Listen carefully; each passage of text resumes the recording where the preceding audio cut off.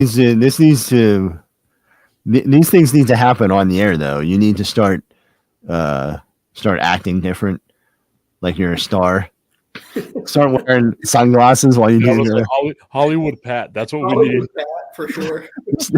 grow. Just have like stubble. Like the Hollywood stubble. Put a bandana on, glasses. I'll grow a mustache.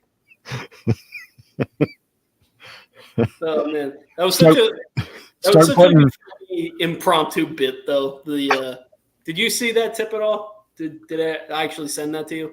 What?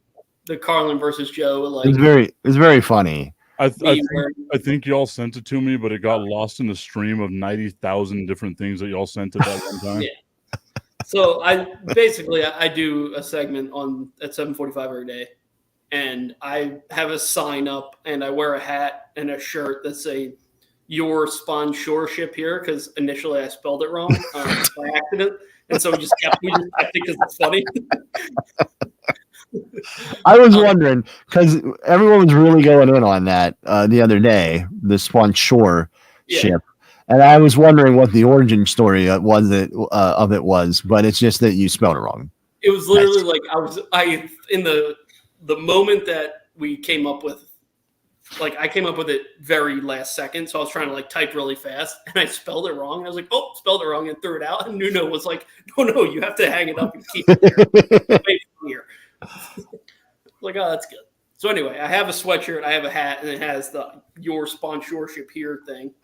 And Carlin just happened to walk into the control room, and we were talking, and I was like, "Hey, $5 or whatever." I said, and I'll hang up a picture of you right here. And he was like, "Oh, it'd be pretty funny if you just hung up our logo." And I was like, "That's a great idea." Yeah. So just completely blew it out, hung their logo up, and so I mean, got paid $20. I'm willing to pay you $20. Me and James, that's $40. I mean, $40 for the BJP logo to be hung up. Good old capitalism. You have a logo? Yeah, the NWO logo, the BJP NWO logo. I thought it was just a picture of Buff Bagwell. Well, that would have to be on it, yeah, for sure. Now we have to pay for a Buff Bagwell shout out or sponsorship or something. Oh man, let's just pitch it to. I will pay on behalf of Buff if we can get just mentions of Buff on the mothership's airway at 7:45 in the morning. If I wasn't completely broke, I would for sure start doing cameos of people to fake sponsor the segment. Hold on. Oh my god, that'd be so hilarious. No, we could do the committee to get Buff into the WWE Hall of Fame, and that'll be the sponsorship for I'm Over It. I'm Over It, sponsored by Blue Chew. Something you'll never be over. Hard to get over it. You'll be over how much good sex you're having with Blue Chew. You'll be under it. We That's always the bottom is what he just admitted to. All right. We took Mabel with us on our walk. We walked a pretty good way. And walking back up the hill, I wasn't sure she was gonna make it. Yeah. That ACL is these old bones, the hips, the arthritis. Get her some Austin. That was terrible by Brock. Get her some Austin knee braces. Yeah. She might need them. She's been just hanging out. Look. Oh, Roman Reigns acknowledging the tribal chief. She's so old. Sorry, Goldberg acknowledging the tribal chief. Oh, did he? I know what you're going for there. I got you. Put up the ones. Yeah. What's funny is the crowd still popped for the win. Oh, it's weird. It's that the way they were. I kind of always hated the way they were treated there. Yeah, I don't know. It's old school fans. I feel like now when I don't know. I think they would happen the same way now. The bad thing is that they had set up Brock to be the guy for the next 20 years, right? Yeah. And then he was just bailing after 2, and people were mad at that. It's so crazy how short his first run was, because it was so dominant and memorable, and I don't know. You know what's not been memorable? Cody Rhodes' story. All right. So why are we booing The Rock? We're doing this? Yeah. Because The Rock's a bad guy. Why are we booing The Rock? He's a bad guy now. I mean, so now, but it's because of all the nerds, like The Rock was saying, being nerds. You want Cody? Oh, there's word by Brock. The Brock. The Brock. Oh. The only way to send the fans home. Yeah, I got to send them home happy. In the middle of the event. This is the year after Austin retired, right? Because he retired. Yeah, 19. Duh. Yeah, you can tell that he's been drinking his Steve Weisers. Oh. So have I. This is an all-time miss. Shame that we didn't get it. All-time miss for sure. Maybe we can get it now. It'll be a 3-minute match. No, I don't want Goldberg to murder Steve Austin. Goldberg should be Cody's partner. Oh. Bring back the feud. Bring back Rock versus Goldberg. Let's go. It's going to be Ric Flair one last match. No, thank you. Hogan, baby. One more. Yeah. Here comes Ric Flair. If you really wanted to just overplay who also has a pacemaker, but he can wrestle. I don't know. I thought Triple H just finished the match. He had a tattoo in his eyelids. Well, that's because just not on his heart. The difference is Ric Flair can do like a 12-minute match with 11 people in it, but Triple H would want to do like a 45-minute match. So. Man, I was like when he came out on SmackDown last night. We were in an interview, so I looked up. I saw Triple H. I'm like, oh shit, this is. Let me take a listen to what's happening here. And the promo he cut was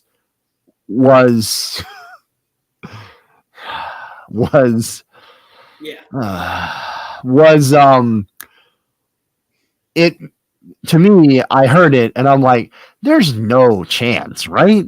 No. Like, and I know that there isn't, but I can see why people would ask the question. He's got to be the authority figure, so. But also, like, what he said was, that's like a shot across the bow, and that usually leads to something. But I know that it's not gonna. But how he said it sounds like it's gonna. So when people are asking the question, you're still thinking of him as wrestler Triple H and not authority, like in charge Vince Triple H, basically. Yeah, but those authority figures have always wrestled too. So that's one of those things where I don't know. I know it's obvious. Well, no, like I like the evolution of the character where he just becomes like the guy that can say whatever and then nothing can happen to him. You know what I mean? Like I like that being the evolution of the character. Yeah. But shit, we need because the thing they do, and they did this when they brought back DX and like they did that square off with Gunther. But he made it funny there. Right, but the sort of implication was like I can still wrestle. And it's just like I'm retired. It wasn't like I can't wrestle. It was just like, I'm just old. Yeah. So like they lead the audience to believe that he could still do it. Which so what are we watching next? Because I'm getting uncomfortable. Shit. Probably over 30. Yeah. Do we know what that's labeled? What a poor choice of words, James. What? What a poor choice of words. No. Do we know what that's labeled? Is it not just NXT TakeOver?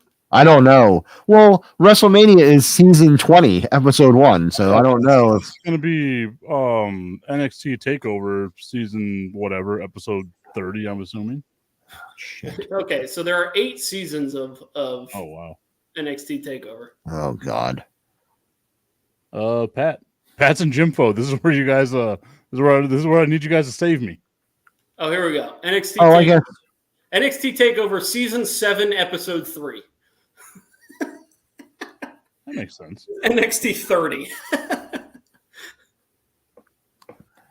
I'm trying to navigate to get to NXT is.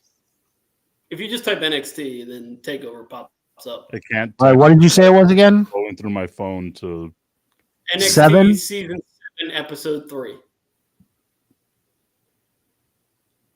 Man, this looks like it's a great takeover. Oh yeah, if we stick with this, there is the War Games matches in here too. So, within season 7. There. Oh man, Rhea and Raquel in this too. We don't really need to watch the entrances and stuff, right? So, McAfee's cutting a promo. What year was this? 2020, I think. 2021? I think 2020. 2020? Was this COVID? No. I think it was. Was it?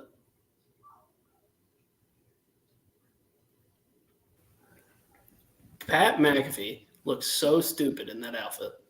Do we have a time? Season 7, Episode 3, right? I'm at 1 hour 30 seconds. I think is probably good enough. 1 hour 30. 1 hour 30 seconds. 1:30. Are you still sharing my Peacock?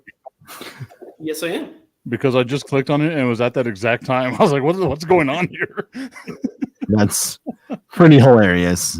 I just use your Peacock. It's way better. Yeah, I mean, if you using Tip's cock is just a good way to go. I love you. It's just more convenient.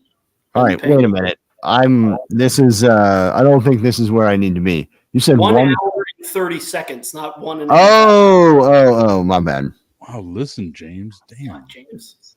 Listen. Sorry. Well, my daughter came down to say goodnight, so. Oh, I've got kids. Oh.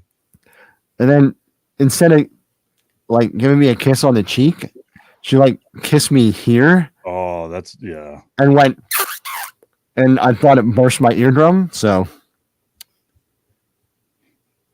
I'm dealing with that now too. Is that what happens at 40? Is that what I got to look forward to? You know what? Shut up. All right, 1 hour and 30 seconds, right? Yes. All right.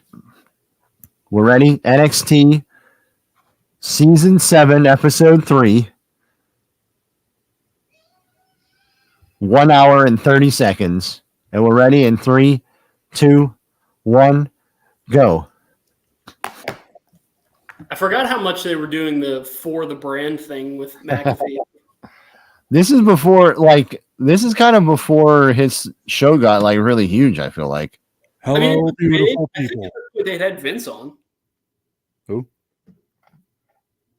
And Brock. Was Brock? Oh, that was way after that. Oh, that was leading up to his WrestleMania appearance. Because that's why Vince came on. He came on and was like, I have an opportunity for you. You're going to be at WrestleMania or whatever. Maybe his show was big, but not next level big.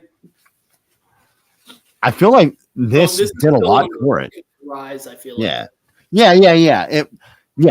But he's in such better shape now than he was in this. And he's in good shape here. It's not like he's in bad shape, or it could just be that what he's wearing is unflattering. No, he's jacked now. He's big now. Ripped up. Yeah. Same with Cole. Cole looks way better now, I feel like, than he did in this. Well, that's also because Adam Cole hasn't wrestled in 7 years. Yeah, I don't know what he looks like now because he's had a broken leg for the past 6 months. So,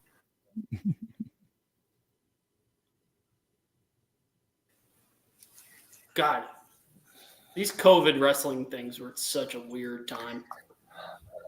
It was great to have something to watch, but It totally was. That was probably the most consistent wrestling I had watched ever because it was the only thing that was like, what else are we gonna watch, right? Yeah. I watched so much Korean baseball. It wasn't even funny. Same, because it was on in the morning, so we'd come in and it'd be on. Yeah. And Korean baseball here was like, it was on at like 3:00 in the morning, and it was perfect, man. I remember pitching to Evan because it was still Golic and Wingo at that time. Yeah. I remember pitching to Evan that they should at some point try to do a crossover with because ESPN was like calling games. Oh yeah. From their house. So they were they were like in a studio in Bristol or they were at their houses. They would Eduardo Perez up at like 2 a.m. Yeah, to call Korean baseball games. Yeah, but I'm like, you guys should just do like a 6th inning check-in or some shit. He's like, it's a good idea, but TV hated that idea. So, dude, I played like so many Korean baseball. It was fun. It was too fun for baseball. Korean baseball was the time. I tried to get an interview with someone that won the Korean baseball Triple Crown named Mel Rojas Jr. Okay. I don't know what to do with that information. It was great, man. I love the Korean baseball organization. It got me through COVID. It was crazy. Mel Rojas being the Korean baseball Triple Crown winner. Yeah, man. And he hit like 390 that year too. It was a great year for Mel Rojas. That's really funny. It was Ted Williams-esque. Yeah, Junior, not the original Mel Rojas. Back to the original Mel Rojas. New and improved. Does the rest of shit! AJ Hawk was in. Yeah. I forgot about AJ Hawk. Oh my god! My good friend AJ. That's Darius Butler too, right? Yeah. Oh, is that who that is? I was wondering who that was. I'm pretty sure. My good pal AJ. I mean, that's hilarious, dude. This was in the middle of COVID. Those guys are way too close. Well, come on, guy. That's what those. Oh, Jesus. You know why that was great? Because it wasn't just a bunch of people staring up. Yeah. They weren't waiting for him. That was one where it actually felt like a dive would work because they weren't paying attention to him until the end. Was AJ in there? Or they moved by then? Was that just WWE guys there? Oh yeah, that was all just the NXT security. That's when NXT security was there, being like, "Hey guys, we gotta separate here, 6 feet apart." That was the whole argument. You're not wearing a mask right now. It's always funny when you see like the security people, and then like 10 years later, they're like main eventing or something, and you're like, "Oh, that's funny." Yeah. Well, not most famously, but very famously, MJF. Yeah, for sure. Punk at the doing the Cena entrance, right? He was like a mob guy, right? Yeah, like a WrestleMania Cena entrance. But Punk hasn't wrestled. But that wasn't even an NXT one, right? That was just like obviously not because NXT didn't exist. It was like a WrestleMania entrance, yeah. Let me take this moment right now to remind everybody to not skip Tricep Day. Okay. When you're stealing Drew McIntyre's gimmick, pal. I loved it though, man. It's so good. Drew McIntyre is my fucking spirit animal right now. I'm trying to find that shirt. That was really you should buy it. That is the one WWE shirt you need to have, I think. The picture of Pat McAfee in the background is really funny for some reason. I think I have to look at it. Not that one. That shot, the opposite side. There's a picture of Pat McAfee going like this, and he just has a big dumb smile. It's really funny. Well, I feel like they don't know what to do with Drew now. Oh, that's good. I think he's gonna end up winning the World Heavyweight title at WrestleMania, right? Drew? Yeah. No. I'm telling you, Cody's gonna win it, and no. He's gonna beat Seth. Drew's gonna beat Seth. No, yeah, I'm saying like Cody's not getting a Roman Reigns match. Like it's official. No, Yeah, no, that's happening. That's It's not happening. gonna happen. No, there's going to be some way it doesn't happen. We all know this story is. You might not win, That would be funny if they. but took it's it. happening. I hope it's like just a bury match. Like they just bury the shit out of him. Why do you hate Cody so much? I don't. I hate the fucking fans now. What I like- fans?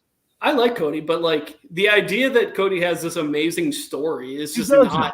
It's just not the reality of what it's been for him. It's just- Amazing theme song, terrible story. I don't know about that. Okay, it's not terrible. but it's like Yeah. he hasn't been in a feud with Roman Reigns at all. Like there's no history between these guys except for the one thing that they did. It's less about Roman Reigns than it is about winning the title. That the title is the story. But it hasn't been. I mean, inherently, it's going to be Roman versus Cody should be the story because Roman's been the guy with the title. Yeah, But he's never gone after Roman really. Like he's gone after Seth Rollins a ton. yeah. But that was when he first got back. There was no history with Roman then. He had to win. He had to win the war. Mania. Him and Seth had still been doing stuff a lot. No. He debuted at WrestleMania Against Seth, and that was the thing that he did until he got hurt. Then he came back. He won the Royal Rumble. Yeah, and he lost to Roman, and then he still has been doing Seth stuff since then. No, Seth hasn't. He hasn't been around Seth. I have to go get my wallet. I'll be right back. He's buying the shirt. You know what shirt I would actually buy if it didn't have JD on it was that R-Truth. That one's pretty. Does it have JD on it though? JD on it, yeah. And that's like I thought Truth was over JD. it should be that way. That would be I would have bought that for sure. Well, and they should have made one that was Tom and Nick. Tom and Nick would be Tom and Nick. a piece of tape with Tom and Nick. Rhea, what's his name? DP. Oh, God, that would be real funny. Truth calls him DP every time he calls him DP, like they laugh at him. I swear to God, if you ever watch it, he calls him DP, and Priest can't. Dude, He's like you say, he's fighting for his life in every segment they do. Almost every segment that R-Truth comes out, he says something where they're all like barely able to keep it together. Yeah. It's like when I was actually just watching this last night, when Sammy and the Bloodline were really like doing all their stuff, and Jimmy and Jay were and Solo were just, man, like they could not hold it together ever. Howdy, Pat. Hi. Hello, Captain America. I like your Hulk For shirt. my birthday, it's Captain America Falcon. Oh, it's the Falcon, yeah. But No, Captain that America. That shirt's the Incredible Hulk. No, it's not. What is it? Yeah, I've seen it. What is it? It's Captain America. No, that's the Incredible Hulk. No, it's not. What do you mean? It's Captain America. I think you need to watch the movies again. I've seen it. The Incredible Hulk, he's the big green guy. But he wears that shirt in the movie. Think so? Love you. Love you. Say bye, See ya, Pat. Hulk. Bye. Bye, Hulk.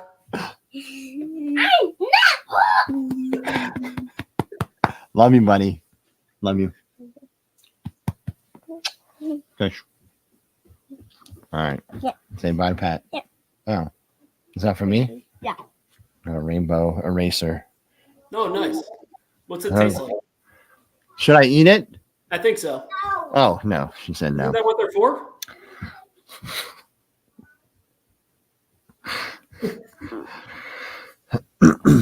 Oh, there's the flip. Flip by McAfee. And then that's impressive. That's the thing that is like unreal. He's like one of those guys you were in high school with who could just do everything, without any kind of thought about it. Yeah. I was in the Air Force with one of those guys when we were deployed, and we would on breaks we'd play touch football and stuff. Yeah. And he could throw he's just throwing dimes to everybody, and then you'd throw him passes. He's catching it one-handed, and then we'd go play basketball. He'd be hitting threes. What a funny promo! Supercard Season 6, Rock, Becky, Roman.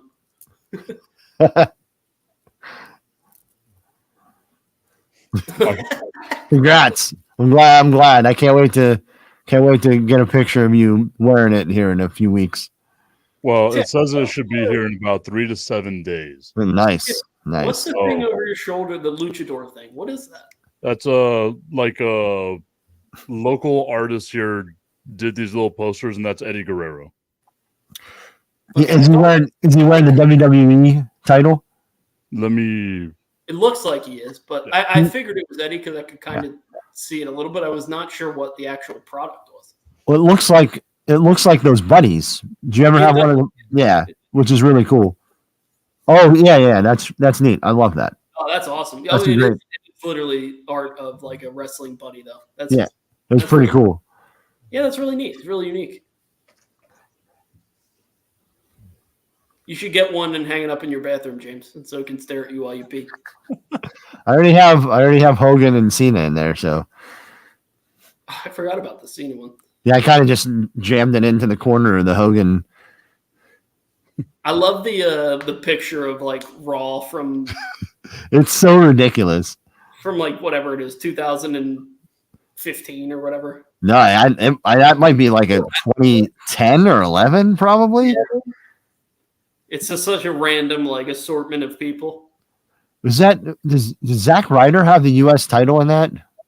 He doesn't. You can't see it because it's just his head, but he's in that. Someone has the U.S. title. I can't remember who it is though.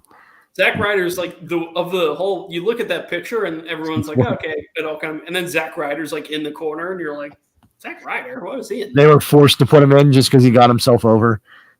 Shit, this guy is selling a lot of merch. And then they buried him for it. The internet champion. It was just decades of that, right? You got yourself over. How Fuck dare you, man.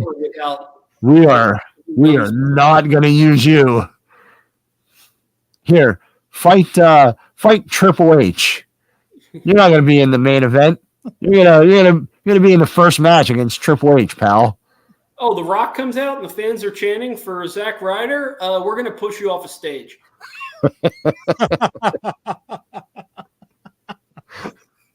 And he was never seen again. Have you ever? First they had what was her name? Eva Mendes? Eva Marie. First they had her turn heel on him and kick him in the dick. Right. And then thought John Cena was hotter or something, right? Yeah, something like that. Right. Yeah, right. Yeah. It was John Cena was for some reason linked to this.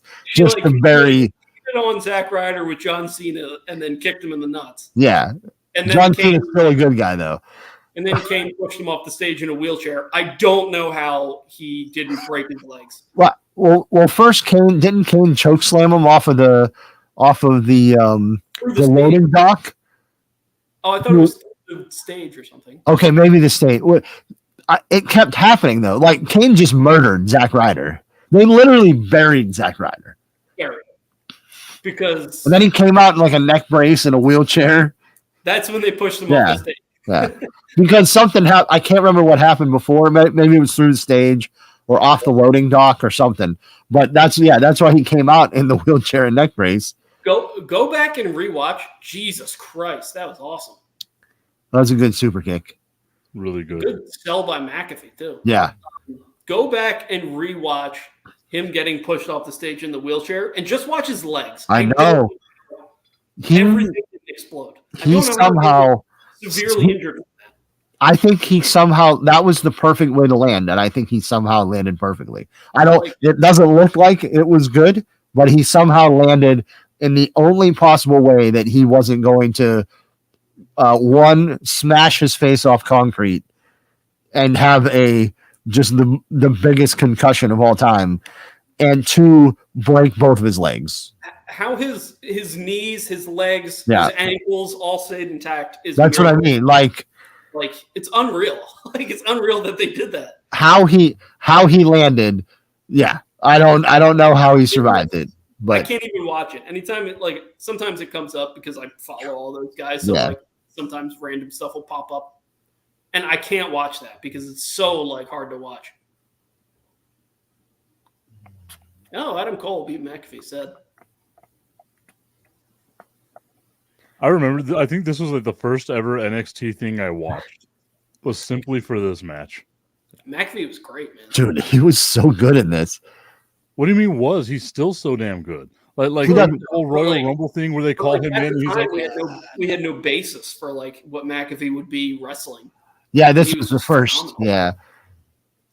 I loved what he did at the Royal Rumble though, where like he It goes in was so like, funny. like, how big is that human being? People hated that. I know, it was hilarious. I thought it was so funny. It was like It was one of the so most memorable parts of that Royal Rumble. It was so good.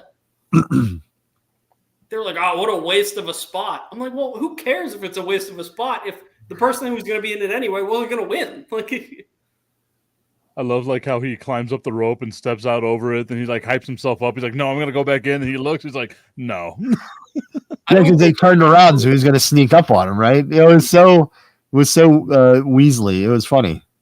I don't believe him that when he was like, "Oh, I didn't even know it was going to happen." No, he was Fabian, baby. Which is great. It's smart, and it made headlines for him just saying that alone. But God, now I'm just gonna get a bunch of shit from the WWE shop now, aren't I? Like they're sending me so many emails right now. Yeah. Oh, for sure. do we have any other wrestlers doing stuff NFL players doing stuff in wrestling? Kevin Nash, we can watch a quad blow. Pillman. Pillman or wasn't JBL?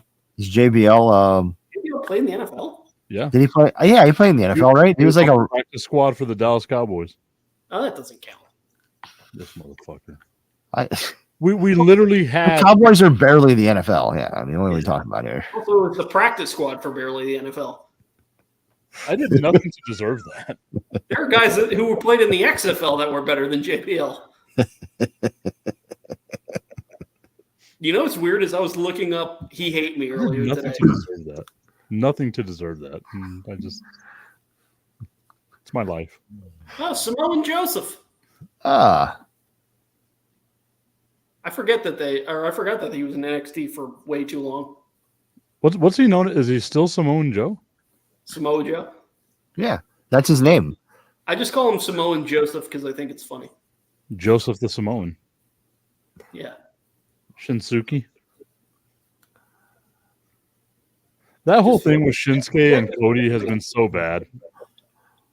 Is such a like So- we don't know what to do. Like let's just do something. Can I tell you? So I was talking about this with one of the guys at work who was a WWE fan. So after they did the after they did the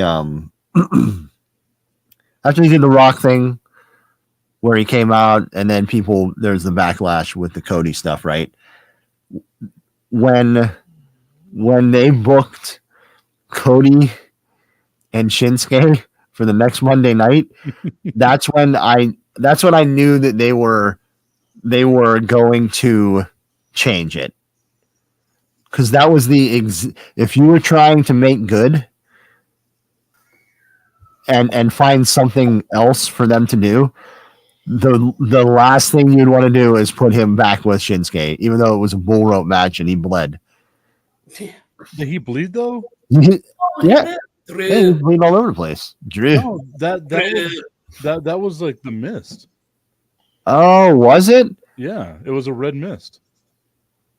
My bad. I didn't even think about that. Yeah, because I watched it, I was thinking about that because you guys had spoken about it, and I was like, oh, like maybe there's some blood or something, but no, it was a red mist. Man, what a stacked NXT roster this was. Dude, it was crazy, man. Unreal. for them to have all these guys and be like, no, Who's I think the we're weird- going to stick with the Miz. It's like, Who's the weird, creepy guy in the middle again? Nigel something? No, that's not Nigel. that's not Nigel. It's also funny to see Corbin in NXT. Oh, that's Cross. Yeah. That must have been really early. Really early on in his. For some reason, Karrion Cross. It was 4 years ago. Oh, look. What an unreal, like... 2/3 of damage control there. Jesus Christ, this is unbelievable. Man, NXT was... Who would have thought Io just had to add a Y to her name? Oh, and change it to Sky. Well, yeah. They changed it to Sky too. She was Io Shirai here. Io Sky's probably better. I like Io Shirai more. Yeah, Io Shirai flows. Like it's almost like it's one name, Io Shirai. Anything really with Io is fine with me. I'm a happy guy. Happy guy with Io Sky or Io Shirai. 100%. Should we watch Undertaker? James got bars. I'm a lyricist, you know. Oh yeah, Tegan Knox. Remember? How come I haven't received that CD yet? What CD? Oh, what CD? I don't know what you're talking about. Yeah, Sorry, we'll have to figure that out later, I guess. I have to send Lisa a message here. Figure out what's going on with this CD. She has Guys, I also wanted to tell you my birthday's in a week. well, I thought you stopped celebrating your last one? Yeah, I mean, I had to, obviously last week I stopped. Okay. You gotta gear up for the next one. Exactly. How old are you now? Like 48, 49? 72. You look pretty good for 72. Still younger than Double A. But also somehow older? Older, Also- twice as old as Double A. But also twice his age and in twice as good of shape. Well, that's because when someone asked him if he wanted a drink at Mohegan Sun, he looked at them, looked away, and said, I love Double A. biggest pop of the night. My Our group chat video is about just 4 seconds behind, so I have to refresh real quick. I'll be right back. our group chat is just littered with Double A love. Incredible. How do we not have like any figs for Arn Anderson? Like that's the thing I want to know. How are we giving no love to Arn Anderson? You ordered one, I thought. Didn't you order the Double A bendy? That might have been Oh, the bendy. I forgot about the bendy. It looks great, by the way. It did look great. So was that a drunk promise? Is that what that was? 'Cause Did we order the double A bendy? Because we say a lot of things about 5 This hours was deep. enough. This was good enough for me. I did not need to order I anything. feel like you just really wanted that one. You really wanted those. You really wanted a maximum sweat. We all said we're going to order maximum sweat. You I guys promise you, I'll get one. I won that. I won a bid for the Jericho Cruise stuff. Did I tell you guys that? Oh, that 5-pack thing. Yeah. So I got whatever was in it. I mean, the big one was I wanted the micro brawler because those are cool. I really like them. I know you don't, but I think they're neat. I like some of them. I'm just not all the way in on all of them. Like the what's his name? Captain Insano one's like amazing. It's pretty cool. But then Yeah. they do like the Kurt Angle meme one, and I'm like, it's not as. Like, Yeah. I think it'd be like a diehard. Kind of. Yeah, they're kind of. Yeah, I kind of like that they do those with those because those are like easy to make, right? For sure. And if that's your And thing, I totally get it because they're great looking. But I am 1,000,000% buying the Abe Lincoln one for my friend Bethany. Yeah. Oh, 100%. Yeah. I think all three of us are going to get Abe Lincoln, right? Do we need to get Abe? I'll put it on my my shelf of random shit. I can't wait to go to a WrestleCon and get him to sign it. If I'm not mistaken, he invented the brain buster, right? Was that what it was? I think No, it so. was the Yeah. sharpshooter. It was the sharpshooter. Oh, the sharp. Oh, that's right. Oh, I forgot we were doing those. Yeah, that's. I feel like me throwing out the sharpshooter was a really funny joke in the moment. I forgot. I forgot that we did those jokes. Look, I think it's been 150 years. I think we're pretty safe. No, it's been 160 years. Too soon. Still too Where soon. where What the fuck, man? Oh man, look at this, Pat. Look at this. I'm going through. Look what comes up. Nice. Oh my God, is that the wedding? Yeah, we were there. y'all got to see Rusev get in the cake. It was the best We wedding. saw him. We did. We saw him. That wedding was amazing. So good. I was so happy I got to see a wedding. I've seen so much shit happen at wrestling events, but like getting to like check off wrestling wedding on the list was just amazing. What a great experience. Tackle the priest or something? Yeah, they tried to stop him because they thought he was just a guy. Yeah. Because he was like a real priest or like Yeah, he was not an actor. He thought he was there to do a wedding. Local priest that they brought in. They called a guy up. Could you imagine, like, this guy probably took it seriously too? Like, I can't wait to officiate this wedding. It's going to be on live TV.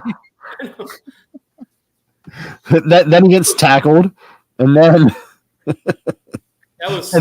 then a guy pops out of a cake. That whole Raw sucked so bad, except for that. I remember like all of us talking about that Raw too. Like it was one of the worst Raws we had seen in recent memory. We got like a good Aleister Black Buddy Murphy match, I think. But other than that, those two worked really well. Yeah, they're great. But yeah, that was it though. It was just like a nothing. And I mean that feud was completely horrendous. Like the whole Bobby Lashley thing was terrible. But just the fact that they did that wedding was so ridiculous and funny that so good. And Liv came back, right? Is it Liv or Mandy Rose? Liv. Mandy sure? Rose. Yeah, it was Liv. Yeah, Liv. Speaking of, I need to go to Instagram real quick because that's the video. That's the video we see all the time. Whenever it's hilarious things wrestlers say, and like it's Rusev standing next to Liv Morgan. He's like, I'm coming for you, and I'm gonna come hard, or whatever he says, or if you come in my face, I'm gonna come in your face, whatever he says, right? It's still not. And then I feel like they had to like pan away from Liv because she heard what he said, and she was like, "Whoa, yeah, come on now." Language barrier, though. Like language barrier. Yeah, no, for sure. He's the Bulgarian brute. Was that the same Raw where Chelsea Green wrestled, and we were all like, "Who the fuck is Chelsea Green?" Yeah, I believe so. Been like a dark match or something, or like a main event match or something like that. We were like, "Who? Like, what the hell?" Yeah, I think you're right. Which is funny now because she's like one of the most popular women. Samantha got her over big with her intros. That helped a ton. I feel like it does. Yeah, I love that intro. Yeah. I can't stand that they want her to get rid of that. It was Kevin Dunn. Back. She's doing it again. So yeah, because Kevin Dunn got fired. Oh wow, those guys are so out, man. That old regime so out of touch, man. What happened? He didn't. I don't think he got fired. He like left, right, or whatever. I don't know. At least. Well, maybe he got fired. Yeah, you're right. Regardless. Yeah. Her intro back, and she's somehow a heel, but it's like the Jericho when they do Judas and like they pop for the intro now, which is funny. Yeah. So like Jericho was a big heel in AEW, but everyone loved the intro or the song rather. I went to a house show for the first time in a while, and whenever they do like the one fall thing, the crowd's still saying one fall. One fall, yeah, dude. I so popped good because you don't hear that. You don't hear that on the live shows anymore. I haven't seen a ton of wrestling. I've seen like I don't know 5 or 6 live shows. Judas in Arthur Ashe Stadium. What was awesome. Amazing. Yeah, I feel like AEW never comes out west. Jericho winning the Ring of Honor title at Arthur Ashe Stadium was top 10 wrestling moment that I've seen live Like seeing Jericho win a title was amazing. in 2022. Yeah, why are we still watching Io and Dakota? Oh, I don't know. Are we supposed to be watching football players? I don't think they played football. Yeah, who else can? You don't know that. You know what would be fun Sexist. to watch? I don't know if this exists on the network, but it would be fun to watch Ron Simmons win the WCW title. Okay, Pats and Jimfo, figure that one out. What year? That was like 89 or something?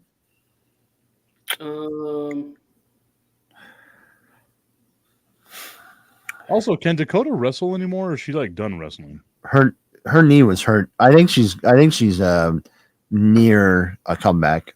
Isn't like her knee perpetually hurt? Like I feel like she's torn both ACLs. Yeah, I think she's had a tough run. 1992. Great hair though. What event was it? Good question. That's what I need to know. Yeah, that's what matters. I can't type 1992 into the cock and have anything come up. It just probably wouldn't come out with what you were looking for.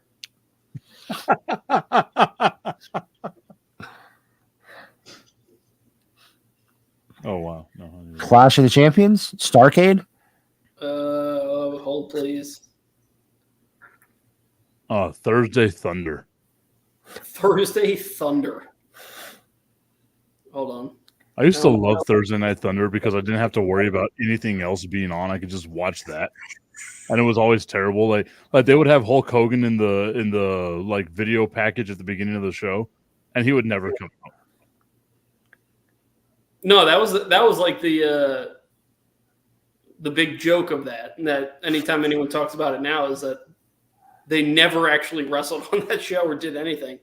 I got to see a lot of Glacier on there though. That made me happy. You liking Glacier is Glacier still with us? Did I send you Glacier? Yeah, I sent you a Glacier, didn't I? Yeah, that's fun. Glacier is up at the front of the line. He's one of my favorite. Yeah. I don't know if this was on TV. Glacier and my actual full-size, life-size Rey Mysterio are two of my favorite things.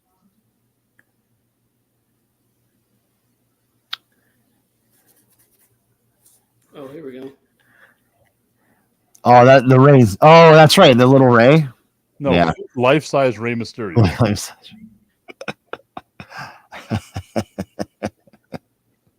Is it Starcade 92? I don't think. No, it's not because I looked and it was Ron Simmons against Steve Williams. Okay. I don't know if it was on a show that he actually won it.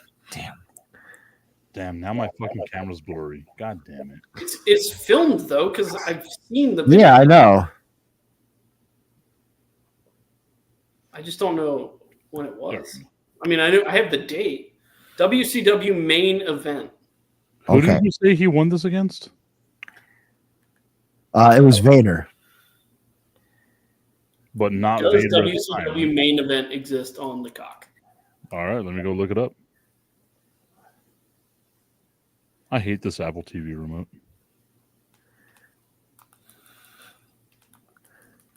I think it does. I've seen it before. Main event? No. It feels too obscure for it to exist. No. Maybe it was on the network or something. Yeah, no main event. That's sad. All right. Well, I guess we have to watch Undertaker versus Goldberg. Oh, day made. Was that Crown Jewel? There's no way this isn't on the. I'm gonna find it. So what are we doing first? Crown Jewel.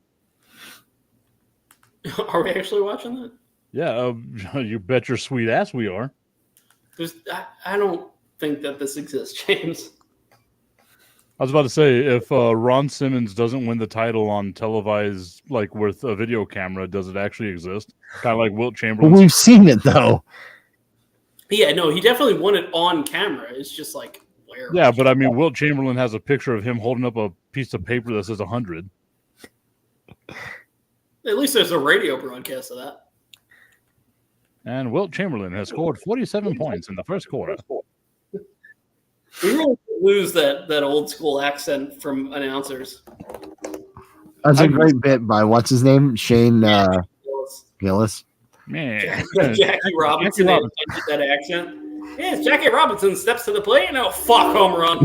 Oh shit. Last time white people were cool. Which Crown Jewel is it? Is it Crown Jewel? It's got to be like 21, right? Oh God, I just landed on WCW Greed. Oh no, that is not a good place to find yourself. WCW Greed is not good. What's on WCW Greed?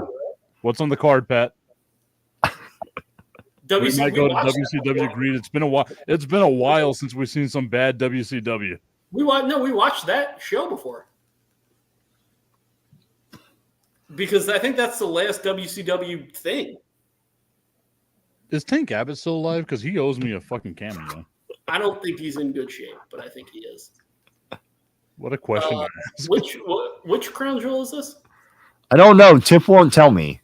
Well, I'm looking up Tank Abbott right now. Okay, let me see. Crown. Oh, Lacey Evans.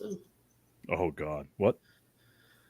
I feel like it's got to be season 2 of Crown Jewel, right? No, because I think it was a pandemic one. No, they didn't go over. Crown Jewel, they didn't even go over for. They didn't go over for like an entire year. I feel like it's season 2, but no, maybe not. Cain Velasquez. 2019. Oh, yeah, that's season 2. Is it? Yeah. You, Pat?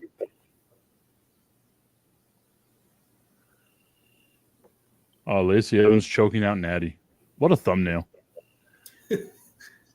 I do not see that on Crown Jewel 2019. It says right here. On the card or on the description? On the sportster.com/WWE-Undertaker-versus-Goldberg- one of the biggest -disasters-in-history ## text. All right, I'm scrolling through it right now. Oh, this was when Braun and Tyson Fury fought. That was something. Yeah, it was on the same card. Why was Hulk No, Hogan? it was not. It was not. Maybe they scrubbed it. It was Team Hogan against Team Flair, right? Yeah, it was. Wow. Oh, was that a thing? Yeah, this is not.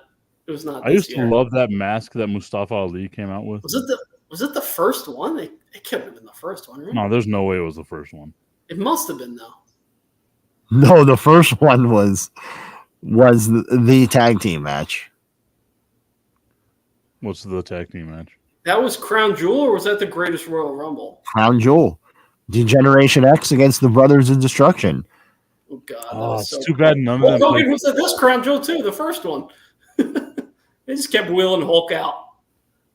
You remember that fake report, or at least I think it was fake, that they wanted like Yokozuna. Yokozuna, yeah. I don't think that's fake though.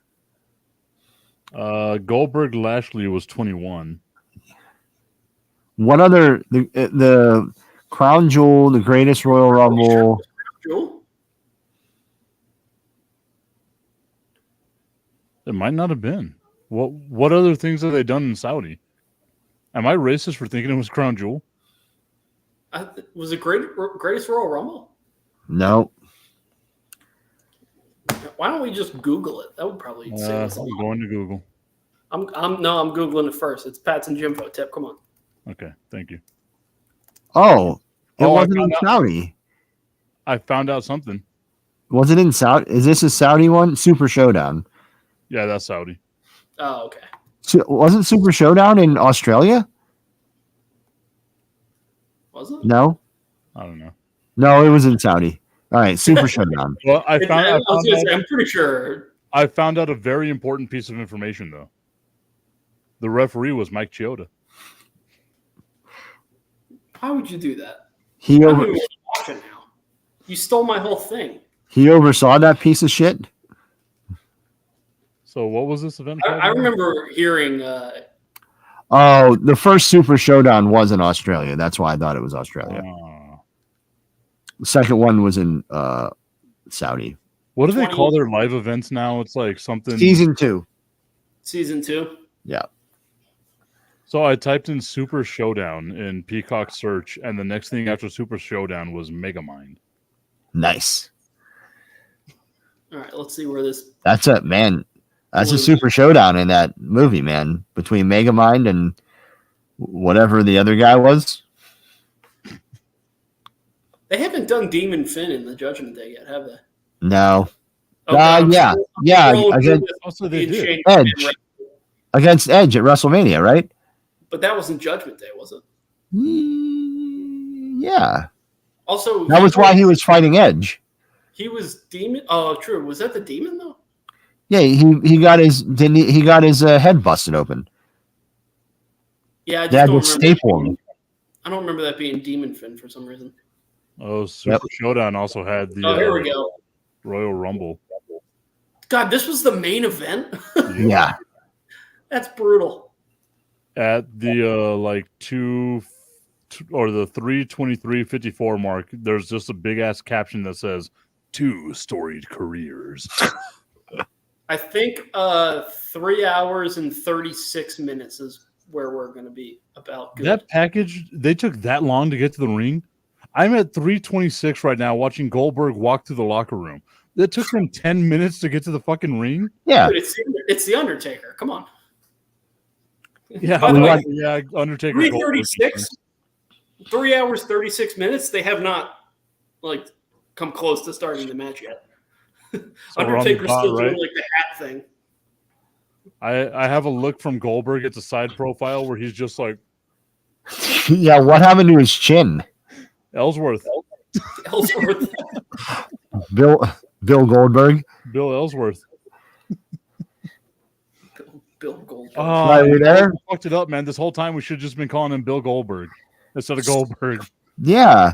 Damn. That's what I'm saying. Bill Goldberg. It's Bill Goldberg. That's what Bret Hart is talking about. Has no chin in 2021. Bill Goldberg. I'm good to go. He does have a very squiggly vein on the side of his head, though. Look at that thing. That's the insane vein. Undertaker's hat was too tight. I'm staring at his forehead right now, and it's very red. Yeah, I got a red Undertaker forehead. Oh, did we start? No. Oh, I'm at 3 hours 36 on the dot. It's just a big picture of Undertaker's forehead. But the thumbnail is a side profile of Goldberg with no chin. All right. 3, 2, 1, go. Oh yeah, that is a big vein on Goldberg's. Very squiggly vein. Oh yeah, that hat was tight as shit. That's way too tight. It's wow. It's like Peyton Manning.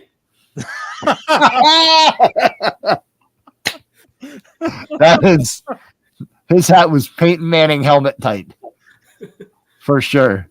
I like that Goldberg is wearing the exact same outfit as when he wrestled Brock Lesnar. I might have been the only person watching these Pro Bowl skills competition, but they had a thing there where they're like returning punts, right? And one of the people asked Peyton Manning, what would be your what would be your approach? And Eli comes in, use your forehead. Dude, Undertaker looks great here. Well, I think that was the whole thing, right? He got into super shit, the best shape he'd been in forever. And then Goldberg just shits the bed in this entire match. He got in the best shape that he'd been in a while for the Cena match. Well, it was a continuation, right? Near that, I don't remember. Yeah. Also, Taker, weird nose. Weird nose, also terrible hair. Just shave it off at that point. That's the pot calling the kettle black. I mean, I'm speaking from someone who would know. This is going soon. Lisa's here ready to do a shot, so. I'm just trying to get to 30 before I. Oh, Lisa. Oh, let's go. I need to find a shot. Okay, I don't have. Can I just drink the drink that I'm drinking? Because no, we got to get a shot. So the only shots I have are vodka, and I don't want to drink vodka. Lisa and James. Oh, what happened? You just want to make out?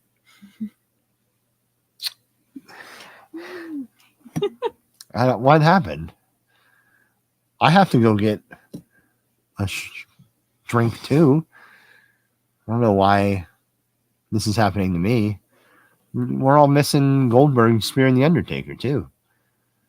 We're missing the good part of the match, where everyone is not concussed anymore, or yet.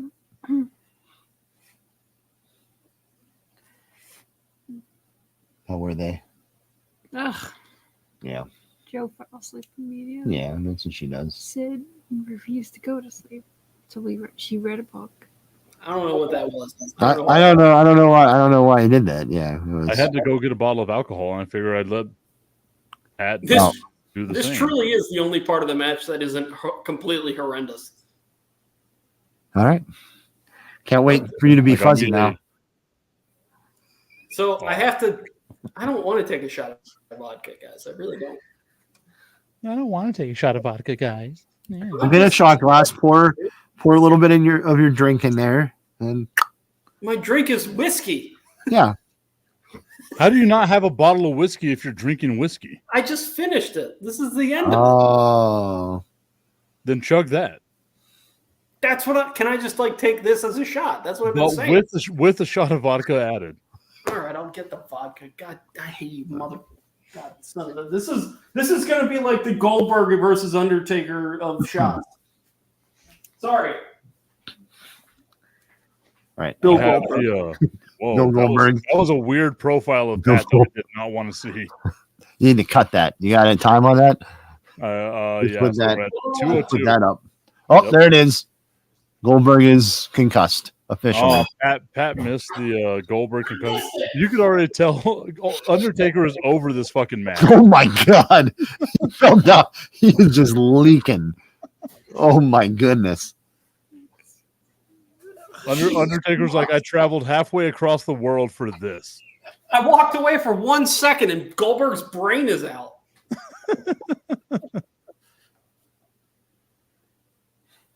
All right, I'm a coward, and I brought a chaser. Oh, Oh, not that. That? I don't know. Isn't that- Goldberg is leaking, guys. Okay. Oh, shit. Lisa, I heard that you really liked the Magenta mojitos. Yeah. It is a great tequila for mojitos. There may or may not be a picture of you passed out. Margarita. Yeah. Yeah, I- margarita. I could not stop laughing. I was just laughing uncontrollably. James was like, Lisa's reacting weird. She just keeps laughing. And then, like, 10 minutes later, he was like, now she's asleep. Did I fall asleep on the couch? You did, yes. As long as he didn't like take a picture of it. That's He didn't, because he's an upstanding gentleman. Yeah, there's definitely no picture Yeah. of it. It's fine. I had to emphasize what had happened look. because I What said a wonderful wife. I go to that's true. buy Yeah. 2 of these, not just 1, but 2. She went to Walmart and I said, "Hey, listen, Oh, look to see if there are any purple Jerichos." Why two? One up there, Oh, and one yeah, out of the one- box. Oh, I yeah. forgot about the up there. Yeah, they're up. Yeah, they're all up there. So I'm caught up. Lisa, I caught that. I saw the. Oh God. She's enabled this by making money. So This match should have ended right here. This should have been the end of it. I love that line, James. She enabled this by making money. Yeah. By Yeah. simply existing. God, Lisa Lisa, enabled we this. were. what were you thinking? Earning enough money to I don't support know. the entire family? What I kind of know. person earns a livable wage? Oh my God. Wait. Oh, did Goldberg drop him on his head? I missed that part. No, he's about to right now. No, Goldberg's about to get dropped on his head. Oh man. Oh my lord. That was It should have so just bad. not kicked out, man. If it ended right here, it would have been fine. No one would have questioned it. It would have been fine. Wasn't that Taker's frustration? Wasn't he like, this should be done by now?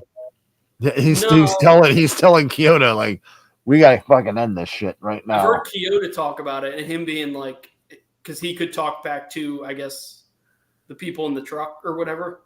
And he was like, guys, we got to end. Like, he can't, he's not functional. Goldberg rubs They his wouldn't end it. Like, they wouldn't say go home. He just missed the turnbuckle whenever he tried to throw his head into it. Goldberg left his head against the Undertaker's shoulder and just left a streak of blood. Yeah, Jesus Christ. There's Undertaker telling Goldberg something. Like, don't die. Yeah. Like, get your shit together. We need to end this thing. This is actually still fine as of now. It's still like, okay.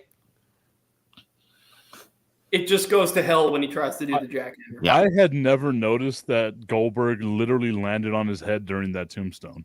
Oh my god! Yeah. But like you see his head compress. Yeah. He couldn't. He had no grip strength. He was so concussed. He had no grip strength anymore. And he was slippery because of all the blood. Well, that didn't help. Mike Chiodo's like, just stay down for the love of God. Please stop getting up. Goldberg, please stop getting up. In some ways, this is incredibly impressive by Goldberg. Like in the twisted wrestling way of like. I was about to say, is this somehow Goldberg's best match? No, definitely not. Okay, so name one Goldberg match better than this. Him versus DDP when he was also. Oh yeah, that was a good one. Yeah. Okay. Yeah. Halloween Havoc also concussed himself on a spear, by the way. Did he really? Jesus. Yeah. Because he spears DDP and DDP took it like so light. DDP kind of like jumped into it that Goldberg went like too forcefully and lands on his own head. I mean, we've all been there. Like DDP didn't take it the way he should have, and so it ended up concussing Goldberg. And then Goldberg wins the match anyway. Oh God! Wait! Oh no! Oh my Lord! How did Undertaker not die? What's funny is that's not even like it's way worse what happened to Goldberg earlier. Like Goldberg could have been paralyzed. He probably was. Undertaker's like, look at him. Look at it. He's like, yeah. They put a. Am I good? I'm good. Did they put the Universal title on Goldberg after this? Yes. Is that after this? Yeah, because he was Braun beat him at WrestleMania, right? Yep. And this is 2019, so it would have been after this. Oh God. That was the one where it's like, oh man, like the pile. What's it called? That was a Hogan. That was a Hogan choke slam. You ever seen that Hogan choke slam where he doesn't get off the ground at all? He's just Undertaker's like, you can tell at that point where Goldberg was because he puts his own leg up for the pin. He's like, just end it, please, for the love of God. Like Undertaker's not touching Goldberg's leg, and Goldberg puts his leg up. I mean, watching it back. No one, even everyone there is like, "Oh God, that was terrible." Jesus Christ! I mean, it sucks. Why did that end way sooner? But like, you kind of have to give it to Goldberg for like being concussed for so long, and just, I mean, it was pretty not terrible until the two really bad spots. But I don't know why I thought that like he misses the spear and then like the thing just ended almost right away. That went on so long. I forgot all about that. Yeah, like right at the beginning, and it just But also, like I think half of that was just because he was moving so slow because he didn't know where he was. So that match could have been over like 5 minutes ago. Okay, I gotta say, watching it again, not as bad as I thought it was. Just bad. The high spots were awful. Okay, so now we need to watch Triple H, Shawn Michaels versus the Pillars of Destruction. Yeah, we probably do. That's probably true. Yeah, that is so much worse than what we just watched. Like that wasn't good. Obviously, they were like the two botches that are horrendous. But the one spot that always like sticks in my mind about that particular match is like the weird like Irish whip that they do with Triple H, where he and Taker run together at the same time.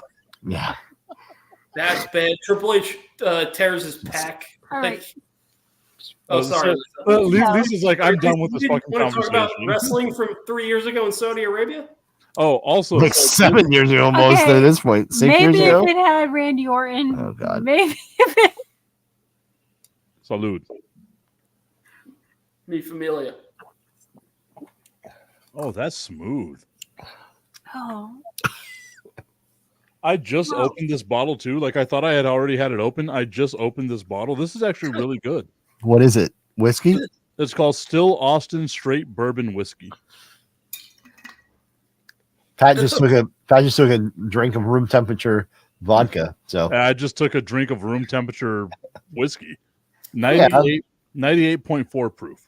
Oh, that was horrendous. I love you. Good night, Get out of Lisa. here before they start asking you about my album. Oh yeah. Oh, what happened to that CD? Yeah. Let's go. Lisa, no. Oh my! I love you. Oh, she's in bed. Wow, she just evaporated. It's She's crazy. asleep now. Sorry, guys. If you didn't want us to ask about that, you would not have brought it up. It's a funny bit Okay, because you're never going to hear it. am I crazy in thinking Yep. that Goldberg versus Lesnar at 20 was worse than Undertaker versus Goldberg? Because I think it was worse. I think just I don't know. I think you're swayed by the crowd, right? Like the reaction to it all. But I'm just saying, just from what we just watched. Like, we just watched it with no sound, just for what it was, wrestling. And the Goldberg versus Undertaker match, at least for a while there, was actually pretty good. And then it went to hell in a handbasket. Handbag? And both, I think. And it was still halfway decent. Like there were just a couple of botches, but Goldberg getting through that match. Like almost murdering the Undertaker, and then. Well, no, like I think Vince not saying go home on almost killing Goldberg. Yeah, man. If it would have been like, we wouldn't even talk about it if they would have just ended it after that tombstone. His head hitting the fucking mat during that tombstone, like it compressed so far. It was insane to me. Like I had never noticed that before. I couldn't. I closed my eyes. I couldn't. I don't think I couldn't watch it. Kyoto has done interviews where he's like, I really wanted them to like end the match. I was talking to the guys in the back, and they just wouldn't end it. They wanted the people to get their money's worth, and I was telling them like, guys, he's getting worse. Guys, he's getting worse. And yeah, they just wouldn't end it. I don't know. I don't know why. So did he want the crowd to get their money's worth, or the like Saudi investment fund to get their money's worth? Yeah, I mean that blood money. It comes with a price, pal. All right. All right.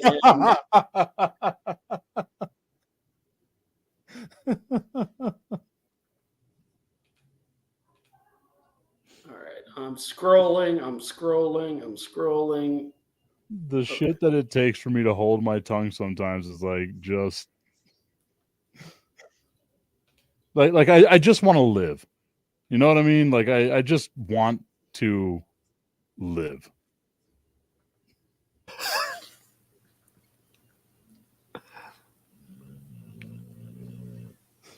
I think 3 hours 9 minutes is where we should be. What are we doing? Crown Jewel. Season 1, episode 1. No. Crown Jewel. Yeah, we're watching Undertaker. Brothers of Destruction versus DX, right? Oh, that's right. God, that was the first Crown Jewel? Yep. Yeah. Oh, hey. Yeah, that was one of Yokozuna and Eddie and Mr. Perfect and The stuff. Ultimate Warrior. Yeah, get him in there. Pat's train just going through his house. What's up, train? Can you hear that? Yeah. Oh, yeah. Now we hear that. Again, the funny fact that Can we hear anything else? I literally can't hear can't. Tip right now.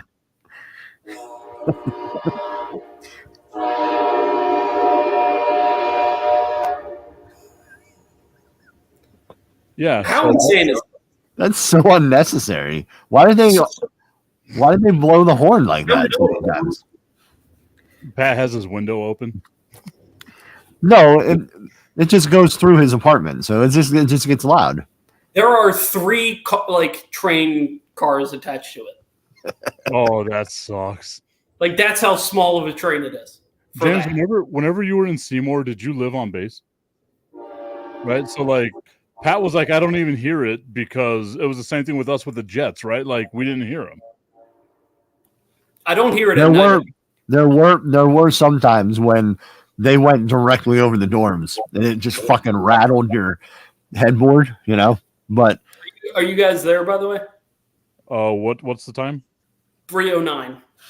3 hours 9 minutes. Yes.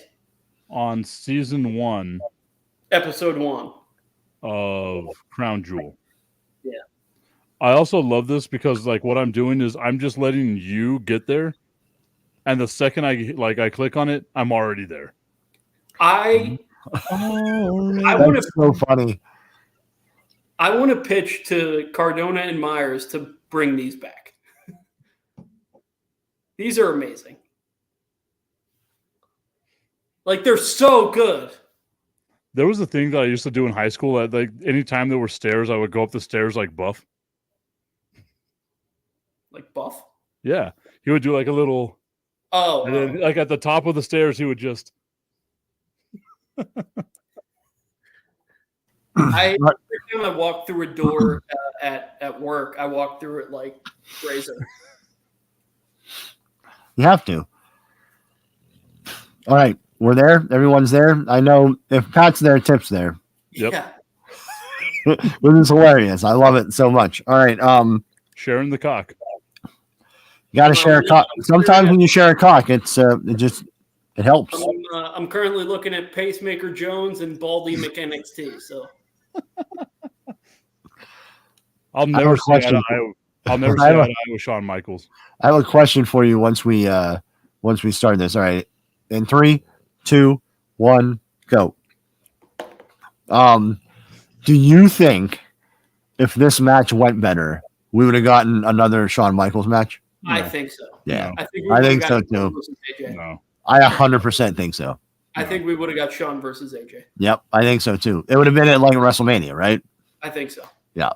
But this went so bad that I think it was like, well, let's pretend that never happened. Okay, so like the things that went bad was like Triple H tearing his pec, but it wasn't like anything Shawn did. Shawn looked the moonsault. Shawn No, breaks his nose like immediately, doesn't he? no, it was on the moonsault to the outside. Oh, But it wasn't even really his fault. It was the fucking old guys didn't catch him. yeah.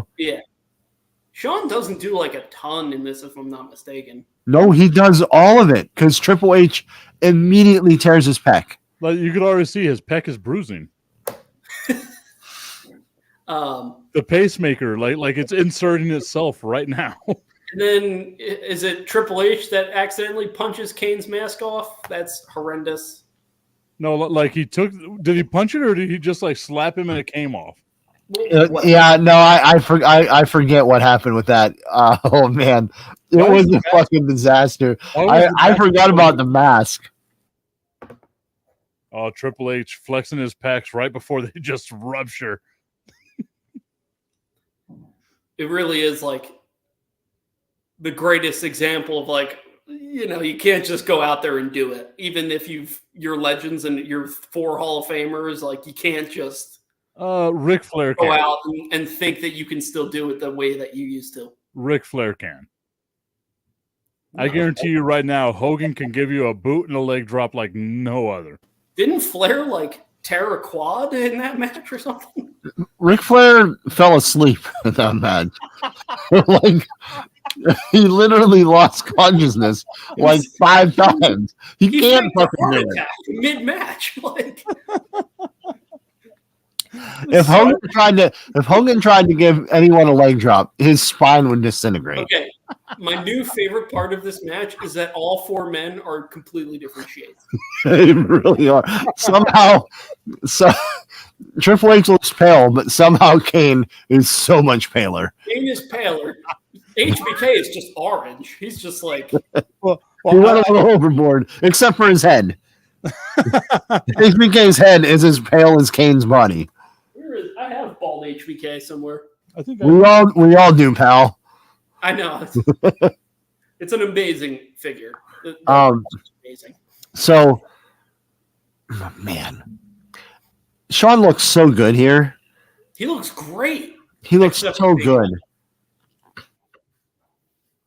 But like, if he had wrestled again after this, What a I think fig, we man. all would have been like, okay, he was bald, and then we got over it. Yeah. What I would have loved is if like HBK would have came out with like bald and then like the brown like chaps and everything like that. That would have been His just brown, terrible burning pants. the piece of resistance. This is awful, and I love it so much. It's so bad it's good. bad. Why does he have no neck? What did they do to Yeah, his it's such a bad thing. Why does he have Why so did many they do teeth? that to his neck? Why does he have so many teeth? That's the main thing. Like, why are they showing so much? I love that they because of just it's such a crappy figure. They accidentally gave him the dodgy eyes. That's great. I don't think they accidentally did it. You got the dodgy eye. You know what I just noticed? This is the first time I've ever noticed it. It has a punching fist. This is not like this one's a C grip, but this one's a punch. I never noticed that. I wonder how they decide on what they're going to do with that, because there are a bunch of figs like that where one has a punchy hand, the other has a grippy hand. Which hands do we have a lot of? Let's use those. That's got to be the justification. This is a boxing HBK. Mine has like a weird mark on his forehead. I love this figure. I love this figure so So much. bad. It's so great that it exists. Yeah. Look at all those teeth. They only did it to someone has this. Someone has this at all times in NXT and just brings it out and shows them it. I think they just made it for this show. They just made it for us. I did not notice the white in the beard. Yeah, a little bit. Yeah, a little bit of salt and pepper in there. I didn't notice that either, Tip. Like, until I put it up on the screen, like messing up my camera. Now I'm all blurry again. Nope, blurry. I kind of assumed that was like, well, I never assumed it. I just like thought it was a glare from the light, and I never noticed that it was white. Okay, this figure, I changed my mind. This figure rules. It's now our favorite fig. This is amazing. You know what my favorite thing is? Blurry Tip. Oh, there he is. Damn it. Hey, now you're just washed out, Tip. You're not blurry anymore. Oh, there you go. Nope, still washed out. Well, gender no. I still need to get, and I haven't been able to find it, the Orange Cassidy, like where he's in gold for some reason. Is there a gold dust fig? We got to get a gold dust. I have a gold dust. Oh, I got to get a gold dust and a stardust because that's my favorite Cody is stardust. It was my first ever bendy was gold dust, James. I bought it at Wrestling Universe. Why did you buy a gold dust one? Why It wouldn't you buy it was a loose gold dust, and I was like, Oh, yeah, I remember now. There was like the only one that they had like that, and maybe like Ahmed Johnson or something, just like sitting on the table, and I was like, this is pretty cool. We got some pretty eclectic figs that day from the Wrestling Universe. Remember I got the blue blazer? You bought that, Yeah. which is awesome. That's great. It's such a good fig. I don't remember what I bought. I bought the Becky Funko Pop, which I think I have it in there now. Yeah. Yeah. I still have not taken out my Patrick Mahomes Funko Pop that y'all sent me. It's like one of my favorite things. Just anything Patrick Mahomes. It's so funny that you're both connected to Patrick Mahomes in completely different ways. I was the only person, like I was on an island whenever he got drafted, being like, this is going to be a great fucking pick for the Chiefs. Well, in fairness, your football track record wasn't great at that point, given the Cowboys' history. But oh fuck, come on. So I just saw it like in my Facebook memories or whatever. There's a post of me saying I would be all in on Deshaun Watson. I was wrong about Patrick Mahomes. I remember talking to Mel about it and asking him, oh no, what happened? Yeah, well, listen, I was wrong. I was wrong. What can I say? Yeah, I was very wrong. But I need to look at that screen and it'll be like Deshaun Watson, great character guy. No. I just saw no. Listen, like I saw Deshaun Watson win a national title. Clemson. We're gonna have you not try to justify your Deshaun Watson take right now. But I do have a question. Oh, that's where Triple H tore his pec. That's where it happened.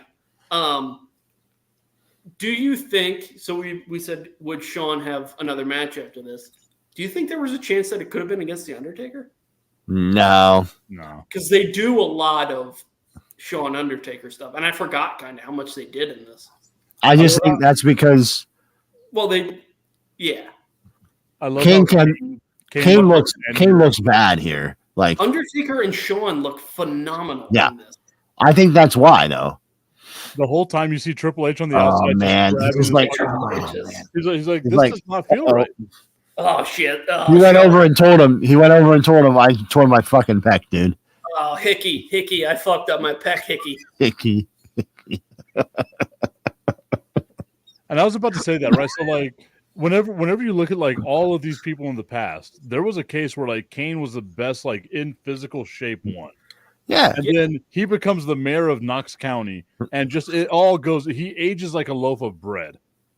Yeah, Kane aged like milk compared to the rest of them. Although HBK is not. I mean, anytime you see him and he still has hair, you're like, oh god. He looks like Trevor from GTA 5. Yeah. I mean, listen, it was like that for a long time though. I mean, he just had this here, and he pulled it back in a way. It was long. At least when it was long, like you could get away with it a little bit. Yeah. Well, Undertaker's hair is.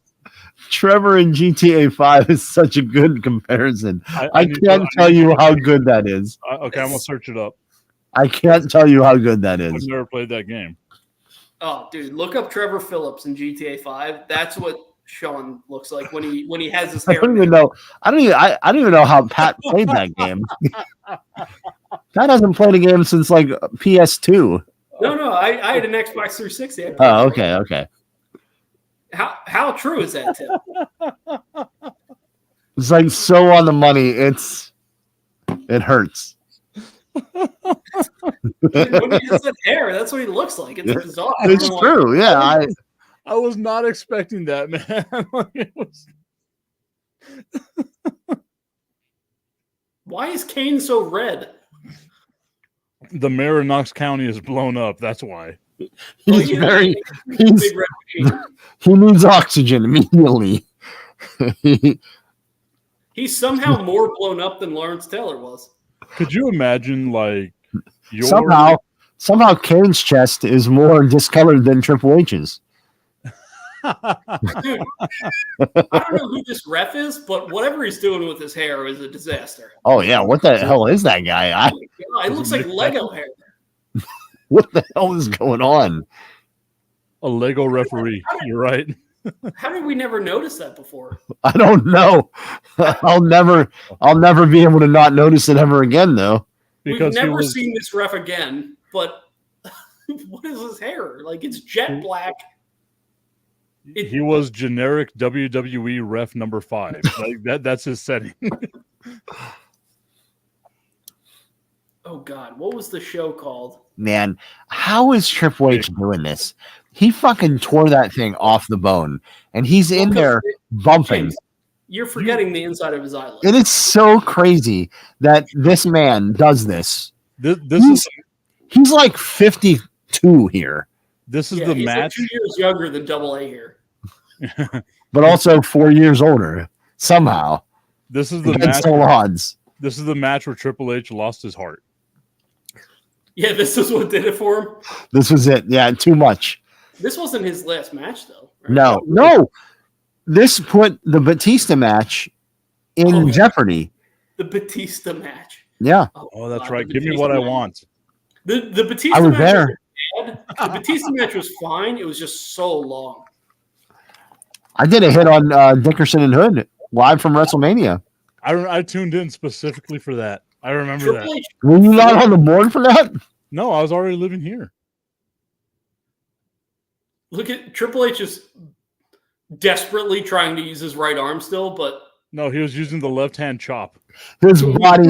He threw one right-handed punch, I think, to test if he could do it. He was like, nope. And then immediately went back to the left. You see him roll over on his stomach and just start kicking the leg into the mat like, God, what am I doing with my life? I'm the COO of this company. I don't need this. It hurts so bad. It is. And then there's Shawn Michaels just super tan to try to show off a little bit of muscle definition. Dude, Shawn He looks looks great. great. He looks really great. does look Except for his head. And that spot. I mean, that was pretty good. What happened? You guys must be ahead of me. The kip up? No, before the kip up. Like the cross body that wasn't a cross body. Yeah. Oh, yeah, he got it. And the Well, atomic drop listen. that was, That's 'cause the atomic drop that was 7 inches. Yeah, off. but that's not him. That's Kane. Yeah, I was Like, going to let's- say, that's 'cause Kane is terrible at this. I think right now, anything that looks bad in this is Kane. Like, Well, no. Kane What can't wrestle. looks bad is the size difference between I'm- Kane and Shawn Michaels. I'm not one to talk, but like Kane's gut is noticeable right in this match. Like, Yeah, Kane but- can't wrestle anymore at this point. He should not be in the ring. Oh my! Oh no! Why did they have him suplex Kane with his right arm? Why didn't they switch? It was What? planned to be- James. Yeah, but you can just switch sides. James, what's on the inside of his eyelids? Yeah, I'm just saying, switch sides. Yeah, I thought the same thing, honestly. I was like, why didn't they just... Poor Triple H's arm is hanging by a thread right now. It shows like suplex the baddest man that's wrestled in WWE in years. Kane's not going to help at all with this suplex. We're going to have to get him over. That was also a pretty bad choke slam. Yeah, because Kane can't wrestle, Tim. But yeah, He's the exactly. mayor of Knox County. There was no help there from the mayor of Knox County. Like that was all Triple H and Shawn and their arms trying to get him over. I just like that Shawn turned around right there. Oh for a no! hot tag. James, Shawn it wasn't turned their around for a arm. hot It was tag. Shawn Michaels' arm. Yeah, that's what I mean. Like he could have had a little bit of help there. Yeah, but Shawn Michaels is getting nothing from Triple H either. I feel like right there was supposed to be. Dude, like, what if they would have switched places though? that was for sure supposed to be Undertaker tags in, Triple H tags in, like double hot tags. Yeah. And But- Shawn turned around for it, and Triple H was on the ground. He was like, I'm not coming. Oh, I Like- love seeing Triple H in the background, just like I really want to be in there right now. he Triple H is not standing. Oh, now he is, but he wasn't. signed up. He signed up for this match, thinking that he would have to do at most 50% because Triple H is still like fairly active. Triple like, H was still fairly active. That's what I mean. And then like 2 minutes into the match, fucking Peck gone. Just The Undertaker right there also blowing his hair realizes how much little hair was left on the Undertaker. Oh yeah, that's what I was saying earlier. There was like a Homer Simpson strand of hair, yeah, and it won't Like- go away because he can't get enough air on it. He could get away with it because it was still long, but like it's way north at this point. like He's got the LeBron James hairline. like the plan here was Triple H, Undertaker do the heavy lifting, and Shawn will come in. Props for Kane and Shawn. We'll get a sweet chin music. Maybe he'll do a moonsault. You That's know, what the Spanish announced. Yeah, do some of the greatest Shawn. yeah, a hits. kip up. You know, you get a kip up. You get an elbow from the top rope, and then Triple H and Undertaker would take care of most of it. But then poor Shawn just has to do like 90% of the match. I like how the Undertaker's reaching for some hair on Shawn's neck, but there's nothing there. Just grabbing the neck. He's grabbing it. He's grabbing his shoulder, like his shoulder hair. Yeah.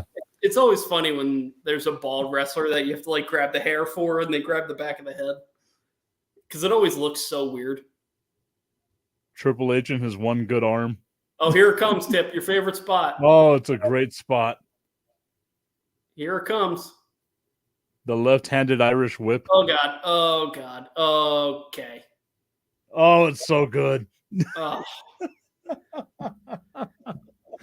Oh, that was clearly Triple H trying to be like, hey, I can't do an Irish whip, and Undertaker did not receive the message. Oh my God. And the fact that he went through a table afterwards too. Look at the monitor. He exploded that monitor. Yep. I miss the old TVs that were in the tables, though. Oh, those big fucking giant ones. It really felt like it meant more when they had to rip those out. I remember like it would be like 2000. It would be like 2017. They'd pick up that big ass monitor and hit somebody with, and then just toss it to the side, and then there would be like the iPad right next to it. Dude, it was my favorite when Rusev walked around with one of those monitors and said he was the TV champion. It was the best. It's so funny. I like how Sean just had to wipe his mouth right there. Like, I'm breathing so heavy. My mouth is just crusted right now. You know what? I feel like he's the least gassed of anyone in the match, though. I mean, Undertaker still looks great. Undertaker's carrying this fucking match. Well, Sean also, the hairiest chest of everyone in there, too. Normalized chest hair. Yeah, Sean always had the hairy chest. Yeah. I mean, Post rockers. Go look up his Playgirl. Pat, no chest hair. Post rockers, full chest hair for the Heartbreak Kid. Like Undertaker stuff. Where did that random piece of paper come from? I don't know. Oh, it must have come from the desk. I didn't realize how much. I like how Taker doesn't go for the hair anymore. He just goes for the pants to pick him up. Was Undertaker just asking Triple H if he was dead? Like, hey man, what the fuck is happening right now? Like, Undertaker does most of this match, and I didn't realize that before. Well, yeah, it's because Shawn Michaels hadn't wrestled in a decade. Kane's the mayor of Knox County doing jack shit. Triple H ruptures his fucking pec 2 minutes into the match. Just, oh man. Taker, and then Taker doesn't realize that Goldberg's right around the corner. Next year, this time, brother, you're gonna almost die. In a year, pal, you're gonna almost die. This truly would have been so much better if it was just Triple H. Just Shawn and Undertaker again. Like, because they can clearly both still work. Man, that gut on Kane. It's just brutal. Kane does one move into a rest hold. Triple One move into a rest Triple H's hold. arm is completely useless. Kane is too fat to move. Sean's bald.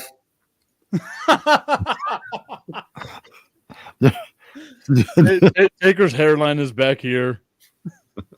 No, to be fair with Taker, it's like he got like the natural mohawk, right? Yeah, Taker's the only one who's still Undertaker. Like, he's the one who's still the character that he started as. Undertaker had a 9-inch widow's peak.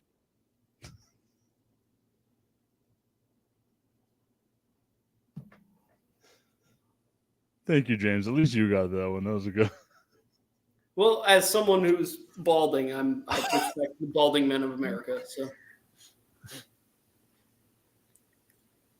I don't like Tip in his hair era. I liked bald Tip more. Yeah, I was a big fan of bald I've gotten so many like requests from people like, you just need to shave your head again, and I was going to, but I'm like, now I don't want to give the people what they want. Like they don't get what they want. You're in your reverse Shawn Michaels era. You have hair and you shouldn't. Oh, well, and I was thinking about this too. I was like, I should have just grown my hair. Like I started growing my hair again in like 2022, but I've gotten like a haircut at least once a month since then. And I was like, I should probably just fucking let it go, get it nice and long like James. But I got like the little like the patch back here in the back. Oh, I got the Manu Ginobili. Oh, but not as bad as Manu. So like I could like cover it up a little bit. Am I wrong in saying that as a balding man of America, I feel way better about balding this way than like if it started back here? Oh yeah. Yeah, well, I feel like back here is way worse. Yeah, I feel like the back patches. Yeah, the back patch is tough. No, like I feel like with the back patch, at least like if people are looking at you, they can be like, yeah, he can't see it. Yeah, but it looks worse. Yeah, and then you walk away from them, and they're like, "Oh fuck, uh-oh." like Cena. And then, Yeah, and Cena, right. Yeah, right. Yeah, it's not even in the middle. It's kind of like to the side. yeah. Cena's a It's great a example. cowlick. It's the cowlick, right? The Right, cowlick Cena- is cowlick went away. Cena's got like really good TV movie hair. Yeah. Until you see him from the back, and you're like, "Oh, why do you have hamburger meat in the middle of your head?" What the hell? Dude, this has just been Shawn Michaels for 10 minutes. I feel so bad. He did not. He did not sign up for this. Undertaker and Shawn Michaels. He did not sign up for this shit, man. Oh, here we go. This is where it happens. That was maybe pretty bad. I thought that's where the mask thing happened. No, it's Triple H, isn't it? Oh God! So Triple H comes back into the match. He does, yeah. I mean, Oh my lord, man!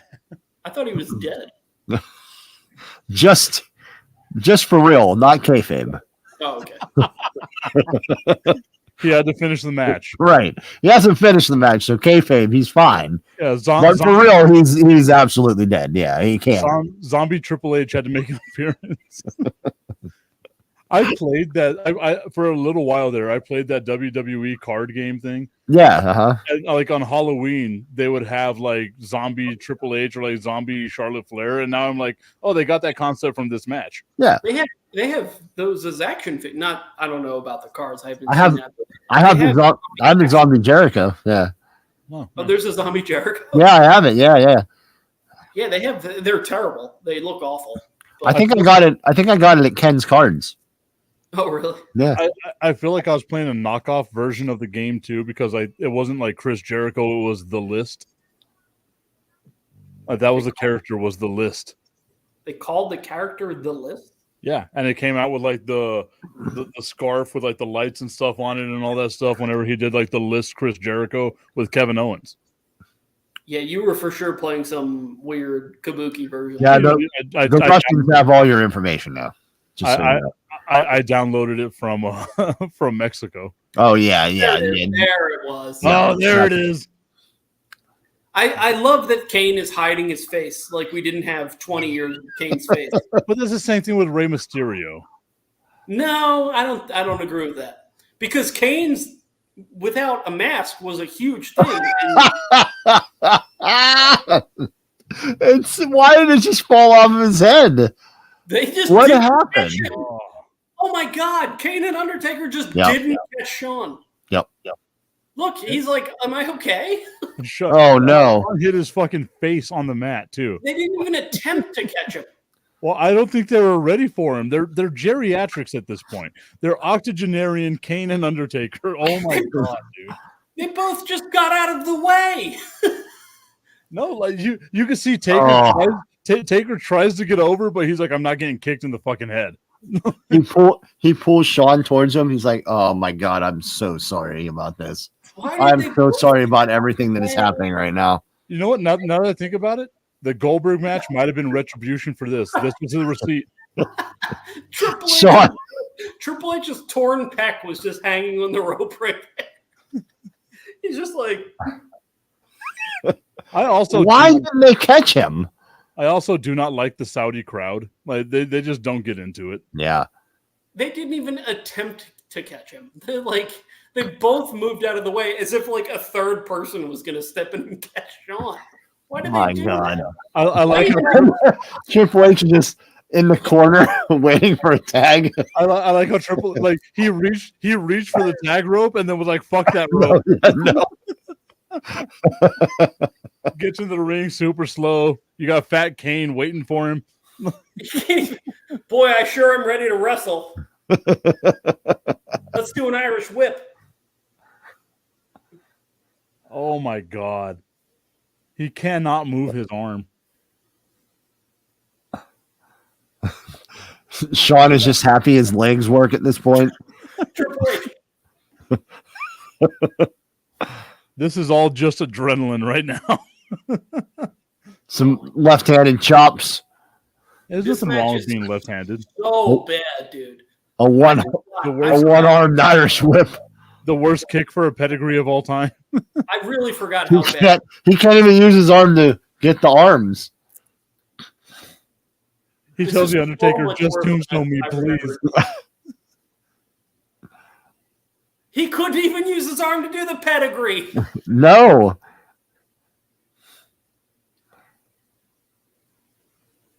This is so much worse than I remember it. It's so bad, but it's good. It's like the Tank Abbott match. It's memorable. No, the Tank Abbott match was way better than this. He had a Because knife. both guys were You'd still fucking kill him at right least now. both guys were doing stuff. It was just nonsense. This He is got a just- pair of scissors to shave his beard. Is this how the match ends? A terrible. The match ends on a terrible pedigree, I believe. Oh, to Kane, right? I believe so. Kane eats like the worst pedigree in history. I'm so far behind you guys right now because my feed keeps. Where are Oh you at? no! He just got him into the Hell's Gate. Oh, wow, you are far behind. Yeah, Oh, yeah, you're way far behind. I wanted to see Sean land on his head. Maybe I'll.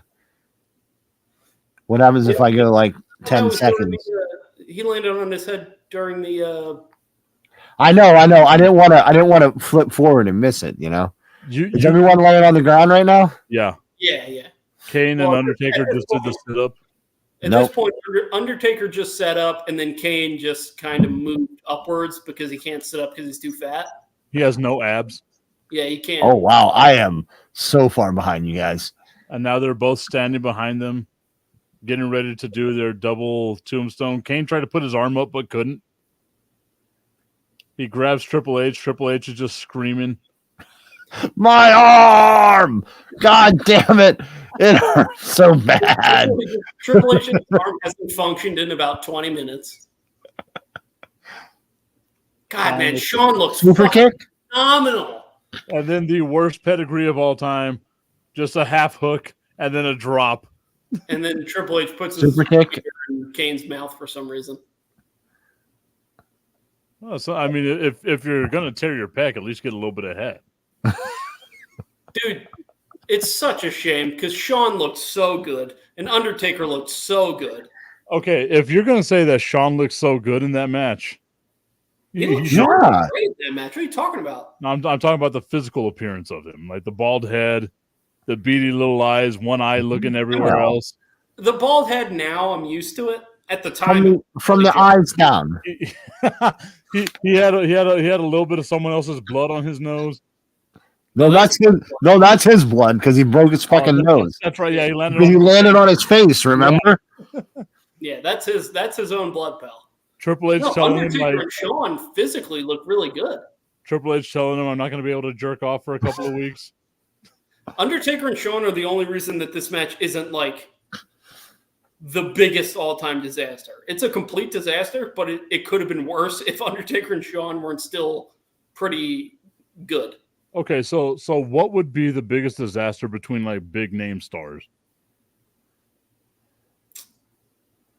What is the biggest that has happened? Yeah. Hogan Warrior at Halloween Havoc was Hogan and Warrior. an That's a atrocity. I Yeah. had to remember Yeah. that one. Did Warrior Hogan play we football? watched it. We watched This was terrible.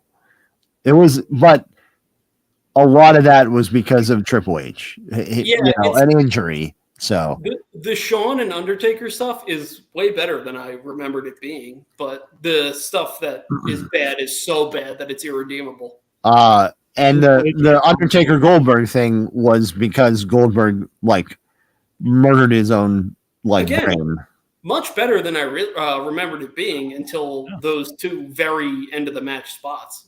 Pat, I think you and I are going to have to do the counter narrative of like, you know what? Goldberg did a lot during that match for being super concussed. I actually, like I said that earlier, like watching Yeah. it back, I'm like actually kind of impressed that Goldberg like got Finished. the way that he did, considering his brain was scrambled eggs. Also, that picture right there of Shawn Michaels and Triple H, it looks like a bad prom picture. Yeah, the prom picture. So bad. They thought that was going to be so cool, and it ends up looking so bad. Also, But it's only because Triple H everything hurts. yeah. His arms hanging by a thread. He's like, brother, I think amputate it.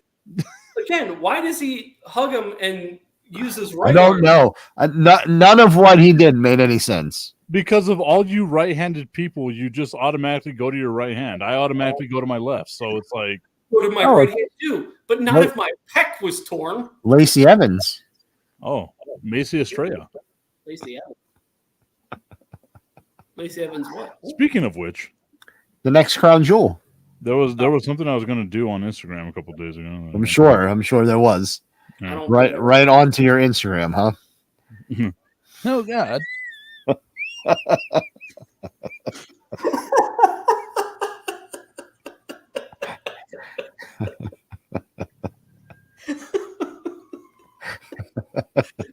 That was so good.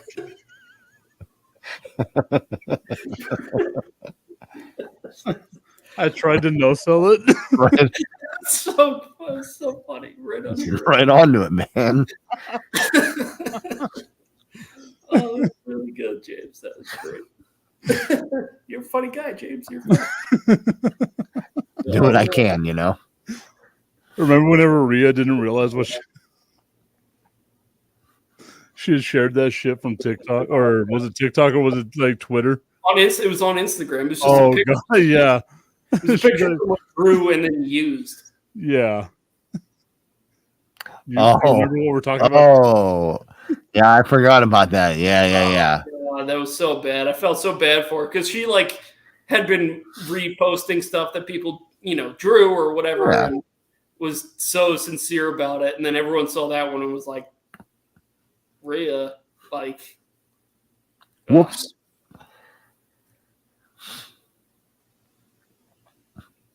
Right now, what are we doing? I'm looking up other people who played in the NFL. I'm watching this promo of Braun and Tyson Fury. And I remember like them doing all the stuff to try to get Braun over, where like he flipped over a semi, but it was clearly like a train flipping over a semi. But everything they did with him was awesome, and then they had to win Money in the Bank, and couldn't have him cash in because they needed to keep the title on Brock. It was a disaster. Yeah. They never should have had him win Money in the Bank. It was such a. And then whenever Roman got sick and he had to vacate the title, they went to Saudi Arabia, and his cash in was a match with Brock Lesnar to for the title, and then they had him lose to Brock. Like, it was none of it made sense. They never pulled the trigger on him. And I feel like that's one of like the biggest wastes that WWE did recently. Who are we talking about? Braun. Oh, yeah, they whiffed hard. Him hitting Brock with that knee to the side of the head, and then Brock just tagging him back. That was so good. Oh, yeah, that was good. That was like in Rumble, wasn't it? Was that in a Royal Rumble? Yeah. Because all of the stuff that they did with him, like building him up as the monster, only to not put the title on him was mind-boggling. The only time they put a title on him was whenever Roman couldn't do anything. And that was after, didn't he leave and then come back and then he won the title? No. He left and came back, and he's been with Ricochet, and then he got hurt. But by the time they put the title on him, it was like way down the line, like way past when he should have won it. It was literally like 2 years after he should have won it. And then he held it for like a month, right? Like he didn't even hold it that long. Amazing and a killer and a monster, and it easily could have been a person to beat Brock or whoever. And I don't know why they didn't do it. It was. I think Bray beat him like a couple months after. Yeah. I think they simultaneously like fucked up the Brock storyline and they fucked up the Shayna storyline. Because remember, like in the Elimination Chamber, Shayna dominated. Oh yeah. And then no title. I thought you said Sheamus. I was like, yeah. They absolutely fucked up Shayna for sure. She was awesome in NXT. They fucked her up in the moment. It was kind of amazing. You saw in real time fans being like, eh. People were super. Well, she bit Becky's neck, so the way they had her debut was fucked up. So, No, stupid. but I think people were still with it, and then they did the Elimination Chamber, which was that's where it all. But it was like set up to make her look like a monster, but it was just boring, and people instead of off, doing a smart thing and just having no one be eliminated, and she comes in last. Yeah. Cleans house. Yep. That's all they had to do. Yeah. Instead, they did their weird, like, halfway through, she starts eliminating, and then she just has to wait around, and she's just, like, walking in a circle, waiting for people to come out, and everyone's like, this is so fucking boring. Like, yeah, it was bad. She doesn't look like a killer. She just is standing around and then beating one person, which is fine, but it didn't achieve what they wanted it to, and it could have so easily been fixed. I'm going to grab a beer. I'll be right back. Oh God, I was just looking at a list of wrestlers, NFL players who wrestled, and I forgot who I was going to say we should watch a match from. Tyler O'Neill was in the NFL. Was he in the NFL? I know he played for Florida, right? Yeah, no, he tried out but didn't make the team. Pillman's Pillman's good. Is there? I don't have a. Well, we could do. What about the Calgary Stampede? That's what I was thinking. That's such a great match. It's so fun. I think Jim Neidhart was in the NFL. Yeah, he might have been for a minute. Oh yeah, he signed and then got hurt, and then signed again to a different. Signed again the next year, and then got hurt again and gone. I think Jim Neidhart was Jim Neidhart in the NFL? I think he was in the Olympics, not the NFL. Olympics, okay. I think he was an Olympic shot putter or something. That sounds right. You could do the Calgary Stampede. I would love to watch the Calgary Stampede. What was that? Was that in your house? In your house, Calgary Stampede, I think. Yeah. We would probably find that. Right. Yeah, that's a really good match. I think Austin's in that match, and he's like the heel. Yeah, only because they were in Canada. Yeah. It was the Hart Foundation, the big version of the Hart Foundation. Yep. But that would have Pillman in it. Yeah, that's a good Pillman. I'm sure there's other good Pillman stuff that we can probably find. I think is Pillman's most famous wrestling moment the gun? Probably. I feel like that's what most people would probably think of, right? Oh, Canadian Stampede. Canadian Stampede. Oh, Calgary Stampede was the promotion. Canadian Stampede is. Calgary Stampede is the bullfighting, I think, right? What? Isn't that what it is? Isn't Calgary Stampede is the bullfighting tournament or something? Wasn't Calgary Stampede the name of the Bret Hart's dad's promotion? Yes. It wasn't. Was that just Stampede Wrestling? I thought it was Calgary Stampede. It's a good question. I'm unsure now. Pat's and Jimfo. Stampede, a CFL football team. Oh shit! Yeah, maybe. Yeah, I know it's a CFL football team. What do we look up for this? Calgary Stampede. Season 3, episode 4 of In Your House. The fuck? So I can't find. Why are we going to In Your House? I missed so much. I feel like I came back and I can't find In Your House. Oh, wait. How am I in clips? What's that? I'll just let Pat find it and then I'll. Oh, here we go. Okay, sorry. Good job, Pat. All right. So what was it? Season. What was it? Season 3, episode 4, In Your House. Oh, here we go. Okay. 1:15:15. 1:15:15. Okay. I gotta pee. So Yeah, I do too. So we got to this tip because we are watching a Brian Pillman thing because Brian Pillman played for the Bengals. Ah ha ha. And he was in the big version of the Heart Foundation. An hour 15. Hour 15 and 15 seconds, I think James said. So this was like the main event. Oh shit! I'm at season. I think we've watched this before, but this is actually genuinely fantastic. So, so what was the season again? Season 3, episode 4. Yeah, of In Your House. Makes me mad that I clicked on it and it didn't take me to where you are. Because I'm not there yet. Oh, you motherfucker! I'm about to be. Hour 15 on the dot. 1:15:15. Jesus Christ! I forgot the Road Warriors were in this. All right, I also have to pee, so I'll be right back. I hope everything comes out okay.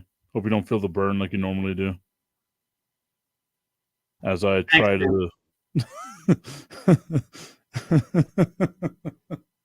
Okay, so I'm going to go to 1:15:16 because I pressed play, so we'll be 1 second ahead.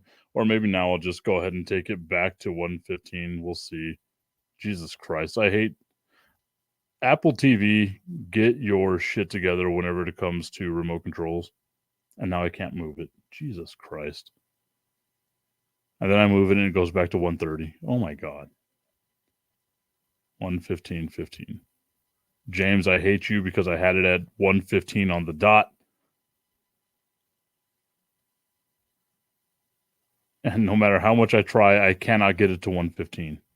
So we'll just stop right there. I had to press play, press pause, keep pressing play, keep pressing pause, and there we go. Jesus fucking Christ. Okay, so James, thank you for not stopping it. Here I am. Jesus fucking Christ.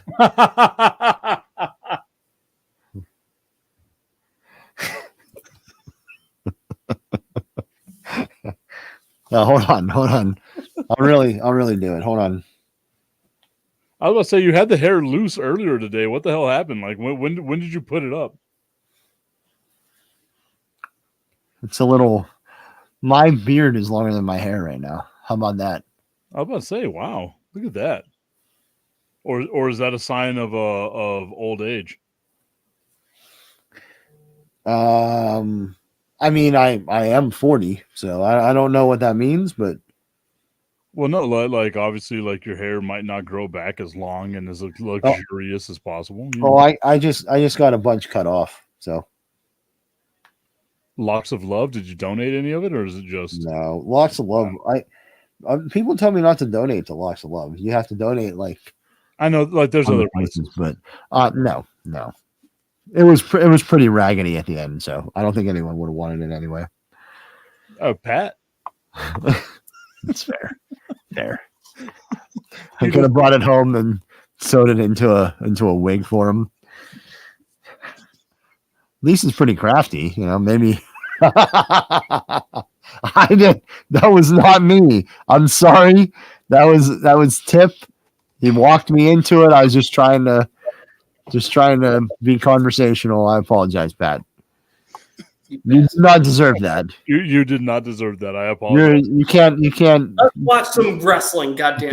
You can't help your genetics. You know what? Very sorry. You got the rare Mike Tipton apology. So look at that. No one deserved that. All right. 1:15:15. Yes, sir. And we are at WWE In Your House, Season 3, Episode 4, 1:15:15. And we're going to start in 3, 2, 1, go. The Canadian Stampede. This is like a star-studded main event. Brett, Owen, Jim Neidhart, British Bulldog, Brian Pillman against Stone Cold Steve Austin, the Legion of Doom, Goldust, who is a Rhodes, and Ken Shamrock. That is unreal. An insane amount of talent in Canada. Where this time Bret Hart and the Hart Foundation, where they were only good guys in Canada. I was gonna say this is like Austin is full on like baby face, fuck the boss Austin at this point, and he is the heel in this match. Well, he's not quite fuck the boss, Austin. That But, doesn't like- come until a little while later. When was this? I thought this is like 98, isn't it? No, it's not. No, the Montreal screw job happened in November of '97. Oh, okay. Austin won the title. Austin won the title in '98 in March or April or whatever. Babyface badass or Austin at this point. He is very much there. The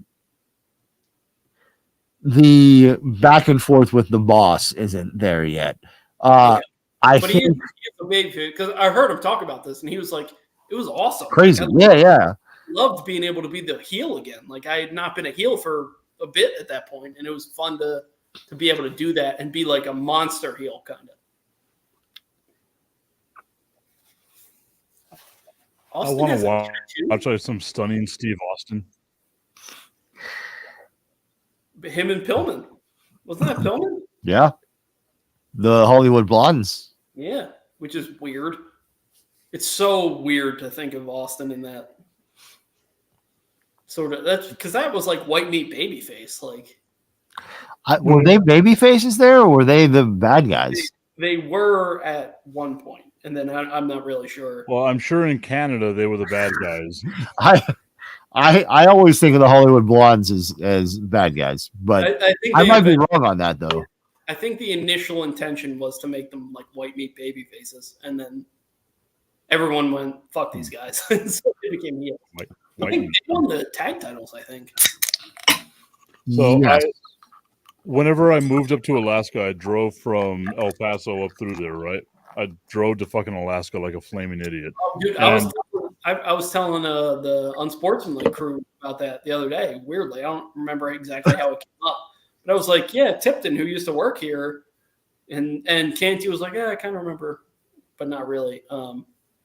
It's like, yeah, he drove from Alaska to El Paso, and they were like, you can drive from Alaska to El Paso? It's connected to this country. Look at a fucking map. Anyway. Well, so I said to them, I was like, well, no, because Alaska's down in the right-hand corner of the map, so you can't. Yeah, they thought you had to take a boat, Yeah. So I in order to get there, I had to go through like Calgary, Edmonton, a couple places like that. And right outside of Calgary, they have a huge fucking sign that's like the home of Bret Hart and like the Hart Foundation and like all this stuff. And then like right after that sign is like this huge statue of Stu Hart. Yeah. I mean, and I'm like, you know what? That's the only thing I think of when I think of Calgary, Alberta, Canada. And then I found out it's not pronounced Calgary, it's Calgary. Yeah. Well, I feel that's how in Canada. Well, so I stop at a gas station there, and someone sees the license plates from Texas, and they're like, "Oh, you must be going up to the bases in Alaska. Let me buy you a tank of gas." It was like the friendliest people in the world were from Canada. It was amazing, dude. I loved it. I still have some Canadian dollars, and it's been like 7 years. Do you guys think Ken Shamrock should have been bigger than he was? I mean, if he did more roids, he would have been. No, not physically. Hey, time out real quick. I had to restart the cock over here. No. So if you guys can give me maybe a little bit of a timestamp. All right, Tip, let's pause. Okay. Tell me when you're ready to pause. Count it down. I, as a matter of fact, just paused as soon as you said just pause. So Okay, I'm at 1:19:57. 1:19:57. Yeah, I'm at basically 1:20 on the dot. So Okay, I'll move up to 1:20. I'm at 1:20:02, but that's fine. I'll wait the 2 seconds. No, I'll go to 02. No, I just graduated. Shamrock felt like such a big deal, and then just like didn't. Well, it's because I think back 1:20:02. Okay. 3, 2, 1, go. Oh Jesus! Okay. I think back then that was a fast start. Sorry. I figured we just keep going. I was trying to just move it along. My bad. Hot start steal. But I think like back then, the UFC wasn't what it is now. You know what I mean? I think that's part of what did it. Even in WWE, Ken was Shamrock great. was a huge thing. Yeah. Like, I don't know. I feel like I was listening to JR or maybe Bruce Pritchard, one of those podcasts a while ago, and Are you going to say that he said he wasn't really all in? He would. I think that the one thing that whoever I was listening to said was that he wanted to go back to UFC and fight. So then they never really pulled the trigger on him. Yeah. So JR, because I kind of remember. So I think. So I wonder. I do wonder how much that had to do with it. But yeah, probably. I mean, I would imagine a lot, especially at this time. They didn't want to. It was so hot that. Now they just put the title on fucking anyone who. Oh yeah, now will come around every other month or so. So. Yeah, just bring in Cain Velasquez and. Right. Twice. once after Brock buries Kofi Kingston in 7 seconds, and then again in Saudi Arabia to lose to Brock in less than 2 minutes, and that's it. Never see from him again. Then he goes to jail. Shamrock, because he was really good and really could have been something amazing. I mean, but I think he had a good run though. He didn't have like a disappointing run. Yeah. No, I mean he's super memorable from this era. Like he's one of the guys you think of in this era for sure. It's just like I think he could have been a champion, and it never amounted to that because of whatever. I think he did go back to UFC, and I don't think that UFC run for him went very well. He did stuff with TNA too, I think, at the beginning. Wasn't he like an NW? Wasn't he the NWA champion or something at one point? I think he was, yeah. Yeah.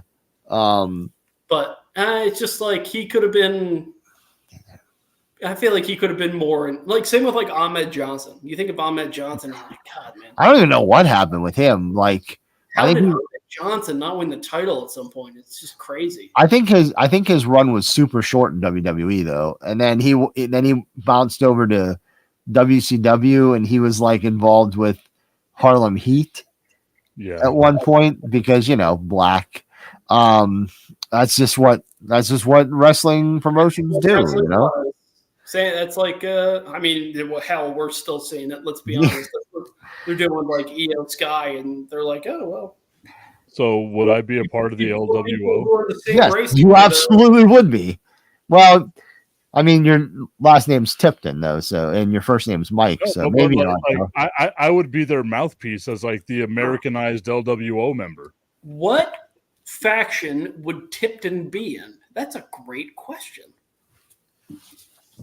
I can see you in Judgment Day. No, definitely not. Yeah. I don't think you'd be in the LWO. Think that I can get heat like Dom?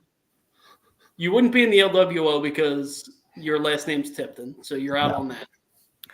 God. Yeah, your name doesn't lend yourself to being in the LWO. Sorry, Tip. Judgment Day's already got too many people. Sorry. I don't know. That's a good question. The Blackpool Combat Club. You know what? It would be what the hell's their name? Who's the Scissor Me faction? What's their name with Billy Gunn? The Acclaimed. The Acclaimed. That's what Tipton would be in because they'd make a lot of tip jokes. Yeah. Oh, that's absolutely fair. That's a good one. That's what it would be. What faction would Pat be in, Tip? Hold on. Wait to answer that. I have to refresh again because I just saw you talk about 8 seconds after you actually talked. So nice. I could picture Pat in the New Day.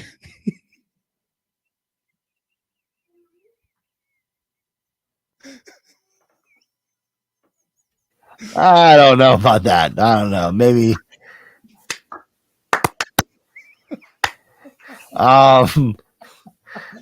Pat Trick rocks.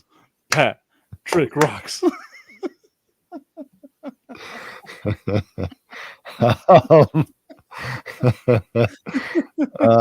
Boy. I'm afraid when I come back into your Yeah, you should be.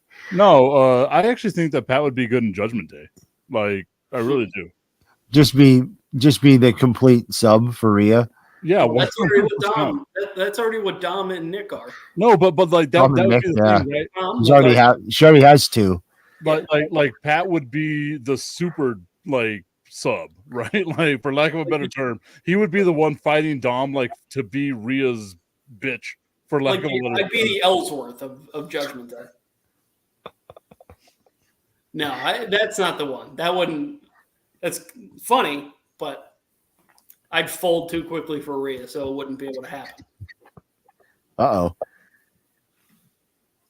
Interesting. What tag team or faction would I be a good fit for? Oh God, The Jeez. best friends. See, like, this is what bothers me when people do that post spot where you like dive through the ropes and hit the post.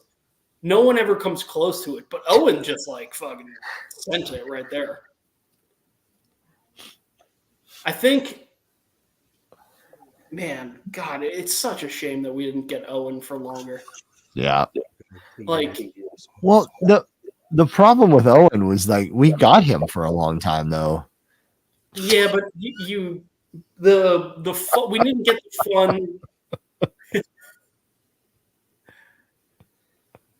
Is that an actual shirt or is that like a? I had this made. I was Okay. supposed to get like so I placed the order to get 3 of them made because I was going to send a couple to y'all whenever I sent the other shirts, but they never made me the other 2 shirts, and I was like, why the fuck would I order 1 of one shirt but 3 of the others? When Like, do I you got so mad about that. Either of us would wear that shirt. Yes, you would. It'd be very. It would be a very niche shirt, but Yeah, I yes, mean, maybe. Just the AEW shows. That's it. Yeah, just AEW, and we'd have to wear a hoodie over top to get in the building. No, but it would have been fun to get the 45-year-old version of Owen and just like see what that could have been. Well, I would have. Like he was the Hearts. He wasn't in an era where there was like 2 world heavyweight titles too. So like once that split, like you wonder if he would have gotten a run at some point. Yeah, man, it's just such a shame. There's so much like Owen during the peak of the Attitude Era, and like eventually when WCW got bought and stuff, would have been so fun to see what could have happened with him, and we just didn't get it, and it's such a bummer. Yeah, watching him work, like, dude, that just crazy. He was so good. I've always imagined like Owen and Buff Bagwell. Like, I think that would have been a great match. Dude, what are you talking about? Just think about how easy of I'm just going to ignore that. Just think about how easy of a story Austin versus Owen was. Like, it was a layup of a story to tell. I wonder. I don't know. I wonder if the way that Austin has talked about it before was you wonder if he would have even worked with him after what happened. Why not have? Because that was really bad. Yeah. You like look at that and you wonder what he was even thinking when he did that. You know what I mean? Yeah, it's one of the. Geez, that's a butt. That's a funny spot. That's a lot of Pillman butt. This is why we watch for Pillman, man. I think they're coming out with. I think Pillman just signed, or I saw that. The state just signed a Legends deal with WWE. So I saw that. That's pretty cool. We're gonna get some good Pillman stuff coming soon, which is pretty. It's very cool. Did Pro Wrestling Tees have some Pillman stuff on it before? No, it was Major Bendy's did a Pillman. Yeah, I have it. I thought there was. I remember that. I thought there was like T-shirts and stuff though on Pro Wrestling. There might have been. Okay. Yeah, there might have been. I don't know, but the Bendy, I have the Bendy. The Bendy's amazing. Pillman's such a cool figure in history. He's also like one of those like, God, man, I wish we got old Pillman. The Bret Hart figure 4 on the such a good spot, dude. It's awesome. It's so good. Like an iconic move. Is this, nobody does it anymore? I don't have any way to verify this. Is this the last match that the Road Warriors were in that was great? I don't know. I don't know either. I don't know. But if the answer was yes, I wouldn't be surprised. I don't know if any of the Road Warriors matches were great. So True. they But were I mean, they were awesome. I don't think their Atlanta matches were very good though. would point to as like this was awesome. Like this might have been the last great Road Warriors thing. Very well could have been. Yeah, I as like iconic as iconic as they are, there aren't many things that just stand out about them as far as actual matches though. Not one in my mind. Not a single one. I will say, so like I didn't realize, or I guess I kind of did, but like that they went to LOD. Sorry, Tip. James, how fucking washed out is Tip right now? I'm trying to look the same color as you guys. I appreciate that. I'm very pale. You went too far. He's got those professional lights on him, man. I'll say there's something. All right, let me see if I could change the lights for Pat. Oh boy, this is like the third time. Oh boy. What are we drinking, Pat? This is just cranberry and vodka. Oh, okay. I more than 20 minutes ago, you didn't want to do vodka. So he didn't want to do a shot of vodka. No, yeah. Well, which is reasonable. Tip, I drank the vodka and chased it with cranberry. I showed you the bottle. Is Sarah ready to do a shot yet? Because I could do one more. She's on baby duty, but she said that we need to do one in her honor. What's baby duty mean? If you're a human with a baby, you're always on baby duty. I'm about to say we've been on baby duty for almost 9 years now. Wow, I'm going on 12 years. Yeah. Yeah. All of us. Just having kids. Crazy. Well, I was talking to, this happened a little bit ago, but it's relevant. Nuno was talking about kids, and he's like 47 or something like that. He has so many that he doesn't know about. No, he was like, well, if one day I want to have kids, and I was like, this has been a kind of an ongoing behind the scenes bit now. I was like, at what point are you no longer allowed to say, if one day I want to have kids? Like, at what age is one day too far away? Like, how old are you? No, this was Nuno. Who's I know, but how old are you? Huh? That age. Jeez. Man. What did I do? Why am I taking strays here? You're talking about my light. I take shit personally. Like I'm like Jordan, right? You're like, yeah, I took that personally. Yeah, Tip said I took that personally. Yeah. Don't shit on my light. Was I wrong? That he was super I feel like I think it's weird with guys because if it works, it still works. No. This was my problem. Was not you can have kids when you're 60 if you want. Yeah. My issue was with the phrasing. Like if one day I plan to have kids, I was like, I mean, when you're 47, you kind of or whatever. Like, well, okay, so like you're out of like the planning stage, and it's just like now or never almost. Like, in all honesty, I had gender at 33. And like I think about that now, right? Like if I had him at 35, I'd be 53 whenever he graduates from high school. That's pretty fucking old, man. I mean, my parents were, I don't exactly remember the age, but around there when they had me. So my mom was 40 when she had my younger sister. Like, well, but that's also the thing, right? So like my parents whenever my parents adopted me, my dad was 53, my mom was 54. Slightly different because it's adoption. So like, yeah, but I mean, you're still taking a baby on. Oh, 100%. There's no doubt. But my dad was 71 when I graduated from high school. The difference of that is choosing to have choosing to bring a child into your life versus like maybe one day I'll plan to have a kid like that. You know what I mean? If you believe the Bible, Sarah was like what 87 or something like that. Yeah, Sarah, who's going to take a shot with us, was eight. Oh, yeah. Nice. I grew up in a very Baptist house. We did a lot of. James, how old were you when you had Joe? Joe was.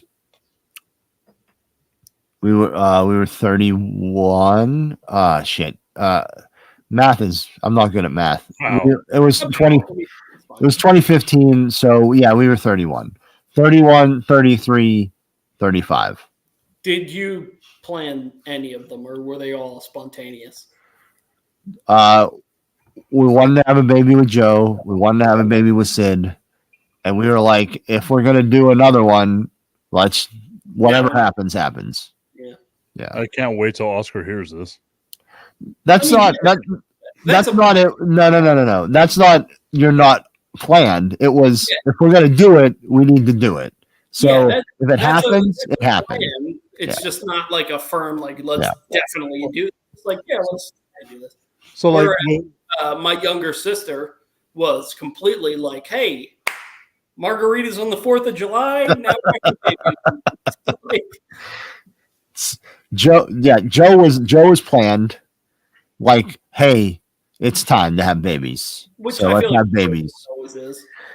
Sid was holy shit.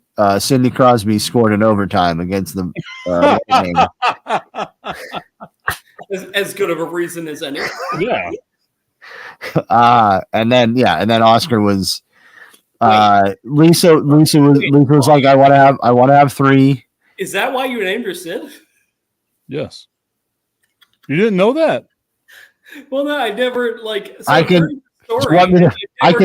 it. Like it never connected in my mind. I can pinpoint it. I know exactly what happened. To me. I'm also, by the way, it's what he was thinking about mid-coitus. It's over. I was excited that day. That was a good day. Clearly, it's a good day. Yeah, I would say so. It was a great day. Very good day. Babe, Sidney Crosby just scored. Take them pants off. James, I'm a little disappointed. I mean, listen. It was exciting. Look, if I had a wife after Bryce Harper hit his home run. Yeah, exactly. Exactly. You know, it makes sense, right? Yeah. Pat Jr. would be hanging out right here. If the Cowboys I know. Absolutely. Bryce Costello would be right there with you right now. Would you name a baby Bryce, Pat? It would have been a girl and it would have been Harper. Harper. Okay, yeah, that's fine. I get it. Yep. Okay. That's good. I was thinking about this the other day because people ask me sometimes, like, who's your favorite Philadelphia athlete of all time? Or not all time. Who's your favorite Philly of all time? And I'm always like, God, I struggle with that one because I love that 2008 team, but it was a little past the point of like being a kid and falling in love with a player. I mean, I love that team, of course. But I think my favorite Philly of all time is Jim Thome. Oh, yeah. That's awesome. Yeah, which of course. Is so stupid because he played there for 3 years, but he hit like the exact right time in my childhood where it was just like fucking Jim Thome, man. He's the man. Tip, your top 5 favorite athletes. Go. My top 5 favorite. You don't have to order them. Like wait, top 5 favorite athletes ever, or just like Texas people? Ever? No, like. Ooh. But your favorite teams, though. Okay, so. Wow, man. From your favorite teams. Yeah, I mean, it has that's where you make the connection, right? Well, I have a lot of favorite athletes who are not from my teams. Yeah, that's what I was thinking about too. Right? So, like, I'm a Spurs fan, but I was born on Jordan's birthday. My first name is Mike. I hate everyone that isn't a Chief or a Penguin. Okay. I mean, or a Pittsburgh Pirate. Yeah, whatever. I mean, we don't talk about that. The GOAT. Roberto is awesome. I never got to watch him play though, so I know. Yeah, okay, but he's amazing. But I mean, you have to have been able to watch him play. All right, people, we watch favorite players from your favorite teams. Go. Okay, so favorite team, it would be Derek Jeter's going to be number 5. I know you all hate Derek Jeter, but he's going to be up there. I don't. He's one of my favorite players. Overrated. Tim Duncan, because you cannot hate on Tim Duncan. Tim Duncan's awesome. Yeah. So boring. the boringest player of all time, but awesome. Yeah. But love the bank shot. I mean, Yeah, awesome. He's so awesome. The So only boring. time, So awesome. By the way, I was a great shooter. Like 3-point shots, I was awesome at them. The fucking bank shot So hard. was the one who kept it going. I was great at the bank shot. I was a 5'10" Me and Tim post Duncan. player in high school. A 5'10" post player in high school. Use So those boards, baby. Me using them boards, man. Those angles were always good. Then I guess the only time I ever got starstruck by someone was whenever I was working at ESPN. I got to meet Darren Woodson because I loved. Yeah, he was still around, right? Yeah. Yeah. Sure. I've texted with him a couple times. Like, what a great dude. Nicest guy for sure. Yeah. Like, Darren I'm Woodson. Pat Costello. Awesome. I'm producer Pat. I get to Producer text Pat. Darren Woodson PP. anytime I want to. PPC. I mean, it's only been like 2 or 3 times that I've texted him, but I've tried to get him on shows and just like super nice, So nice. Always says no. Super nice though. He couldn't come on because of the timing. He was like, it was for Darian Mel, and he was like, I love Mel. I would love to come on. Tell Mel anytime he wants me to come on something, I'll do it. Not this week. I'm coaching my son's team, so I can't do it. Sure. Like, Yeah. of course. But Y'all are like gonna hate. respond, like he could have said nothing. He could have never answered. For sure. He said, Yep. like a great, like super cool answer. And I was like, man, what a good guy. Y'all are gonna hate number 2 because it's Alex Rodriguez. I Right. fucking love A-Rod. My good friend that follows me on Twitter, Alex Rodriguez. A-Rod follows you on Twitter? Yep. Oh shit, dude. During That's the Super playoffs, cool. during the playoffs, at least once a year, he'll like retweet one thing that I put out there. No way. That's the best. Every year, I'm like, Alex Rodriguez is the people's champ. Like, that's always my thing, man. Like, I mean, he's just the people's champ. He was dating J-Lo at the time. Like, Yeah. the dude. I love A-Rod. Yeah. And then Hold on. Can I tell you an A-Rod story real quick? go for it. So when he was on, because he did Sunday Night Baseball for a while, right? Yep. So it was a 3-man booth, right? It was him and who was in that booth? Him and somebody, and Was Jessica there? no, it was him and somebody and Buster, but it would always be like a 3, like a rotation of 3 people on the radio version. Yeah. So every week it would be one of the 3. And one time it was A-Rod's turn and he ate a salad throughout the whole interview and you could hear him like chewing. And also J-Lo was with him. And that's what I remember about A-Rod on Sunday Night Baseball. He was very nice. Did a good interview with Kevin Winter, but was definitely eating a salad the entire time. You could hear him chewing. I think that's the thing that I love about Alex Rodriguez is like his give a shit is just out the window. Like, Yeah, he didn't give a fuck. Yeah. He was eating a salad the entire time. All right, so who's number 1? Sorry, I had to get that A-Rod story in there. And then that sucks because like my number 1 of all time, I can't say because he wasn't on my favorite team, which is going to be Michael Jordan, right? Like I was born on Jordan's birthday in his rookie year. That's I don't accept that. That's lame. Pick a better number 1. Marc-Andre Fleury. No. Hell yeah. I think he might be in the top 10. I'm trying to figure it out right now, but He is. He's definitely in the top 10 because I love my Vegas Golden Knights. fucking love Franchise long Flower. fan. Been a fan since love day him, man. one. James was there to witness that. I saw the birth of the fandom.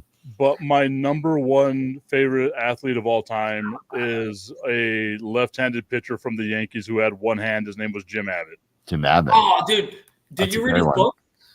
I did. It's I did. great. That book is great. I love Jim Abbott. So that's the reason why I became a Yankees fan. The very first baseball game I ever got to watch on TV was him pitching that no-hitter. That's awesome. Yeah.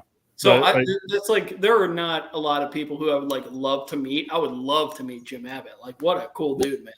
Just the way that it, You got to read his book. His book is real. Like, I'm not a huge book guy. His book is short and really good. I'll read that book if you read Brian Gewirtz's book. Sold. All right. I want to read Brian Gewirtz's book. Yeah, I told you should take it, and then you're like, I'm not going to read a book.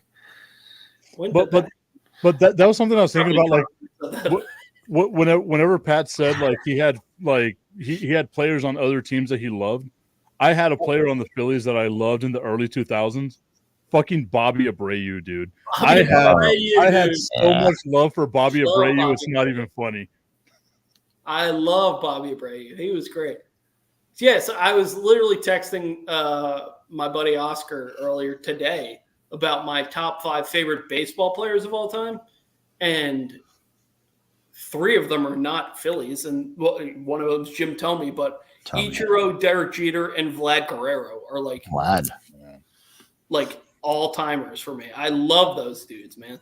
But specifically Expos Vlad Guerrero, not Angels Vlad. Oh, just okay, yeah, specifically. Just when he was on the gotcha. Expos. Like young, awesome on the Expos Vlad was like so cool, man. I don't know why. I just not Texas Rangers Vlad Guerrero. Yeah, sorry. Orioles Vlad is not on the list. Well, Orioles Vlad was past his prime Vlad, though. Okay, so who are your top 5 baseball players? Because you gave us those 3. Who are the other ones? That was 4. It was Jeter. Jim Thome, sorry. Jeter, Thome, Vlad, Ichiro. The 5th, I didn't think. Yep. I went Pat looking for Ichiro cards at Ken's Cards was a trip. Yeah, I love it. It's kind of surprising. I was so happy when the Yankees signed Ichiro for like that 1 year. I was like, he's going to get us a World Series. It's going to be fucking great. Do you know how pumped I was when I went to Yankee Stadium and I was sitting in right field and Ichiro was playing fucking right? I was so pumped. It's pretty cool. This is amazing. I love Ichiro. Dude, he's so great. He's so cool. You didn't tell us who number 5 was, though. This is stupid. This is going to sound stupid. The 5th is probably Bryce Harper. It's just that's not stupid. He's awesome. I would say he's the greatest baseball player of this generation. One of them for sure. I love him so much. I love how much he loves Philly. Like, it's easy to come to a new place and just not like embrace it. And it's kind of how I feel about Mike Trout. Like he's in LA and just is there. Bryce Harper loves and really reps Philly and like really wants to be there. And that matters so much to me. That's why I love Jim Thome, because Jim Thome chose Philly. Like Jim Thome could have gone anywhere after Cleveland. He was there for a decade, I think. Yeah. And he chose Philadelphia. And that's why I love him so much. All right, James. Your top 5. I mean, Chris Letang is there. I feel like this is going to be hockey heavy. Whoa. Hold on. Wait. Pause. The fact that Chris Letang was the first one out of your mouth is wild. Look over his shoulder, man. No, I know, but that's and I have the signed jersey. So can I've had to have told you this before. My uncle has season tickets to the Hurricanes, and like in 20. To the Whalers. Yeah, the formerly Whalers, but the All-Star game was down there in like 2011 or 12. I can't remember what year it was, but Letang and Fleury were the Penguins who were selected. Malkin was hurt, Crosby was hurt, and we went for them like they were getting fairly recently then. Yeah, I mean, like 12 years ago. Yeah, that's fairly recent. I had the jersey on. It's the powder blue Penguin jersey. I had the jersey. Classic thing. Yeah, it was the Winter Classic when it was Sid scored the shootout goal on Ryan Miller in the snow, the first ever Winter Classic. Awesome. But I had the Letang powder blue jersey. I was wearing it. They were doing like the red carpet thing, and he got off the bus or whatever and was walking down. He was signing. He went right past us, and I was the only person like in the entire state wearing a Chris Letang jersey, and people started being like, "Hey, this guy." So I took my shirt off. I took the sweater off. He finally looked over at us, and everyone passed it up. He signed it. I'm like, "I love you, man." And he looked at me, and then he went away. So Wow. Well, I mean, that's still fucking rules Yeah. that he. I mean, came it was back. awesome. It was very awesome, and I'm just the biggest Chris Letang fan. Do you still have that jersey? Yeah, it's on the wall. It's like, Wow. hold on, let me see if I can. I guess Right because like whenever I first went to Bristol, I didn't pay attention to like hockey. Because my introduction to Bristol was job interview, go watch hockey with James, and I think the Penguins lost one of those games. No, you can't. They That's right. I'm undefeated at your house. then they beat that one. Wasn't that game 7 against the Capitals and they won 2-0? That's Oh, right. shit. Yep. It was a fucking nightmare for Tip. I'm sure it was a nightmare for me too. That's not what you want to come into whenever you're. I was like, this is going to be my friend in Bristol. Shit, man.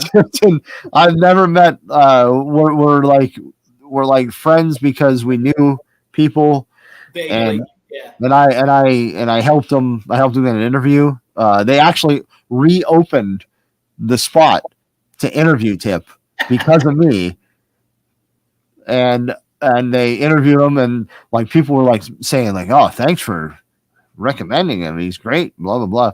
And then he comes up. And then he fucking left. What an asshole! Then he comes up. He interviews.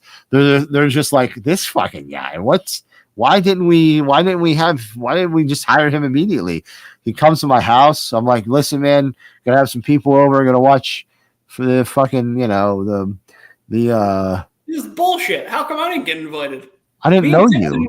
literally came in at the same time. No, It was an interview. You were here for the interview. Yeah, you and I started the same day. I did the interview. I didn't want to stay at a hotel. Know you? Yeah. I at least vaguely knew Tip. Yeah, Kinda. But he Ubered over, and I'm just like fucking on the couch in hysterics because they're like winning 2-0. I don't know. But yeah, Chris Letang is one of them.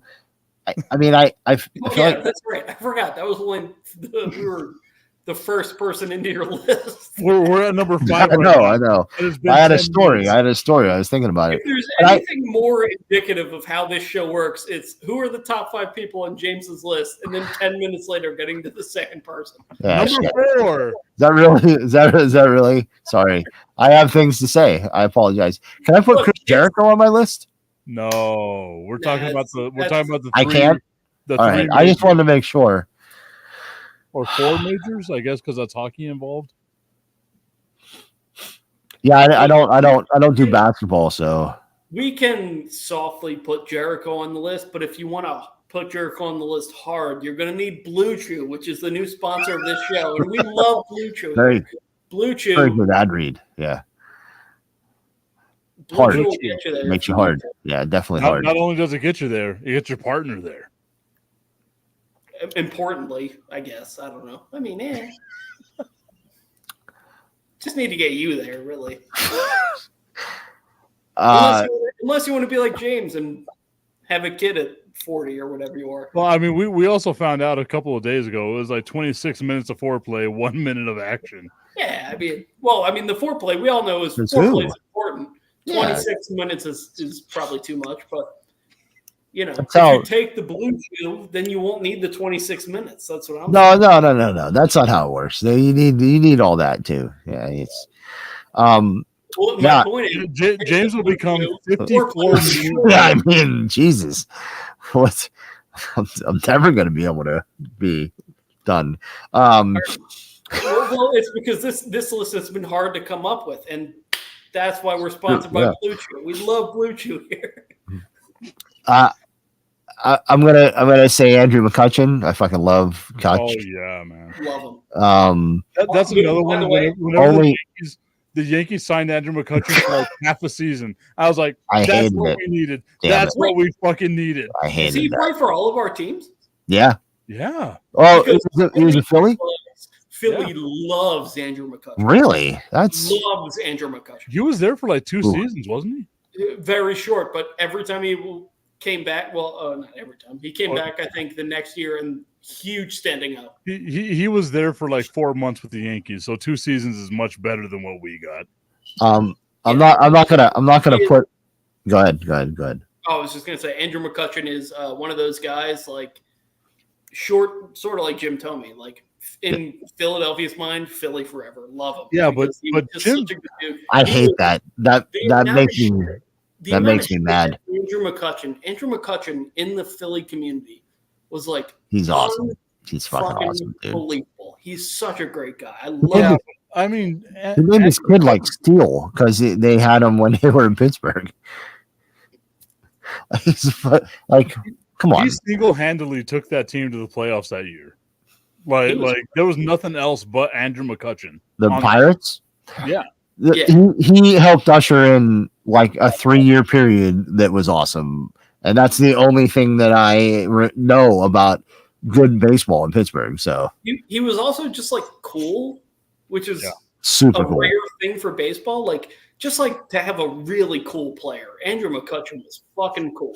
So in MVP baseball, like 2004, Yep. I would always get the Pirates because I loved Jason Kendall for whatever. Jason Kendall was Jason awesome. Kendall, I yeah. fucking love Jason Kendall too. That's one that's tough to not put on a list like So this. sort of the same thing to Backyard Baseball 2003. Jason Kendall was always my catcher. I love Jason So good. because he did this weird, like thing with his hands when he was hitting, and I fucking love him. And the fact that you had a catcher as the Very leadoff up hitter here. for the Yeah. Pirates. Yeah, he was a leadoff hitter. Yeah, it was insane. Yeah, I loved it. it was great.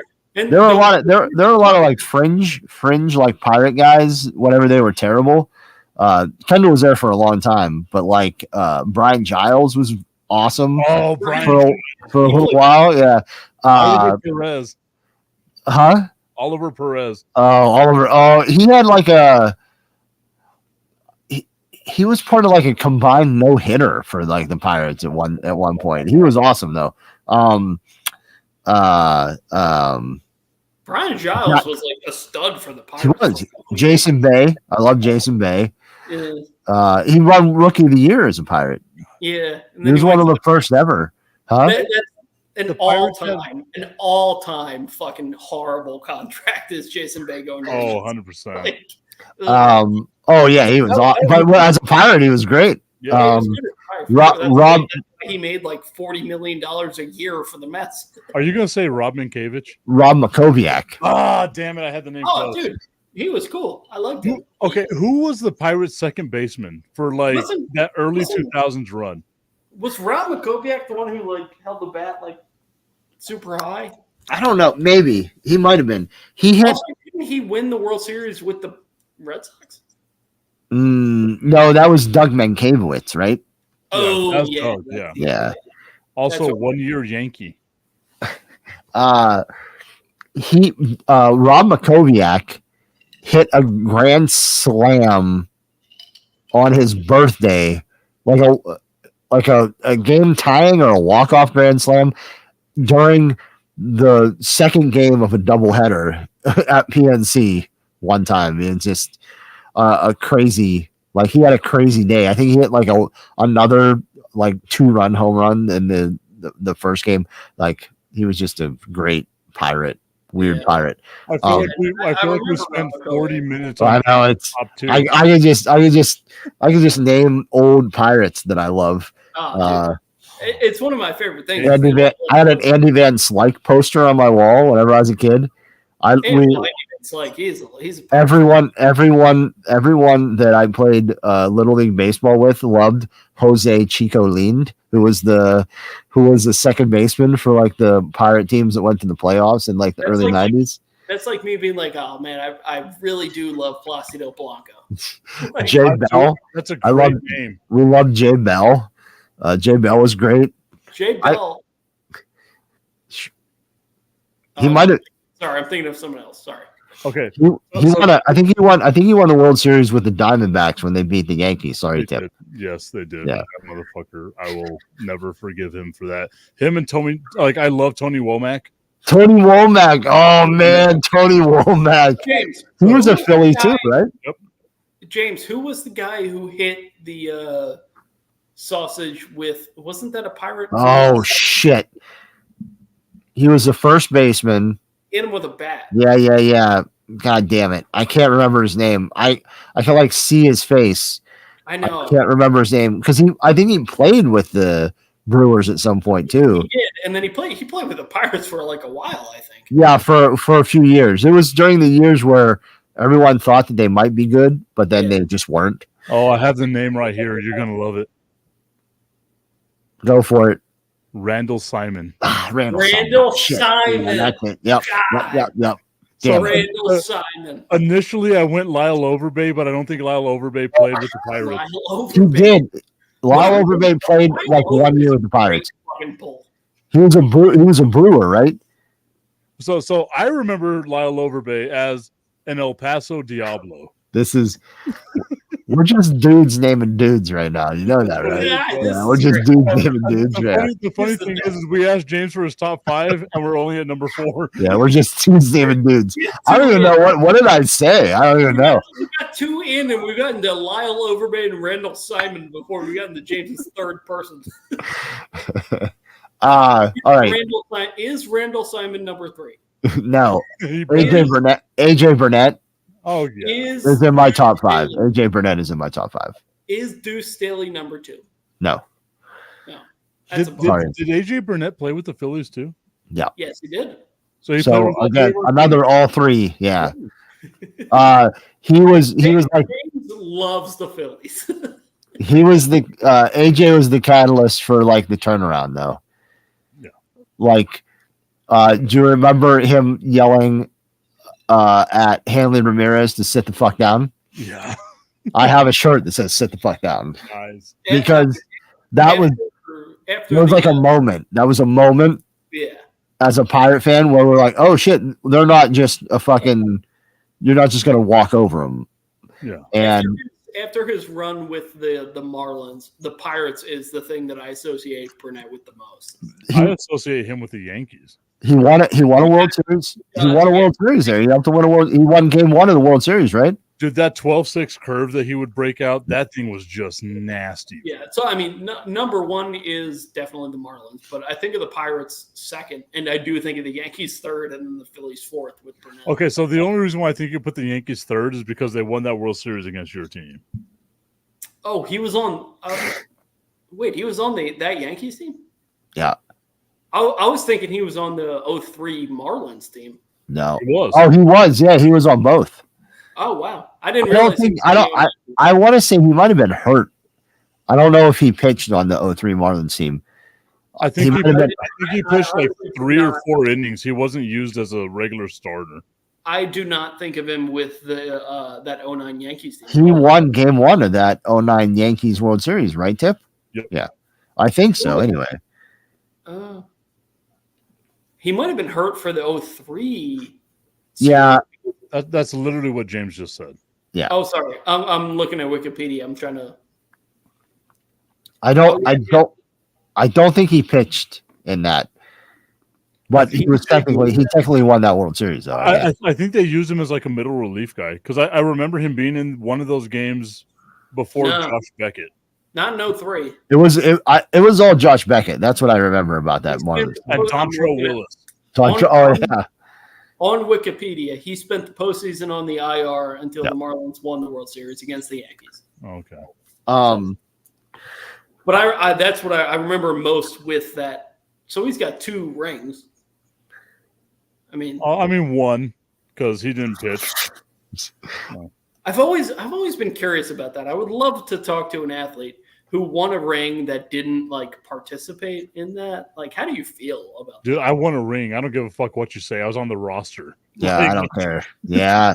If I can point to I can do this. Then, I mean, for like the guy on the practice squad that's not, the Super Bowl. That's from non-athletes, I guess, bro. But like, okay, so the AJ Burnett example, like when you've been with the Yankees or the Marlins for like a couple years, and then you play a couple more years, and you're crucial to them. Like, yeah, you accept that. But when you're a guy who like you get brought in as a free agent for the year, and you get cut before they win the title, and then they're like, "Hey, we're going to give you a ring." Yeah, like, that's tough. That's tough. How do you feel? Do you feel like you've earned that ring? You know what I mean? Like. James, those are the ones that I'm always like, yeah. Like Nomar Garciaparra getting a ring after he was not on the Red Sox anymore. is like No ma. No. Well, yeah, I mean that's got to be there, right? But the person I think of that did nothing but got a ring, Mark Madsen, Mark Madsen. backup center for the LA Lakers behind Shaq. Anytime the whoever the Colts backup quarterback was when they won the Super Bowl with Peyton. Oh, who was old boy from Gonzaga, like in the early 2000s? Morrison. Adam Morrison. Adam Morrison, two-time champion. Adam Morrison on the bench behind Pau Gasol.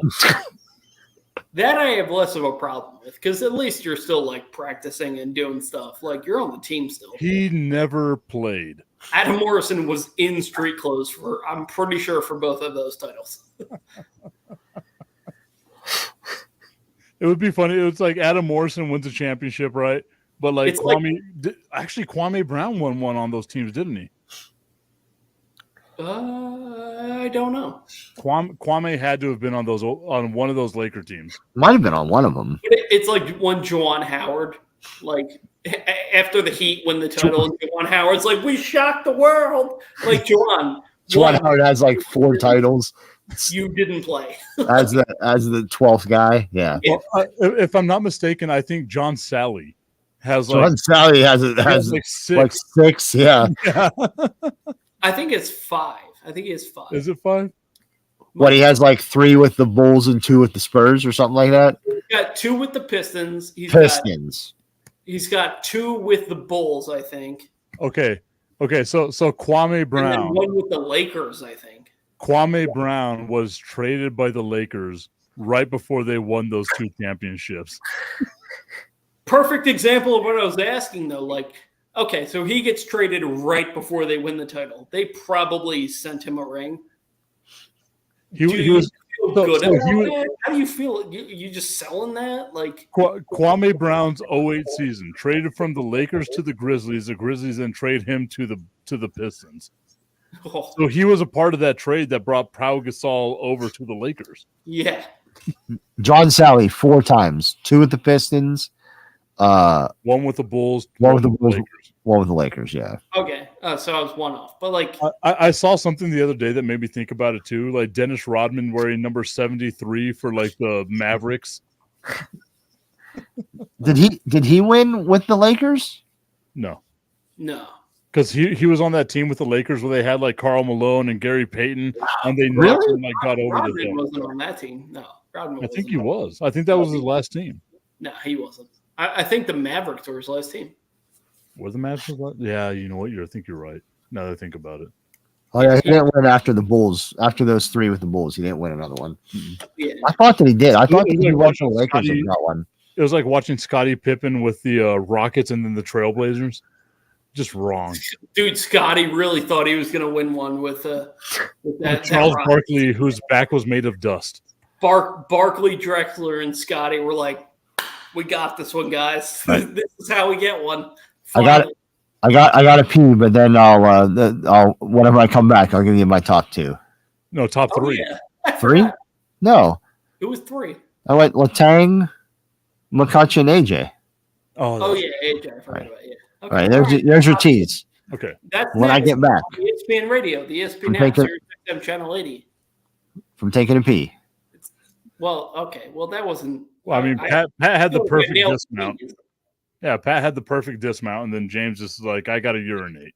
I'm taking a pee. Really isn't a great way. Okay, so I think once James finishes his top 5, we got to go with like our top 5 from our favorite teams, right? Like from each one: NFL, MLB, and NBA. Top 5 from our favorite team. Because I think that's going to be a tough list, man. That's tough for me because I don't know. I have favorite teams, but not favorite players. Well, you know what I mean? let's hope that James takes a nice long piss, and that we continue to have a 10-minute conversation each time James gives us a player on his list.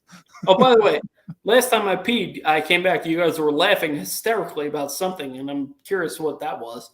I'll have to go back and listen to it, but I'm sure I said something that was not supposed to be said. That checks out. Yeah, I mean, I am that person. I apologize. I understand that for you and James, it must be a horrible time to be my friend, but you guys signed up for this. Yeah, I mean, we're pretty sure what we're getting into. Most of the It's time. like we already knew.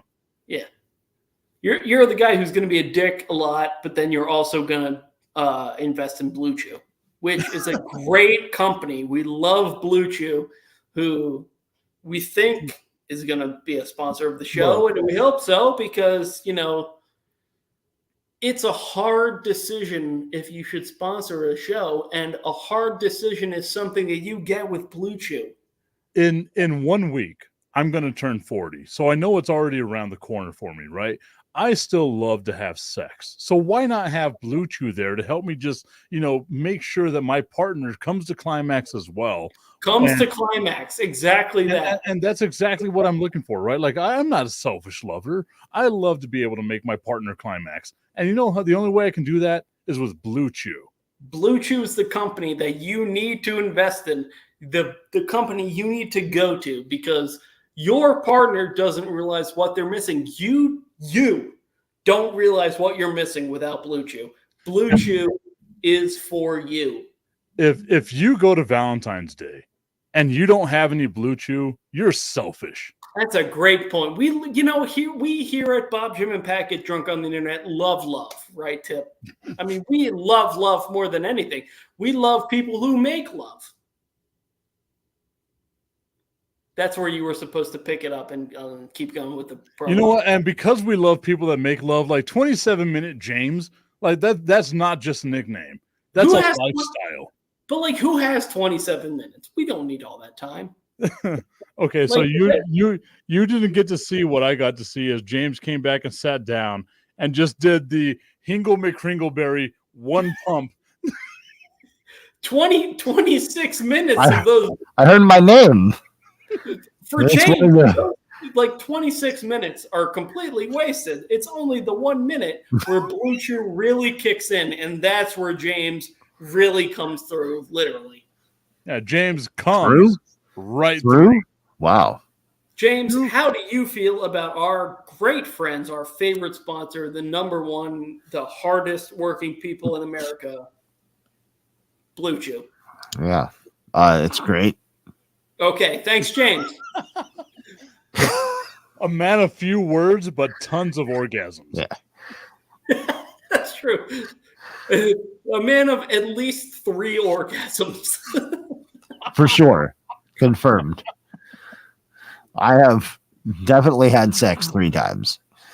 Between the 3 of us, we have 5 confirmed orgasms.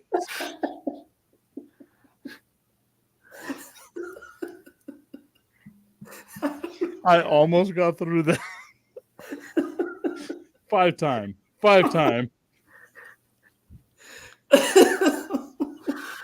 don't know why. What happened? What happened whenever I? It's called filler, James. All right, We're plugging the sponsor. No, it's not filler. How dare you? We did We were plugging the sponsor that plugs you. I don't. That's okay. Well, I realize now that on the copy.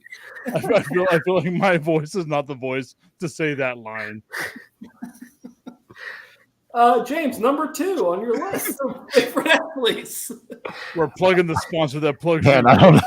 I don't know where we go from here. Number 2, your favorite athlete, James. I think I have to Marc-Andre Fleury, like you joked about him before, but Lisa and I literally went. I didn't jerk about Marc-Andre Fleury ever. Joke? Did I say jerk? Joke. Okay. Yeah, I'm pretty sure I said joke. You 100% said joke. Pat Yeah, was somewhere. Pat's thinking about his Blue Chew. I mean, hey, how can you not? Because It's true. Blue Chew. Blue Chew's amazing. Here's what Blue Chew can do for you. Blue Chew can take you from a guy who doesn't perform at your best to rock fucking solid. You are going to just give it to her like she's never been given it before. James, tell them about it. Yeah, giving it to her. Exactly right. That's exactly why Blue Chew is the company for you. Anyway, For James, you're number full- 2 athlete, a Marc-Andre Fleury. 27 minutes. James Marc-Andre Fleury. Yeah. Three. This is a tough transition here. A transition. Yeah.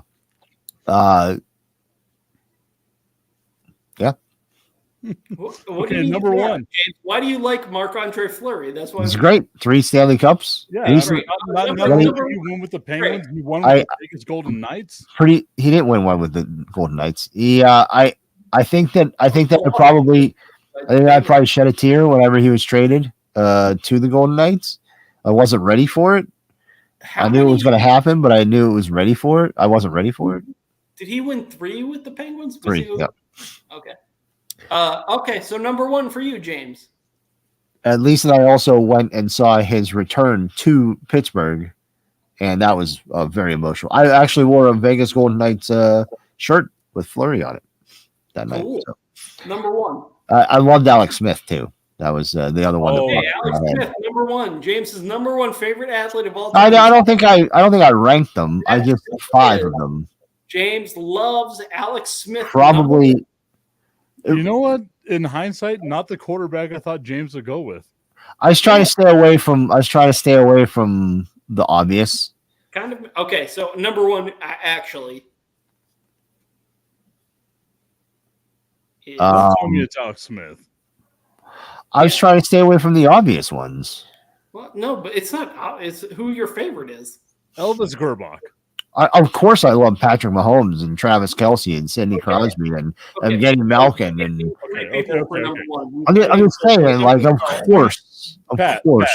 Pat, you cannot shit on James's list. It's James's list. Let James do what he wants to I'm do. trying to. Top 5 was 8 people. You can't have 8 people. I in your didn't. top No, I five. didn't say 8 people. I gave you 5 guys, and then you were like, "Well, who's your real list?"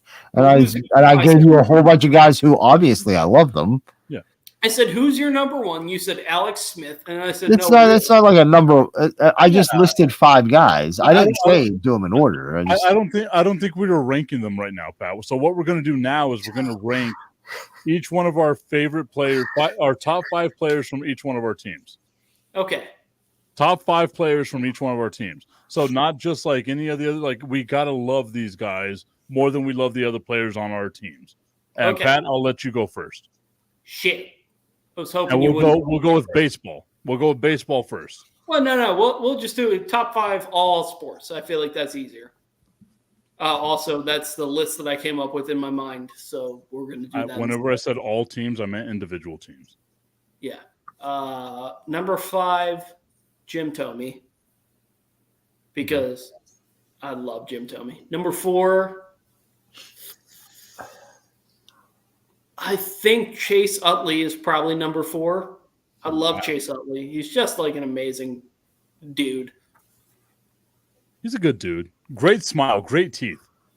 So this is not a firm dirty list. baseball player. I might have to go back and like change this list later because I'm not. This is off the cuff.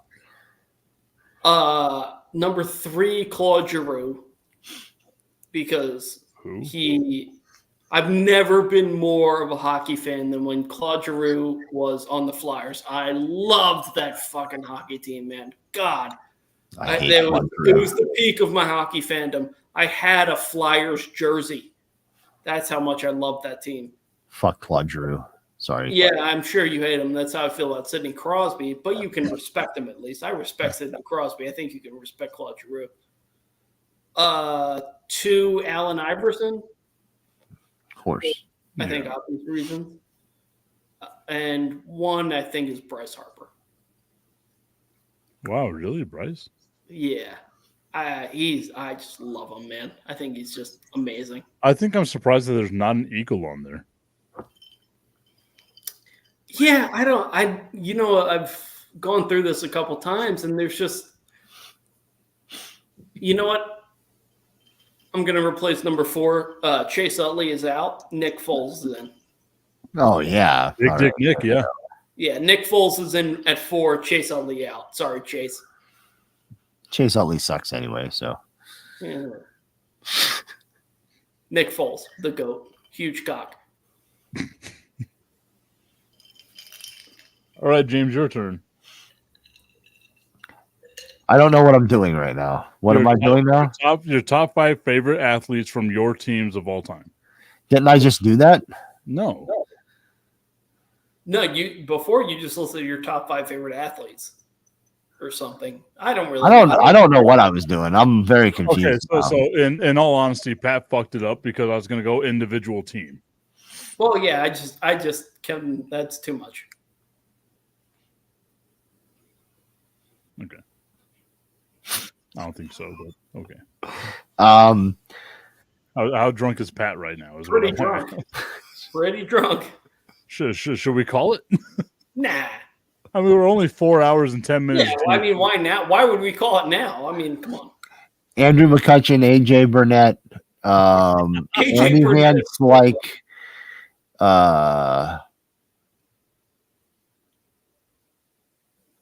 Jose Lind. Oh, nice. At 4? Oh, I'm just doing Pirates. Yeah. Oh.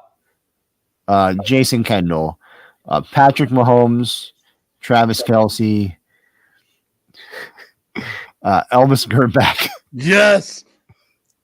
Alex Smith, Dante Hall. Dude, Alex Smith might be one of the most underrated. I loved Alex Smith. Oh, yeah. I loved Alex Smith. Oh, yeah. Sidney Crosby, Mario Lemieux, Chris Letang, Marc-Andre Fleury.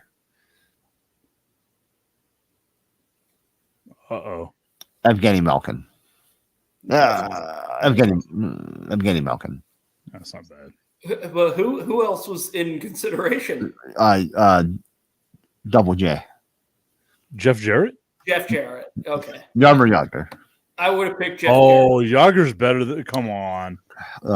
He wasn't. Malkin's been with the Penguins his entire career. Guess, yeah. More points with them, probably. Definitely more cups. 3 cups. So, yeah, you know. Yager would have been on my list of favorite flyers.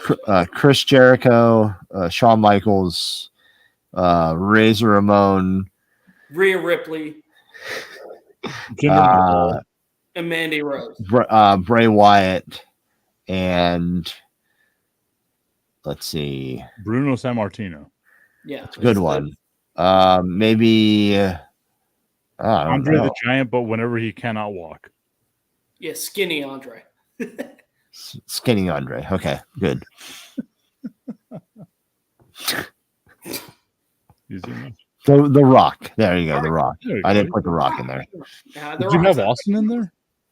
I would, as a fan, it was always the Rock over Austin. Yeah. Okay. All right, Tip. Top 5 favorite wrestlers, go. Top 5 favorite wrestlers? Yeah. All right. Well, James listed his. Why are you so surprised?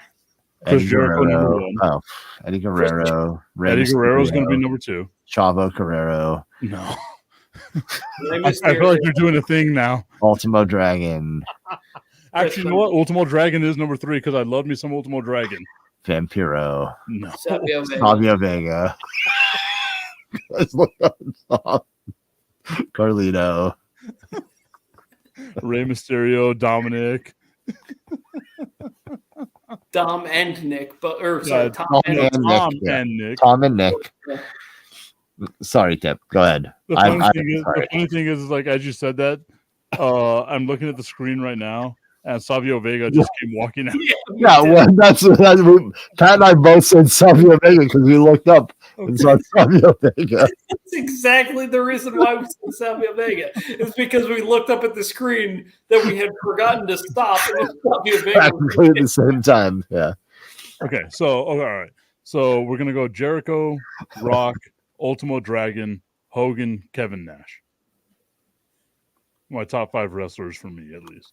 Ultimo Dragon's a crazy call. Dude, I love. Also, Kevin you got to Nash. remember, man. My introduction to wrestling was WCW.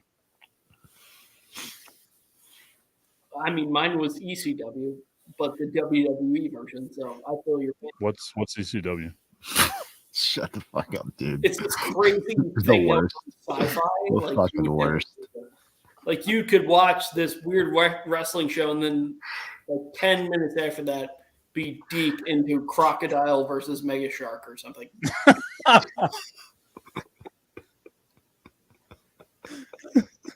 The Killer Croc. Yeah. Sharknado came on following ECW. Dude, I wish it was Sharknado. That would have been high quality for sci-fi at that point. There was something I saw from Sci-Fi once that was like 2 lava, 2 lantula. Sci-fi was fucking awful. It was awful. Oh, it's good shit. Sci-fi. ECW on Sci-Fi, iconic. Dude, the fact that the first thing that they did, God, now we're in the ECW. There we go. The fact that the In the first thing doldrums. that they did on ECW on Sci-Fi was be like, cool, we're gonna have a zombie. He's gonna wrestle the Sandman. He's not gonna have his entrance music. It's like unreal. What are you doing? And then WWE was like, sick. We got ECW. ECW, this is gonna be awesome. We got some of the guys. We got like Tommy Dreamer and we got Sabu. And however, all the matches are going to be on WWE rules, and they're going to have disqualifications. And the first Sabu match we're going to air, he's going to get disqualified. What are you doing? Oh, I loved it so much. I hate it. I loved it. He sounds like me with the Cowboys. I hate that I love them. Literally what it was like. I loved it because it was just different. It was like, oh my God, I know that Raw and SmackDown are a thing, but like ECW, oh my God. Tip daintily opening that mini fridge is one of my favorite things. What am I? It's got like a little handle. I don't want to break it. Like it's Look at what he has to do. Why do you have it there? It's like simply for the aesthetic. And it has, and I told James this before you got on, Pat. I still have from New Beer's Eve our Hopadillo, which I remember I hated, but I'm 7 beers deep, so this is number 8, which means it's pretty fucking elite. Is it? I would love to pretend that I remember that being a beer that you drank, but I do not at all. Yeah, New Beer's Eve was us in rare form. There was some things that happened on New Year's Eve. I'm sure it is. I don't remember it. Literally no recollection of that happening. So, and I just don't want to get up and get something else, so I'm getting an IPA, and I fucking hate IPAs. Well, the good thing about IPAs is usually the alcohol content is very high. Oh yeah, because that's good right now. 4 hours. Listen, I'm just saying there are positives depending on how you look at it. Fabio Vega and Farouk. Yeah, for Ron Simmons. Damn, that was a hell of a spine buster. That was a fucking good spine buster. All right, Pat. Top 5 favorite Philadelphia Eagles of all time. Shit. Wow. Yeah, I can see that being number 5. Yeah. No, that would be the Cowboys' top 5. Number 1. Gotcha. No, he didn't. He just said my joke back. Yeah, but it's funnier because your team's really bad and my team's not really bad. At least my team didn't lose to the fucking Tampa Bay Buccaneers. At least my team has won a Super Bowl in this century. Motherfucker. Yeah, you're not going to win this one, Tip. I do. My team won 3 Super Bowls in my lifetime and didn't have to wait 50 fucking years to get there. My team's won a Super Bowl in your lifetime, which is better than you can say.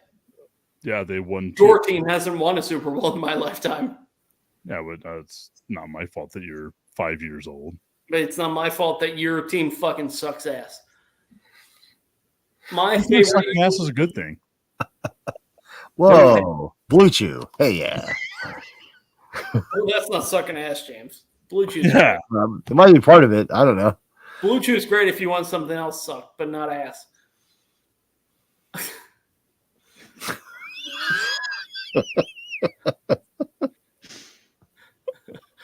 I think they're going to pull their sponsorship. Blue Chew. Use code TIP 33. From over it, or use code TIP 33 and get 15% off your Blue Chew purchase.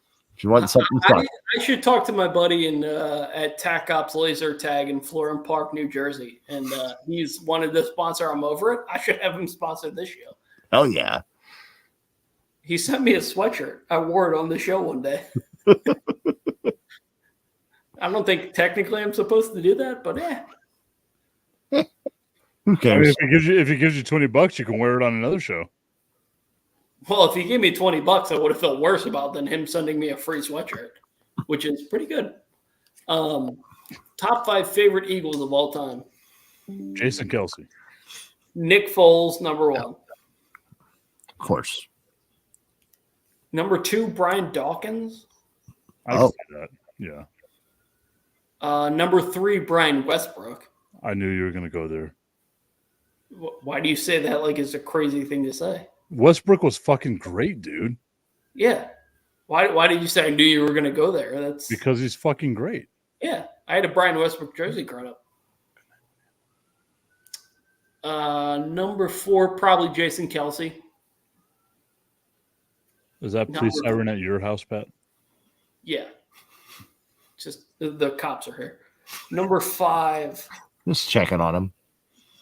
Oh man. Making sure the train can come through, okay? No dead bodies on the track. Yeah. Number 5 is probably TL. Really? Yeah. I love TL. Wow, that's a shocker. Yeah. I had a T.O. jersey. I loved him. I thought it was amazing when he was on the Eagles. I hated when he was on the Cowboys, but, we'll block that out. He's probably the 5th, yeah. I hated him on San Francisco. I hated him in Philadelphia. Loved him in Dallas. Didn't give a shit in Buffalo or Seattle. Of course he did. Or the Bengals. Oh, wow. That's the quarterback, That is his quarterback. Eating popcorn, all kinds of stuff. It was great. Yeah, I hated that shit, but he was fucking great for the Eagles. So I can't. 10 passes for 120 yards in the Super Bowl. The only other person that I would probably put in the 5 spot is Ike Reese because I just loved Ike Reese. Ike Reese, that's a good one. Wow. Yeah, I just loved Ike Reese. I thought he was great. I think for me, as far as Philadelphia Eagles, players that I actually loved was Fred Mitchell. Fred Mitchell was, that's a good one. Little Fred X. Troy Vincent. I love Troy Vincent. Yeah. I have a Troy Vincent football that's signed by him that is now completely faded and almost unreadable, but It's I got it. Yeah. It's like Step Brothers. You see that smudge right there? Randy Jackson. Randy. Yeah, exactly. I like Deuce Staley. I love Deuce Staley. And, oh, God. What was the other? Loved him so much you forgot about him. I forget his first name. What's the last name? You forgot his last name, too. Correll Buckhalter. Wow, that's a deep cut. It's a deep cut. But he was on the Eagles for such a long time. Do you know who the Dallas Cowboys traded Emmitt Smith to take over the running back duties for? So the Cowboys traded him to the Cardinals? Yeah. Oh, I thought he went as a free agent. Nope, they traded him. They traded him. They let him go because they thought this guy was going to be the next great running back in Dallas Cowboys history. Steve Jones. Troy Hambrick. Yeah. I vaguely remember that name for some reason. Because he was the Dallas Cowboys starting quarterback or starting running back for 2 fucking years. Hambrick. When Dave Campo was their head coach, and they went 5-11 for 3 straight fucking years. Dude, the crazy thing is the Cowboys from 2004 on had a bunch of really good running backs. Oh yeah. Julius a great Jones, history of Marion Barber. Marion Barber. Yeah, DeMarco Murray. Oh, DeMarco Murray. Really good running backs. DeMarco Murray was my favorite Eagles running back.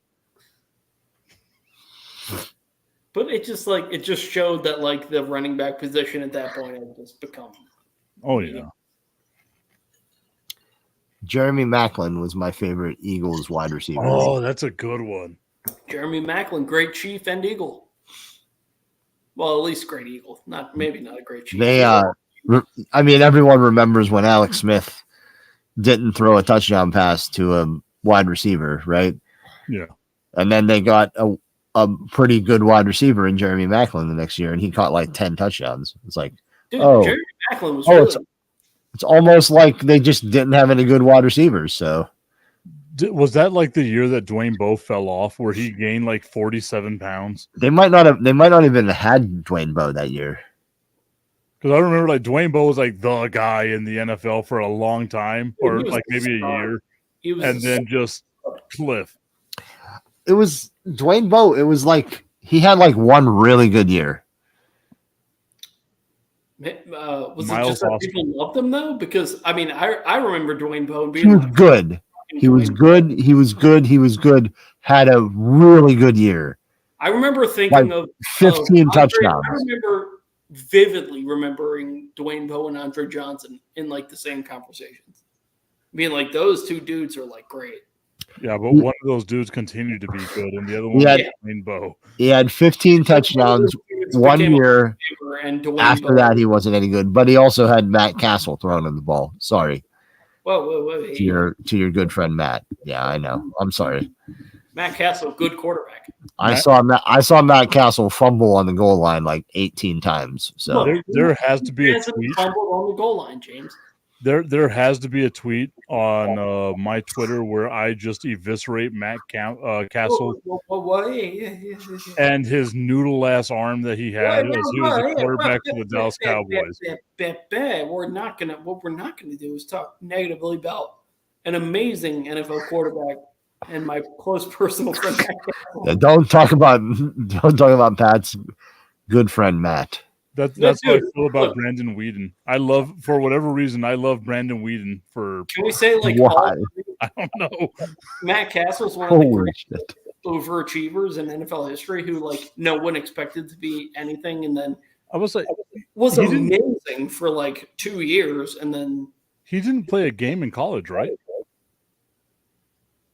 I don't know. I Because think he, that's right. I But think the that's Chiefs right. sure paid him a lot. USC.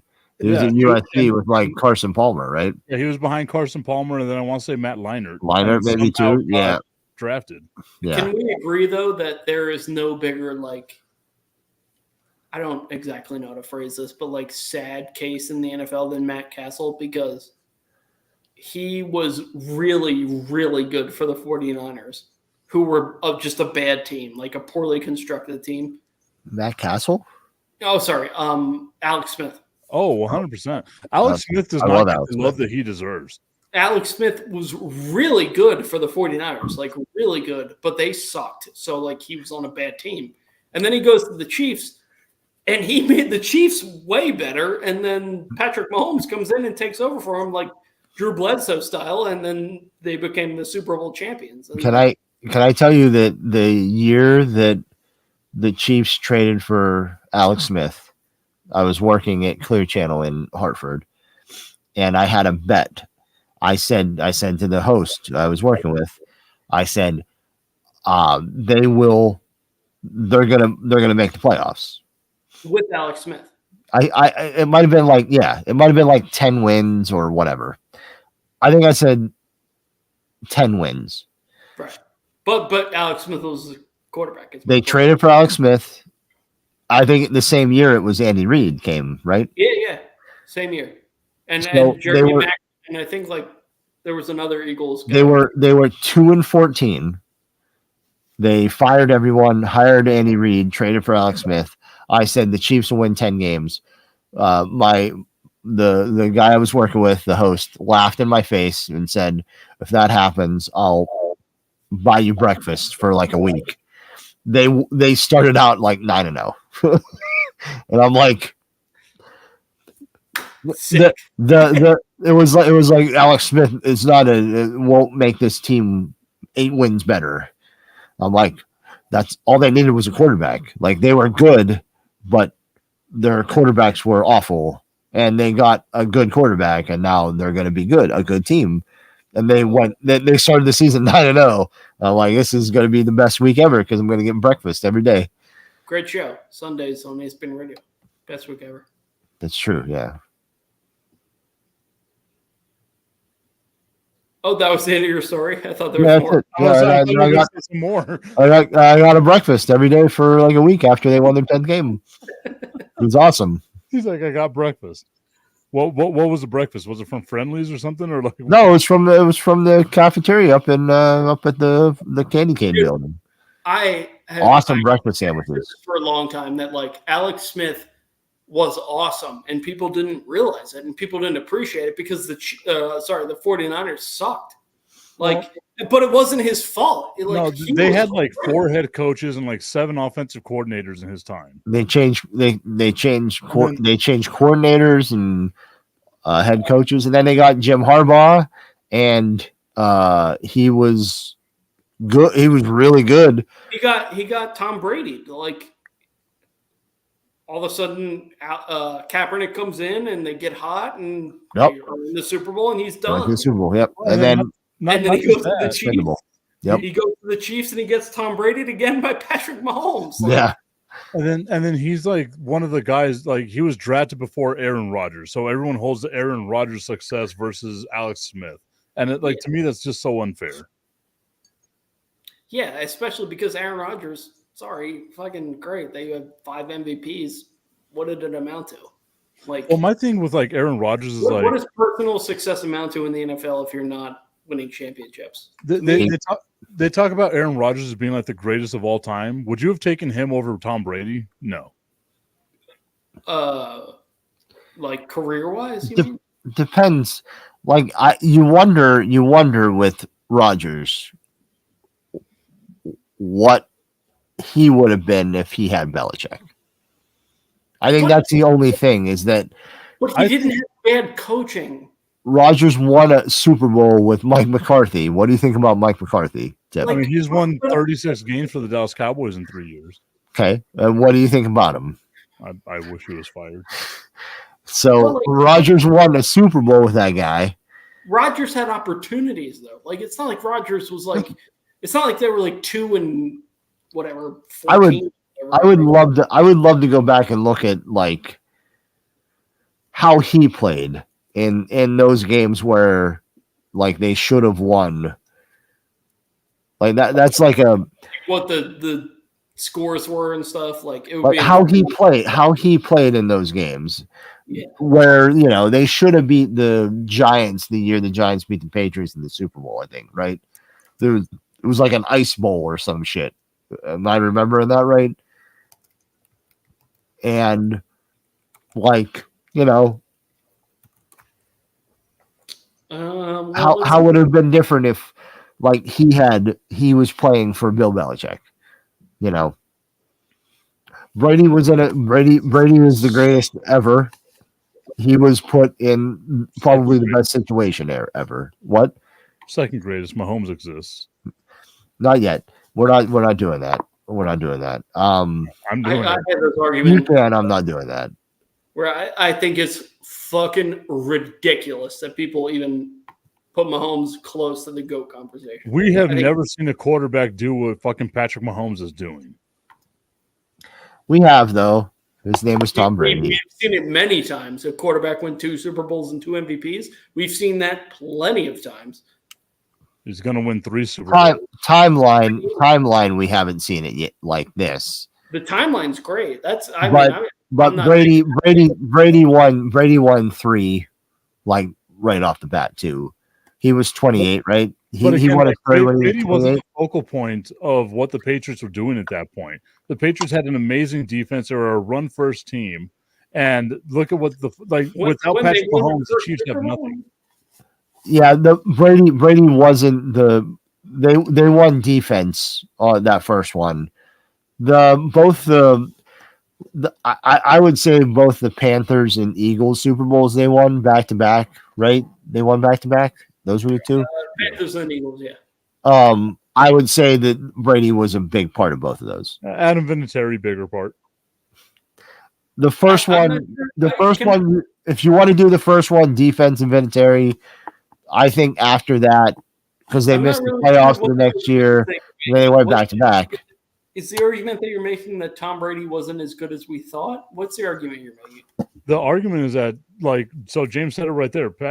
The Patriots missed the playoffs, right? Patrick Mahomes has never missed the playoffs. 6 straight AFC Championship games. He's in his fourth fucking Super Bowl right now. So if he loses his leg in the next Super Bowl, he's the greatest quarterback of all time. He's still going to be the greatest quarterback of all time. That's insane. And then look at all the passing records. You're fucking insane. Look at all the passing records that he's like eyeing right now. And this is me maybe as like a Texas Tech. But that's not. I'm not talking about the things that he potentially could do. I'm talking about what he's done. The things he's done today, as we're sitting here, he's not the greatest. He's not even close to the quarterback. Okay, so what quarterback in their first year starting throws 50? I don't care about that.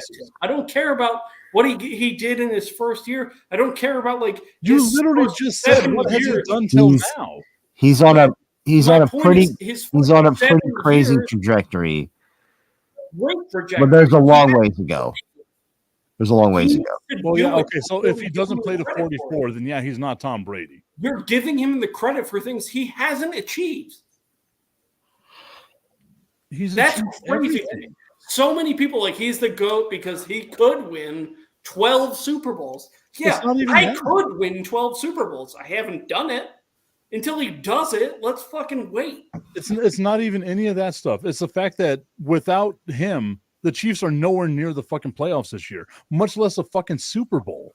Yeah, he lost Tyreek Hill. He lost one of the best wide receivers in the NFL, and everyone's like, oh my God, this team's not going to do anything now. He wins a fucking Super Bowl. Which is a really good season. That's a really good season. If they lose, or what are we going to do? Be like, even though he lost, he's the GOAT. Okay. So in his time starting as a quarterback, he's just had 6 really good seasons.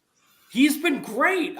He's won 2 Super Bowls and 2 MVPs. That's all it is. Just 6 really good seasons, according to fucking Pat Costello. No, that's because not. We don't want to look at fucking now you're completely misquoting me. This has been a really good season so far. It has not been. He has Marquez Valdez-Scantling as his number 1 wide receiver who drops balls more than fucking you do in your mouth. So, I mean, it's fucking regular. Like, he's got nobody as a wide receiver. You even said earlier this year. He's Travis Kelce. What are you talking about? Travis Kelce's a Hall of Famer. What are you talking about? Pat, we'll go over this one more time because you walked it back a few weeks ago whenever you were watching one of these Chiefs games where you were like, you know what? We don't need to go back don't have any wide receivers because I had said it, and then you were like, you know what? After watching this Chiefs game, they really don't have any wide receivers. They don't until Scantling started catching passes again. That's Rashee Rice. Rashee Rice is really good. The point that we're talking about is that you think that Patrick Mahomes is the GOAT already, and he's not. Yeah. He's so clearly not. He's not even. He might not even be in the top 10 already. I think that. I feel like you're just doing the little Kane contrarian thing right now. No, he's not the GOAT. He's on a pretty crazy trajectory right now. But like if tomorrow goes the way I want it to go, he's gonna be in like a different kind of like stratosphere. Yeah. As far as where you're putting him legacy-wise, but yeah. Either way, like 4 Super Bowls in 6 seasons. Yeah, he'd have won 3 Super Bowls, which is great. It was crazy. That's the 4th amount. It's like insanity. Unreal. Yeah, I mean the trajectory is a pretty insane one. So just based off of what happens tomorrow, he's either fucking just he's at a regular season or he's on a different trajectory. I don't know what game. Like in like the Peyton Manning sort of conversation. He's already won as many Super Bowls as Peyton Manning. Yeah, and 3 less MVPs, but that's fine, I guess. Peyton Manning won 2 MVPs. Peyton Manning won like 17 MVPs. He won like 5, I think. I'm pretty sure he won 5 MVPs and went to like, I don't know, 15 Pro Bowls and was an All-Pro like 12 times or something stupid like that. Like, okay, so forgive Patrick Mahomes for not playing 15 years. Yeah, I know. Peyton won 5 MVPs. 5, yeah. What was the rest? Like one Super Bowl MVP, Yeah. 2-time Super Bowl champion, 2-time Offensive Player of the Year, Right.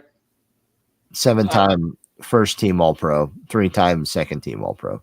So 10 All-Pros. 14-time Pro Bowl. But that doesn't matter anymore. I'll say Pro Bowls is It's mostly the All-Pros are more important. For sure. 10 All-Pros and 5 MVPs and 2 Super Bowls. But I guess Patrick Mahomes with his 2 Super Bowls and 2 MVPs is on the same level. I guess that's exactly the same. Just because we think that maybe 10 years from now he could be really good too. That makes sense. Yeah, good argument, Tip. That's great. I guarantee you right now, if Patrick Mahomes wins the Super Bowl tomorrow and fucking retires, he's in the Hall of Fame. Of course, he's in the Hall of Fame. Lamar Jackson's going to be in the Hall of Fame. That's on a 6-year career. On 6 years, he's a Hall of Famer. Lamar Jackson's a Hall of Famer. No, he's not. Yes, he is. He's won 2 MVPs. Not. He's going to be in the Hall of Fame. Just because he won 2 MVPs, what has he done in the fucking postseason? Oh, well, I mean, what's Patrick Mahomes done? He's only won 2 Super Bowls. That's all. Oh, Patrick won 2 Super Bowls. He's the GOAT, I guess. So, you know. This coming from the guy who no more than 20 minutes ago was like, "Oh, your team hasn't won a Super Bowl this decade or century." But Patrick Mahomes has won 2 in fucking 6 years. Yeah. Oh, in more recent times than the Philadelphia Eagles have won a Super Bowl, Patrick Mahomes has won 2. Sorry, my bad, Tip. He's been to 4 of them. Text me the link to the article of the Cowboys who have won MVPs. This isn't about the Dallas Cowboys. You just made it about the Dallas Cowboys. You did. I didn't even say the Cowboys. I said the Eagles.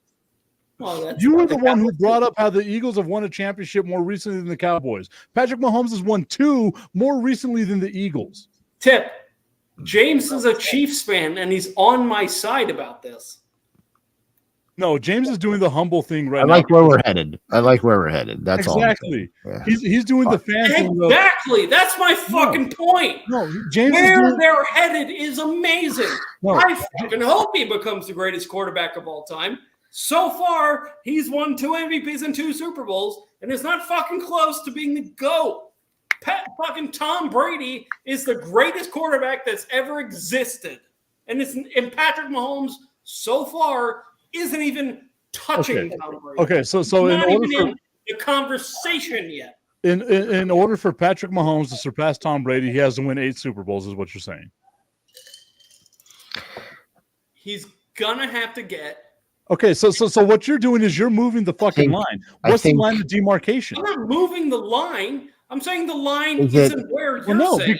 Because if the line is Tom Brady, if the line is Tom Brady, like 20 fucking feet ago. No. And I'm saying the line's way down the road. No. According to your logic, no, it's down the road for sure.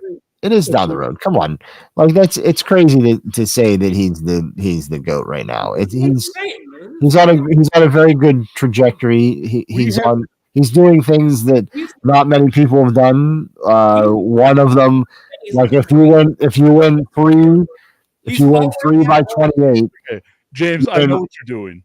I know what if you win 3 by 28, you're in very rarefied air. That's Brady territory, and that's where people go and want to compare them.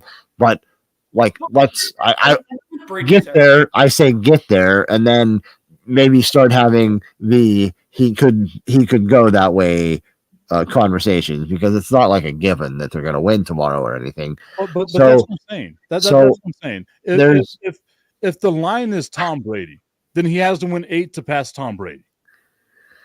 Because everyone's saying, okay, if all we're going to compare him to at this point in time is Tom Brady, then he has to win more than Tom Brady. I would say. And I don't think that's true at all. So Brady won 7. There was like a 10-year gap? Yeah. Between his 3 and 4, yeah. Right. So I'm not saying they're going to get. I'm not saying he's going to get there, but if there's not a 10-year gap and it continues winning, then I think, because Mahomes isn't going to play until he's like 46 or whatever Brady was.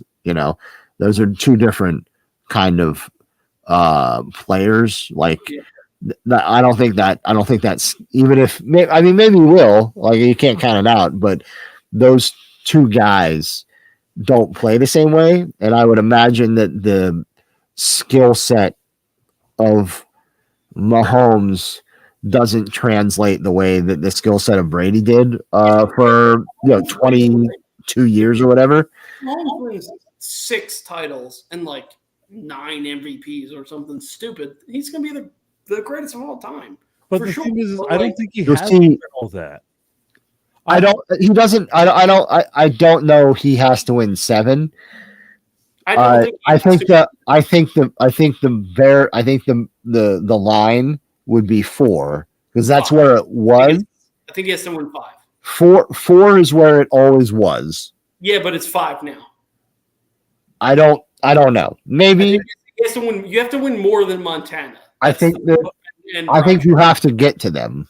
You have to win 5. No. If you I get, I don't know how I feel. Like right now, I feel like to ever be in that conversation. This is just me. I feel like you have to get to 4, no. and then Wrong. whatever other things come into play. Because if he gets to 4, then he will have been in more Super Bowls than Joe Montana and Terry Bradshaw and whoever else. You're still I'm just- so short.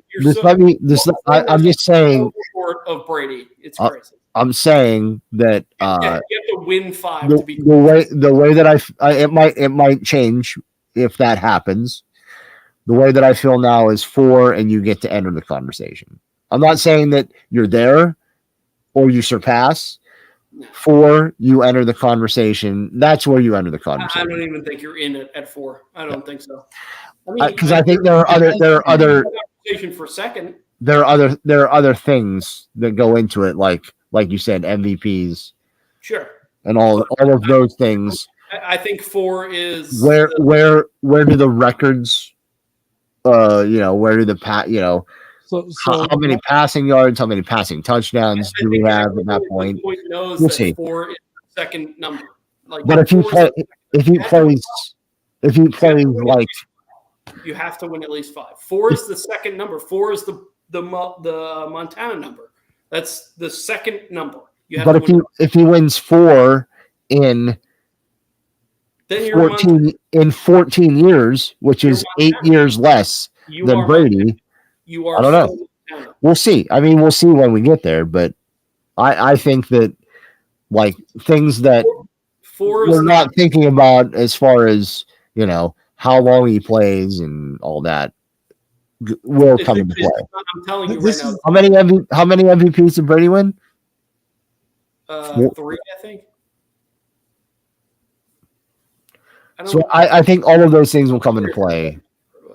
I might be wrong. I might feel differently if we get to that point, but I think that's where the conversation starts. Is at 4? Tom Brady was a 5-time End his MVP. career with 4 5? touchdowns. Okay. That would be a disappointment. Well, but this is the thing that I'm saying, Maybe. right? Like with the way that his trajectory is, I could feasibly see I Patrick think- Mahomes retiring at like 31, a la Calvin Johnson, a la Barry Sanders, 31. and still being considered the greatest of all time. No, he won't be. The game But comes fine. way too easy to him. That's fine, but he wouldn't be. I mean, they'd have to go. They'd have to win every Super Bowl until he was Okay, 31 so for tell me that this. to be the case. How is it that Barry Sanders can be That's not gonna considered the happen. greatest of all time whenever he's nowhere near it? People say Emmitt Smith's the great. What are you talking No, about? they don't. Don't pull Emmitt that Smith bullshit. is There not. are- Do not pull that bullshit on me. There are arguments to be made about Barry Sanders, but he didn't play as long as Emmett, and is close to Emmett in yards. He Exactly. didn't play on good teams and was close in yards. That's a different conversation. Running backs are a different conversation, though. Well, no, But running you would back. say- you would say- are a different Who says conversation. Emmitt- People could say Jim Brown, and he never won a Super Bowl.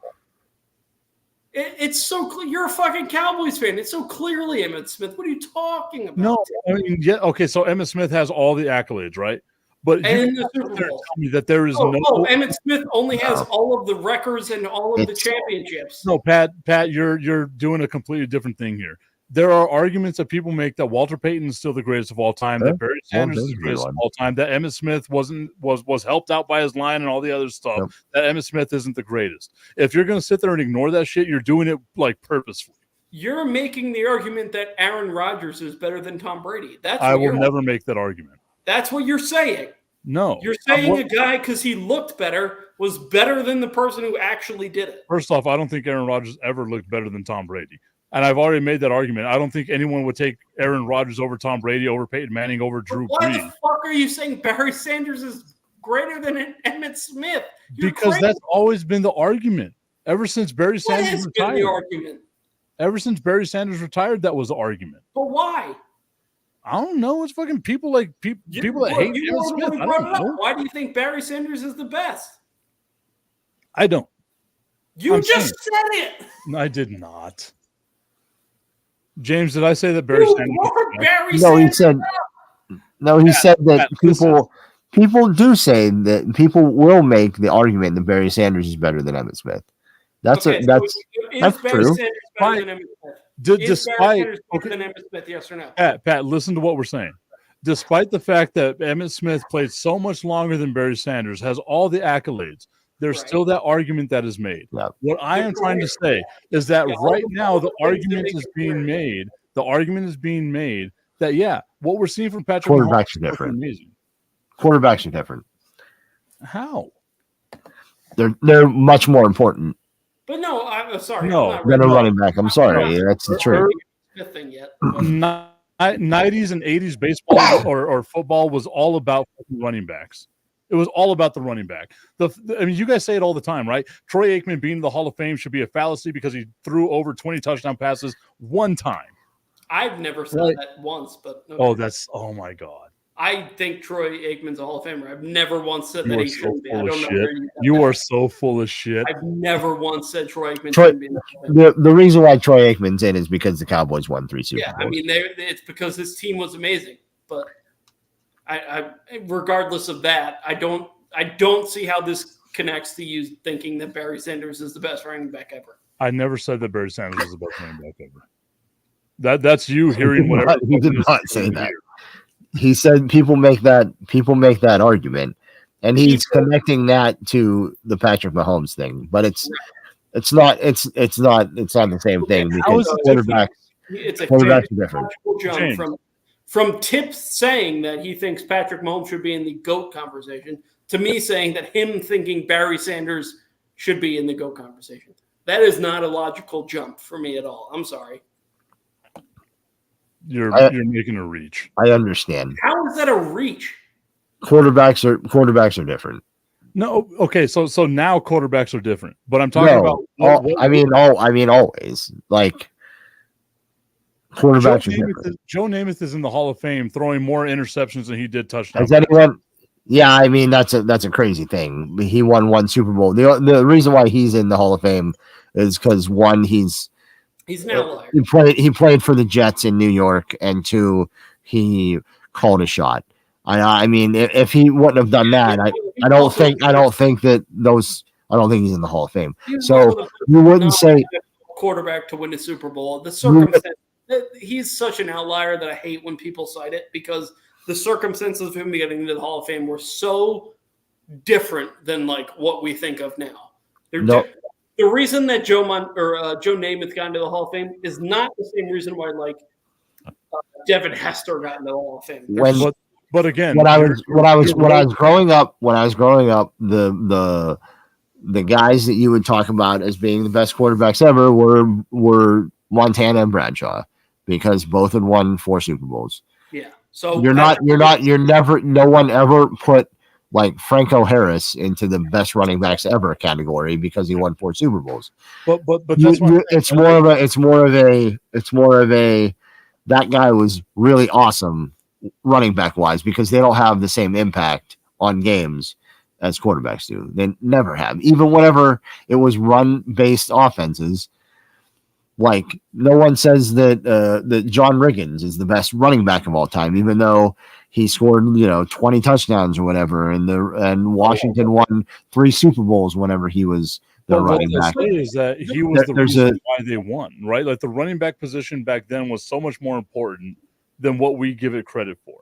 It was more important than it is now, but it wasn't the most important.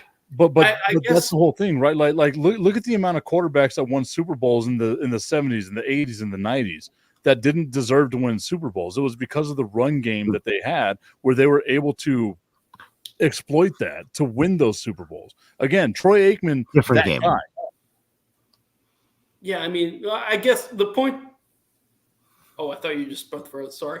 I guess the point that I'm making is that the way that Tip you are thinking of Barry Sanders now is how people think of Patrick Mahomes, whereas Tom Brady is what Emmitt Smith is, right? Like Barry Sanders could have been the best ever, but he's not because he didn't do it. They also look Patrick long. They also has look the longingly back on a guy who was wasted too. I mean, it's like a But that's what I'm talking about, right? Like whenever you look at the people like the Tom Brady's, like the Emmitt Smith, like the Jerry Rice, what they did was so unique and so far out of balance that it shouldn't be compared to what players can do now, right? We should not hold Patrick Mahomes to that standard. We should not hold any wide receiver to what Jerry fucking Rice was able to do, right? Because T.O. and fucking and Randy Moss were nowhere near. Jerry Rice is the greatest of all time. And that's there's what I'm saying, there's no like So argument whenever about you that talk one. about those players, like those players I that just did don't agree with amazing the logic. things, they cannot be in this conversation. Why? Well, I mean, a wide receiver now could be. It's just Brady and the now Patriots. more I than mean, ever. they have to get to those numbers though. I don't know if I don't anyone's think ever they have to get to even those now. astronomical. Yeah. They have to come close. They have to be within. Look Within, like, the margin. at Which Jerry is why I don't think Rice's. 4 is enough for Patrick Mahomes. Look- 4 gets you to Bradshaw and Montana. Look. That's not enough to be the greatest of all Look, time. You have to be at least at 5. That's I what I'm think saying. there's- There will never be another running back that gets close to Emmitt Smith. There will never be another wide receiver that gets Probably close not. to Jerry Rice. There There's will never be definitely- another quarterback. Yeah, Well, Jerry Rice played for like 20 seasons too, so it's going to be a tough. That's a tough thing. there is Emmitt for Smith sure. played for It's 18 seasons. like Will Chamberlain's 100 points. But like, Sure, there's going to be someone that gets close to Jerry Rice because it's a passing lead now. When But- he but- set the record, yeah, it was- maybe, yeah. It's gonna. Jerry Rice was so good for so long. That'll be a tough one. that's like saying that no one's going to catch Kareem and LeBron. No, I'm not saying nobody is. I'm gonna say I think that's harder than Someone's going to catch it. it's gonna be harder than you think, But, just but because of the longevity. Oh yeah, it's That- not even that's what I'm easy, saying, but right? Like, someone's going to catch that. Like even with this being a passing league, they're gonna have to play for like 15 years Yeah. to and that's not gonna happen. accumulate. I think Sure. you're going to see someone like a Julio Jones plus type guy who's going to be able to do that. Yeah, they're gonna have to be Julio for longer though, like for like an extra 7 years. Like there's no one right now who's gonna be close to that. No, it might not even happen in our lifetime. No. But yeah, I think it's going to happen. I think that one will get passed. I think Emmitt Smith will never be That one. Rice is probably more likely than Emmitt Smith, just because nobody runs the ball anymore. just not running league anymore. Like if someone catches on, like you get someone who's like Tyreek Hill, but does what Tyreek Hill did like last season for like 5 straight seasons, like 1,800 yards to 2,000 yards, and breaks a record or two. Then you'll maybe have a chance to catch Jerry Rice, but even then you have to do it for so long after that. After you could have like a 5 to 6 Jerry Rice years, will still catch passes for like the Seahawks. like 43 or whatever. Like he was in his 40s. This is the thing that I want to bring up, right? Like we're talking about how like it's something that could happen, right? Like maybe someone can catch up to Jerry Rice. The next closest player to Jerry Rice that's active right now is Devontae Adams at number 12 with 95 touchdowns. He's 102 touchdowns Yeah. behind Jerry Rice. Crazy. We just said that it was probably not going to happen with anyone active, though. Tip. Thanks for listening. But that's the thing that you're talking about. Like you would have to Devontae have a guy. Adams is like 31. Devontae Adams has been playing for 10 years. Is he 31? What do you mean? Like his age? Yeah, he's like 31 years old, right? He just turned 31. Yeah. It's crazy. Yeah, I don't But think that's what I'm talking about, right? So whenever you think of the guys like Jerry Rice, that any of us think could catch Jerry Rice. That's not like we weren't. but even close. that's what I'm talking about, man. Like what Jerry Rice did, what Tom Brady did, what Emmitt Smith did, is Right. so out of the mind crazy. It's like thinking that someone's going to reach Ty Cobb and wins, right? Like, or not Ty Cobb, Cy Young and wins. It's never Right. going to fucking happen. Correct. So we should not hold them as the standard for someone like a Patrick Mahomes. Wrong. Oh my god. Dumb. What you just said is dumb. We shouldn't hold the people at the top as the standard to get to the top. Is dumb. Okay, so basically what you're saying is there'll never be another great wide receiver. There will never be another great running back. Have There'll you been never be another great quarterback unless they win 8 fucking Super Bowls. You've been listening to anything that's been said in the last Tip is just much a more than content machine right now. we literally just talked for the last 10 fucking churn minutes it about out, how we baby. think someone's going to beat Jerry Rice soon. Maybe not a current player, but someone's going to beat him. That's literally what we were just talking about. I mean, you even look at it, Randy Moss and Terrell Owens. They're 40 touchdowns behind him. He's still trying to justify it. I'm not trying to justify it. I'm telling you what the Content facts are. machine. Telling you what the facts are. I know what the facts are, Tim. I'm We're not the talking Bristol. about the facts. Help me I put know. it. I don't think Terrell Owens is going to catch Jerry Rice. I think we're all pretty clear that that's not going to happen. Well, no, but I'm saying like even fucking Terrell Owens played 15 seasons Right. as the greatest wide receiver of all time. Randy Moss played 15 seasons as the greatest wide receiver of all time. Well, I don't understand what your point is. That Randy Moss is better than T.O.? I agree. No. It's that those players like Jerry Rice, once again, Tom Brady, Emmitt Smith. You don't think anyone's going to beat Jerry Rice? I think someone will eventually. I think I don't someone think so. could beat Tom Brady eventually. I I don't don't think think it's gonna be Patrick Mahomes We- should even be. we do fucking not close see- to that we do not conversation see- is the point that I was trying to make. Jerry And Rice I is think that super hard. all the things that you just said prove my Smith's gonna fucking be point. super hard. No, Brady, those three guys though, Brady and Emmett and Jerry Rice, gonna be like super hard to get there. Correct. Yeah, That's my point about Patrick Mahomes. yeah. That The- is that's hard, the hard only- to get there, and he's that's not my close point. yet. That's my point about Patrick Mahomes is that you cannot say that just because of an arbitrary number that you want to come up with, he has to win 5 Super Bowls. And then That's maybe what I wanna then come up me with. as Patrick Costello, I'll say that Patrick Mahomes, after winning 5 Super Bowls, will be the greatest of all time. I'm not coming up with it. You just said it. James said, hold And on. we're gonna James, compare him to Pat, the other Pat. people who won 4 Super Bowls. Pat, James said, if he gets into 4, he'll be in the conversation. You said, no. He has to win 5. Because of the other people who won 4, Tip. It's not me coming up with it. It's the other guys who won the fucking Super Bowls. What are I you think- talking about? I say 4 because you look at Mahomes and just how he plays. You're going to look at him and compare him to Bradshaw, and you're going to be like, yeah, that's a better player, right? So much better. You're going to look at Mahomes and compare him to Montana and probably do the same thing. Maybe not as the gap isn't as wide. Which is why 5 is the And then- number. And then, so that automatically puts him, Yeah, with the I would say Montana- that probably would automatically put him at It's a 2. crazy thing to say. I don't know why this is like me. It would automatically put him at Stepping out 2. on a limb. And That then winning 5 Super Bowls, winning more than the second most winning Super Bowl quarterback of all time is crazy. If he wins 5, he's going to be closer to Brady than Montana or fucking Bradshaw. No shit, Captain To me, Obvious. this is a fucking layup. No shit, Captain Obvious. Thank you. That's what I'm saying. That's my whole point. It's arguably the dumbest fucking point I've ever heard. How is it? Not. It fine. is. I just for me and Pat, like we're we're like the same thing, just like James and I are just one off. We're very close. I just think we see it differently. It might just be because I'm biased too. Well, but I also think yours is more along the lines of you're trying to be the humble fan who doesn't want to be bragging about how great his fucking quarterback is. I don't know.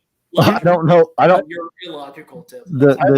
I think what we do is like we cannot appreciate greatness. This is weird. I mean, maybe I just like I want to try to. Who's not appreciating? It has nothing to do with appreciating. Very much appreciate it. Like, man, it was bad. It was bad before this, man. Yeah, I mean, you know more than anyone how bad it was for Kansas City before the arrival of Patrick Mahomes. I saw some shit. Elvis Gerbach. I loved Elvis. And McCaffrey was talking shit to me about the fucking playoffs in 1997 whenever Tony Gonzalez caught that pass in bounds when they called him out of bounds. Fucking like it's just been heartbreak since then, man. Like I don't even. Tim, do you truly believe that if Patrick Mahomes, like his leg fell off in the Super Bowl tomorrow, he's in the GOAT conversation? Did he win? Did he win? Sure. Even if he wins, sure, man. Winning is not a quarterback stat. No, it is. But it is, though. It isn't. It isn't, but it is. Trent Dilfer, Brad Johnson won fucking. How many games did they won win? a Super Bowl? One. Yeah, yes. one. Yep. Because Eli Manning won 2. Brad Johnson as the GOAT. Eli Manning won 2 Super Bowls, which ties him with what and he's a Hall of Famer. No, that's not. No. Joe, you know, it's going to be a Hall of Famer. But you know that's different, though. Eli Manning won more Super Bowls than fucking Aaron Rodgers. Yeah, you know that it's different, though. And they're both going to be in the Hall of Fame. That's not what we're talking about. You know why it's different. I don't honestly. I do not know why. You do. I legitimately. I promise you. So you're saying that Eli Manning is better than Aaron Rodgers? No. Exactly. I will never say. Why? Why? Because I don't put stock in wins. Tip. I do not put stock in wins. I put stock in what I see the player doing. That's not quantifiable. There's nothing. So Dan Marino is not considered great at all because he didn't win shit. No, people think Dan Marino is great. Nobody thinks Dan Marino is the best quarterback of all time. But you're the one who's putting all the stock in wins. Because it matters. You have to win X amount of Super Bowls in a team game where you're a 1/3 of what the fucking team is. I'm sorry, Patrick Mahomes is not important to how successful the Chiefs are? No, I'm not talking about any of that shit. I'm talking about individual stats minus wins. When we look at what Patrick Mahomes does as a quarterback, what he does as a passer, the amount of fucking touchdowns he has, the amount of yards that he has, what he does on the team. Weren't you the one earlier that said Patrick Mahomes is the reason that the Chiefs are here, and because of Patrick Mahomes' play that they're here because they sucked otherwise? Pretty sure that was you, buddy. It was me. I didn't say it was all because of wins. I'm not the one saying it's because of Super Bowl wins. Jesus Christ. I'm saying it's because Patrick Mahomes gives them a chance to get there. A chance? Yes. A chance. In an ideological world, in fucking utopia, you have a 1 in 32 chance of winning a Super Bowl. In utopia, once out of every 32 years, your team should win the Super Bowl. That's utopia. This guy has gotten them there twice to win it and has been there 4 times with a chance to win it. Right. How are we not saying that's fucking great? It's great. No one said it isn't great. We're just not saying he's the greatest player of all time. I didn't say it was great. I said he's got to be in the conversation with it. We got to be talking about it. Here's how I know he's not in the conversation, because Tom Brady went to 10 and won 7. That's how I know he's not. Because Tom Brady has more incredible stats and more achievements personally than Patrick Mahomes has. Because a lot of quarterbacks, actually, if you look at it, have a lot better stats and a lot more achievements than Patrick fucking Mahomes has. So LeBron and Jordan. Great. I just think that saying that he's the greatest of all time because of what you think he could do in 10 years is fucking ludicrous. So LeBron and Jordan. Everyone is saying He's the greatest because I think in 10 years he could be better than Brady. And he's not that yet. He's not close to that. So far, he's won the same amount of Super Bowls as Eli Manning. So again, I'll go with what I was saying. The LeBron and Jordan conversation. Statistically, LeBron James is the greatest fucking basketball player we have ever seen. He also played 8 more years than Michael Jordan did. Correct. What is your point? We look at Michael Jordan as the greatest fucking basketball player of all time. Oh, because he is. That's why. Oh, my God. I mean, that's an easy one. That was, I don't know how that helped your Okay, point. so what we have to do is visit this conversation at the end of Patrick Mahomes' career, and if he won 5 Super Bowls, the arbitrary number brought up by Patrick Costello, That's not an now then arbitrary he can not number. I only don't just know why you're- be in the conversation How with is that Tom an Brady. arbitrary We number? won't give it to him. He'll be in the conversation. How is that an arbitrary number? How is 5 an arbitrary number when it's more than the other quarterbacks who have won Super Bowls besides Tom Brady? How is Because that winning Super Bowls back then was a statistically easier thing to do. Well, that's not arbitrary. You keep saying that's an arbitrary It's 100% number. arbitrary. I didn't pick 5. 5 You is just did. more than the second place quarterbacks who have won Super Bowls. That's not You arbitrary. picked 5. You said, not James, not anyone else. You said, well, the only way Patrick Mahomes could be in this conversation is if he wins 5 Super Bowls. James is like, Correct. well, maybe 4. Because You were like, that no, would no, be no, one James, more. it'll be 5. Correct. Yeah, very easily explained. Not arbitrary at all. 5 is 1 more than 4. You've heard of math. And that's more than... You don't believe what the fuck you're saying right now. No, I just left that because that was a pretty funny line, and you can't even deny it. 5 is more than 4, which is more than Joe Montana or Terry Bradshaw. That's not arbitrary. That's literal. There's 5 is more than 4. But that's the thing is no one puts If Terry Patrick Mahomes Bradshaw. is more than the guys who have won 4. That's more. But no one puts Terry Bradshaw in that conversation. Do they put Joe Montana in that conversation too? No one puts fucking Terry Bradshaw in that Do conversation. they put Joe Montana in that conversation too? Okay, so half of what you're saying is true. 50% of it is a half and half thing. No one puts Terry Bradshaw in that conversation despite having 4 Super Bowl wins. Tip. Do people put Joe Montana in the GOAT conversation? Yes. Do people put Tom Brady in? Or do people put Terry Bradshaw in that conversation? Yes, they do put Tom Brady in the GOAT conversation. Do they put Terry Bradshaw in that conversation? Not as much. Not as That's much or not that's at not all? a good argument in your case. Not at all. They This do is not not- put him in this is there. not- this is not a Not winning at team. all. Why? Because winning a Super Bowl is not a quarterback stat. Except for when we're talking about Joe Montana and Tom Brady. Then it is, right? You're the one saying that. In your argument, you're No. only taking out Terry Bradshaw, but you're keeping in Joe Montana and Tom Brady. Why? Those are fine, but Terry Bradshaw's out, right? Why though? The only person I put as the greatest of all time is Tom Brady. Right, but you can. I admit don't think of Joe Montana as the greatest of all time because he played in a different era where there was no What? free agency and you can keep the whole fucking team together. he's Why? won Super Bowls, right? And he's Why, Hall of Famer, etc. Pat? Correct. Pat, Yes. is Montana in the conversation for you? Of greatest of all time. Yeah. He's second. Where's Bradshaw? Oh, I don't know. Not even top I haven't thought the list out that thoroughly, but He's not even Why? top 10. Why is Montana automatically 2 and Bradshaw? I don't know. Career achievements. Which would be what? Statistics and Statistics and Let me reach in my ass for a fucking excuse. One- What Pat's like- doing. Like I agree. Montana's statistics aren't really like overwhelmingly like great, right? Why wouldn't like Well, it's because why honestly, wouldn't like Peyton be there instead?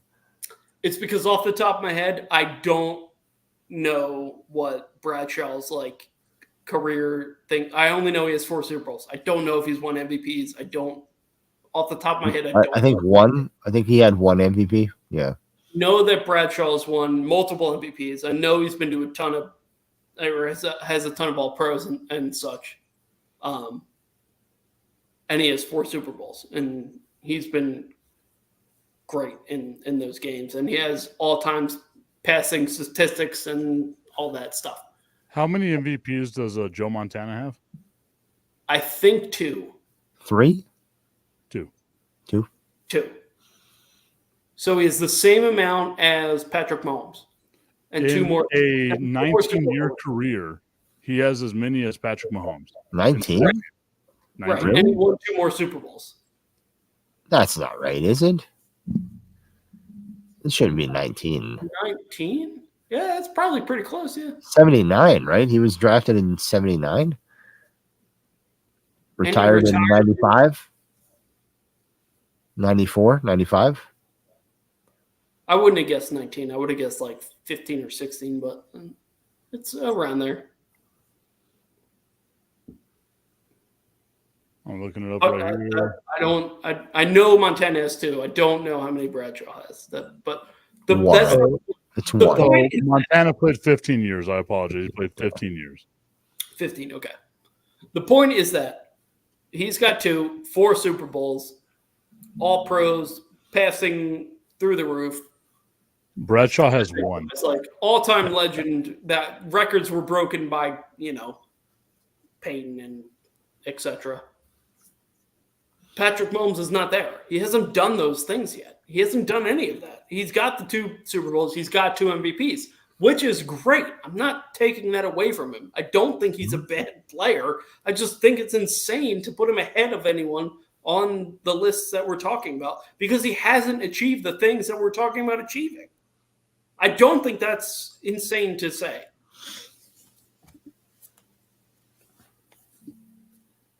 Where is Patrick Mahomes on the all-time passing list? Where is Patrick Mahomes? I'm looking that up right now. Passing I mean, those things are. I mean, that's hard because. Yeah, 6 years, right? Or whatever, 18, 19, 20, 21, 22, 23. So 6 years. So it's not going to be. He's probably.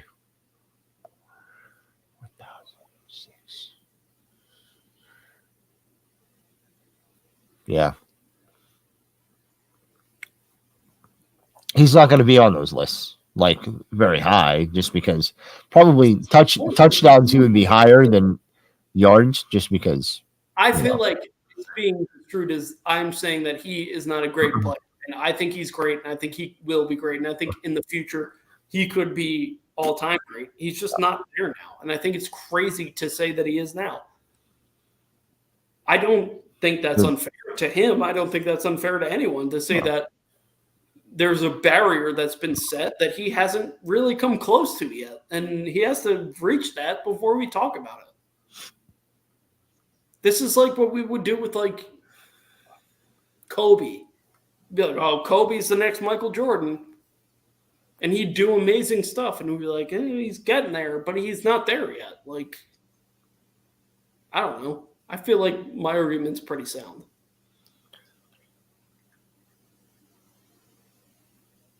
I'm trying to find this. I keep getting fucking running back. Would you put Kobe over LeBron? Yes. I personally do, yes. Really? Why? Championships. One more? It's really close. It's a They tough both argument. played a really long Like amount. that's like the only thing that he has over It is. LeBron, right?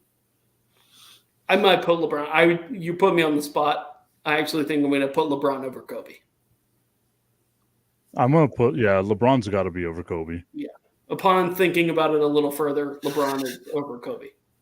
Kobe's great. Love Kobe. Amazing. So Yeah, currently, absolutely, Right yeah. now, in his 6 years as a starting quarterback, Patrick Mahomes ranks number 39. All time Holy in- shit. 39. That's high. He has I would never have thought 219 that. touchdown passes for his career. How many? 319? 219. 219. Okay. That's in what? He Passing is- yards or What was that? Wait, what? Only 219? I don't know if this is updated. Yeah, it's the whole year through 2023. So yeah, he's at 219. It seems For low his for somebody. I 6-year don't know why. career. TDs. Yeah. He is 13 behind Steve Young. How far behind Montana is he? I don't think Montana had 300. I think Montana was Who has fairly the most? low. Does Brady have the most? Yeah, Brady Brady has has the most everything. Brady No. has 6. Brady has 649. Drew Brees at 2 has fucking 571. I was gonna say I know Brady and Breeze were at one So point. Joe Montana has 273. Mahomes at 219. So he's like 50 touchdown passes behind. 219. And yet Tip is questioning why I think that Patrick Mahomes is not yet in the GOAT conversation. You're telling me that in fucking 10 years Wow. he can't get 50 We're more not 10 years touchdowns? in the future, Tip. We're right now. We're looking at it. He's 39. This is the point that I'm making. I'm not saying he couldn't be amazing in 10 years. We're not 10 years into the future. That's the point that I've been fucking making, that I've made on ESPN radio multiple times, is that like we assume that he's going to get these things and we're attributing these things to him that he has not achieved yet, which is crazy to me. Like, it's amazing what he's done. He's all-timer for already. He's going to be in the Hall of Fame. All of that is true. He's not the GOAT yet. Can we let him achieve it before we call him that? But why does it have to be like up there before we give him his flowers? Why does he have to achieve the things that need to be achieved before we give him the Why credit? does it have to need to be achieved? Because he hasn't done anything yet. Why he hasn't done anything? He's won 2 he hasn't done any of those. No. Your words that came out of your fucking mouth right now where he hasn't done anything. That's what you're holding against him, is that he hasn't done anything. Your words. Relax. Misstatement. Mistake. He's clearly done stuff. He hasn't achieved GOAT status because he hasn't done enough to achieve GOAT status. He hasn't done the things necessary. How 39th in passing touchdowns, correct? Name who's the people above him. Name some of the people. Who's 38, 37, 36? Name some of the people. I'm looking up. I'll get to that in a second, but I'm looking up like Joe Montana's stats for his first 6 years. He led the NFL in touchdown passes with 17.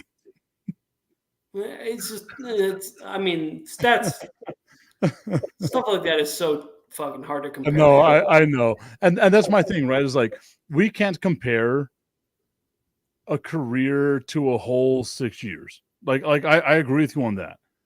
But there's no way that we can look at Patrick Mahomes and not realize that what we're watching is fucking great quarterback play. Already a Hall of Famer. I've admitted this. He's amazing. He's a Hall of Famer already. But he's not better than Tom Brady. He's not better than Joe Montana. I'm not saying that he's better than Tom Brady. I'm not saying, Pat, I think this is where the confusion I don't even think he's better than Aaron Rodgers yet. And this is the thing. This is where, again, I think the confusion comes. I'm not saying he's better than Tom Brady. I'm not saying that he's better than Aaron Rodgers. What I'm saying is, with the 6 years that we've seen from him, there is no way that we can say that this guy's not in the conversation in just 6 years. He's not. Because what you want me to do is name off a whole list of people. Because if you ended his career, listen to me. Because if you ended his career 6 years, if you ended that 6 years today, are you saying he's the greatest quarterback of all time? You're not. That's just, you're not saying that. But what I'm saying is, you want me to list off a list of players who played whole careers. So okay, I'm saying that we should judge a person by their whole career. Yeah, that's what I'm saying. Y.A. Tittle played 22 years. That's not a fun way to live life. No, it's not. Yeah, we shouldn't judge a person by their whole career. We should just judge 6 years of it while they're still doing it and say that he's so what if that's ahead of it? So stupid. I'm getting another drink. So what if Patrick Mahomes dies tomorrow? Hey, that's my point, Tip. That's what I'm saying. No, we if can he still dies tomorrow, no one's fucking saying he's the greatest quarterback of all time. No, That's my fucking point. I think that's Is bullshit. it, is it before or after the Super Bowl? And did they win? After he wins the third one. Well, I don't care if no, he throws for no, 900 no. yards. Well, he's They might say he's the best. Pat, people do that with Sean Taylor. James. Tell me that people don't do that with Sean Taylor. James. I love this. This is so James. fun. Tip's just spinning you in a fucking circle, you know? Did this man just try to bring up Sean Taylor? Yeah, he did. He did. He brought him up. I definitely need more alcohol. This is what are we doing? Content machine Mike Tipton. He's just fucking doing it, man. This is just, it's an impressive, hour of content right now. I would say it got us to 5 hours. I didn't think it would get us that far. Salud. Well, let me get a shot. Yeah, come on. Yeah. I'm looking at a sweaty Bret Hart right now, and I haven't. No, not sweaty, just wet. That's a wet Bret Hart. That's not a euphemism. That's just straight up. I feel like with this whole promo, we can be Bret like, Hart. you know what? If Bill Goldberg. Listen, Bill Goldberg. greatest Goldberg.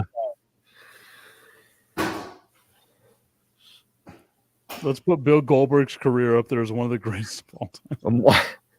I'm watching Terry Bradshaw on the E Network right now. I love the look on Pat's face whenever I was like, what do we do with Terry Bradshaw as the greatest of all time? Why is he not in that conversation? And just a blank stare of like, oh shit.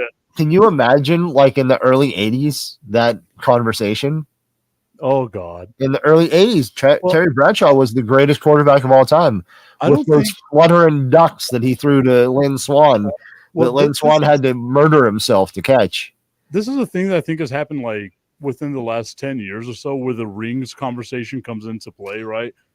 Because statistically, there's so many better quarterbacks than fucking Terry Bradshaw. We got to wait for Pat. He's not going to do anything. He doesn't have any alcohol to shoot. He's just making drinks. He's got vodka. Lukewarm vodka. See, one of the things I wanted to do to Pat, whenever he asked me who's on that list ahead of Patrick Mahomes, I was going to say Tony Romo. Nobody believes that. He is. Tony Romo is 25th all time at 248 touchdowns. Oh, I see. Oh, you're just talking about statistics. Yeah, that's the list that Pat wanted. How many touchdowns is that? Kirk Cousins. Where's Joe Namath? Oh, Joe Namath ain't anywhere near this fucking. Yeah, he threw over 200, 260. Joe Namath? No. 250 maybe? No. Dude, I'm at 192 and I still haven't seen Joe Namath. Really? Yep. Joe Namath, 173. No way. Is that it? 173 for Joe Namath. I would like on the record to say, fuck Tony Romo. I like Steve McNair, one more touchdown pass than Joe Namath. Wow. I thought Namath was in the 200s. That's kind of surprising. Jared Goff, 12 more touchdown passes than Joe Namath. Man, that's crazy. When did Goff come into the league? 15? 16. So yeah, Joe, it wasn't a passing league when Joe Namath was playing. Well, I always thought that's one of the reasons why. The conversation that I was bringing up is the way the league has evolved. I thought that one of the reasons why everyone justified Joe Namath being in the Hall of Fame, not only because he called a shot and all that shit, but because the AFL was more of a league that threw. And when they merged, he was like a just one of those guys who brought that into So- the NFL or Okay. whatever. So what I want to do right now is there are 10 players between Joe Namath and Jared Goff, and I want to name them off real quick. Okay. One of them is Charlie Connerly, who played for the New York Giants between 1948 and 1961. What is this, by the way? What is this passing touchdowns? Steve McNair, Otto Graham, Babe Perilli, Ron Jaworski, Ooh, Jaws, baby. Rich Gannon, Ooh, Rich Gannon, former Steve Chief. Brogan, Craig Morton, and Mark Brunell. Okay. Between Jared Goff at 62 and Joe Namath at 72. That's not as bad of a list as I thought it was going to be, honestly. That's a pretty bad list. Who the fuck knows No, who because Babe, you got a lot of you got a like old school players in there who Babe like. Pirelli? I bet Babe Pirelli was the first person to throw a forward pass. Yeah, but you got like Jaws in there who played in the old NFL. You know, Babe Pirelli played against 0 minorities. when did he? Who did he play for, and when did he play? Apparently, Babe Pirelli played for 5 teams between 1954 and 1969. Long This is career. GN. So he played for the Green Bay Packers, the Cleveland Browns, back to the Green Bay Packers, then Oakland, Boston Patriots, and the New York Jets. All right, His most not a bad career for the Babe. I gotta say, it's pretty good. Yeah. Second greatest Babe of all time. Tip. Maybe. Oh no, that's Baby Ruth. No, he's the third greatest Babe. Babe the pig is. Oh, the pig. Yeah. You gotta. That's true. Yeah. This Cheers, is all I Skippy. have left. Alcohol. Cheers, Skippy. Cheers to Babe the pig. Second greatest Babe of all time. All right. I love how hot I got Pat on that without giving a fuck about that entire fucking thing. Oh, I think you think I care more about that conversation than I actually do. That's just good content, guys. Well, We could do that. We can do that for 3 hours on ESPN Radio if we wanted You know to. who would love that? And the ESPN app. Blue Chew. That was a hard conversation brought to you by Blue Chew. A hard debate brought to you by Blue Chew. Yeah, Blue Chew's all over that one. Okay, so we are at 5.5 hours. I think this is officially our longest Bob Jimmy Wow. Pat get drunk on the internet. Longest, 6 one time. but least drunk. I was I'm in a good spot right now. Like I feel good. I don't feel like I'm slurring my words or saying super inappropriate things that we probably shouldn't be saying. I haven't bought a single action figure yet. Yeah, well, Ed, this is. I bought a shirt. Well, yeah, True. Tip's the most drunk. He bought Yeah. a shirt. I bought a shirt. Well, I'm He 8 needed beers. that one though. He definitely need for the gimmick. He needed that one for the I gimmick. do. I 100% do. He All right, I'm fucking gonna end hates the CM stream. Punk for some reason. I'm gonna end the stream now, but I also got to take a piss, so you guys hang out. Yeah. Okay, good luck. Aim for the middle. Go Chiefs! Yes. Go Chiefs. Go Fuck the Chiefs! 49ers. Fuck the 49ers. Go Chiefs!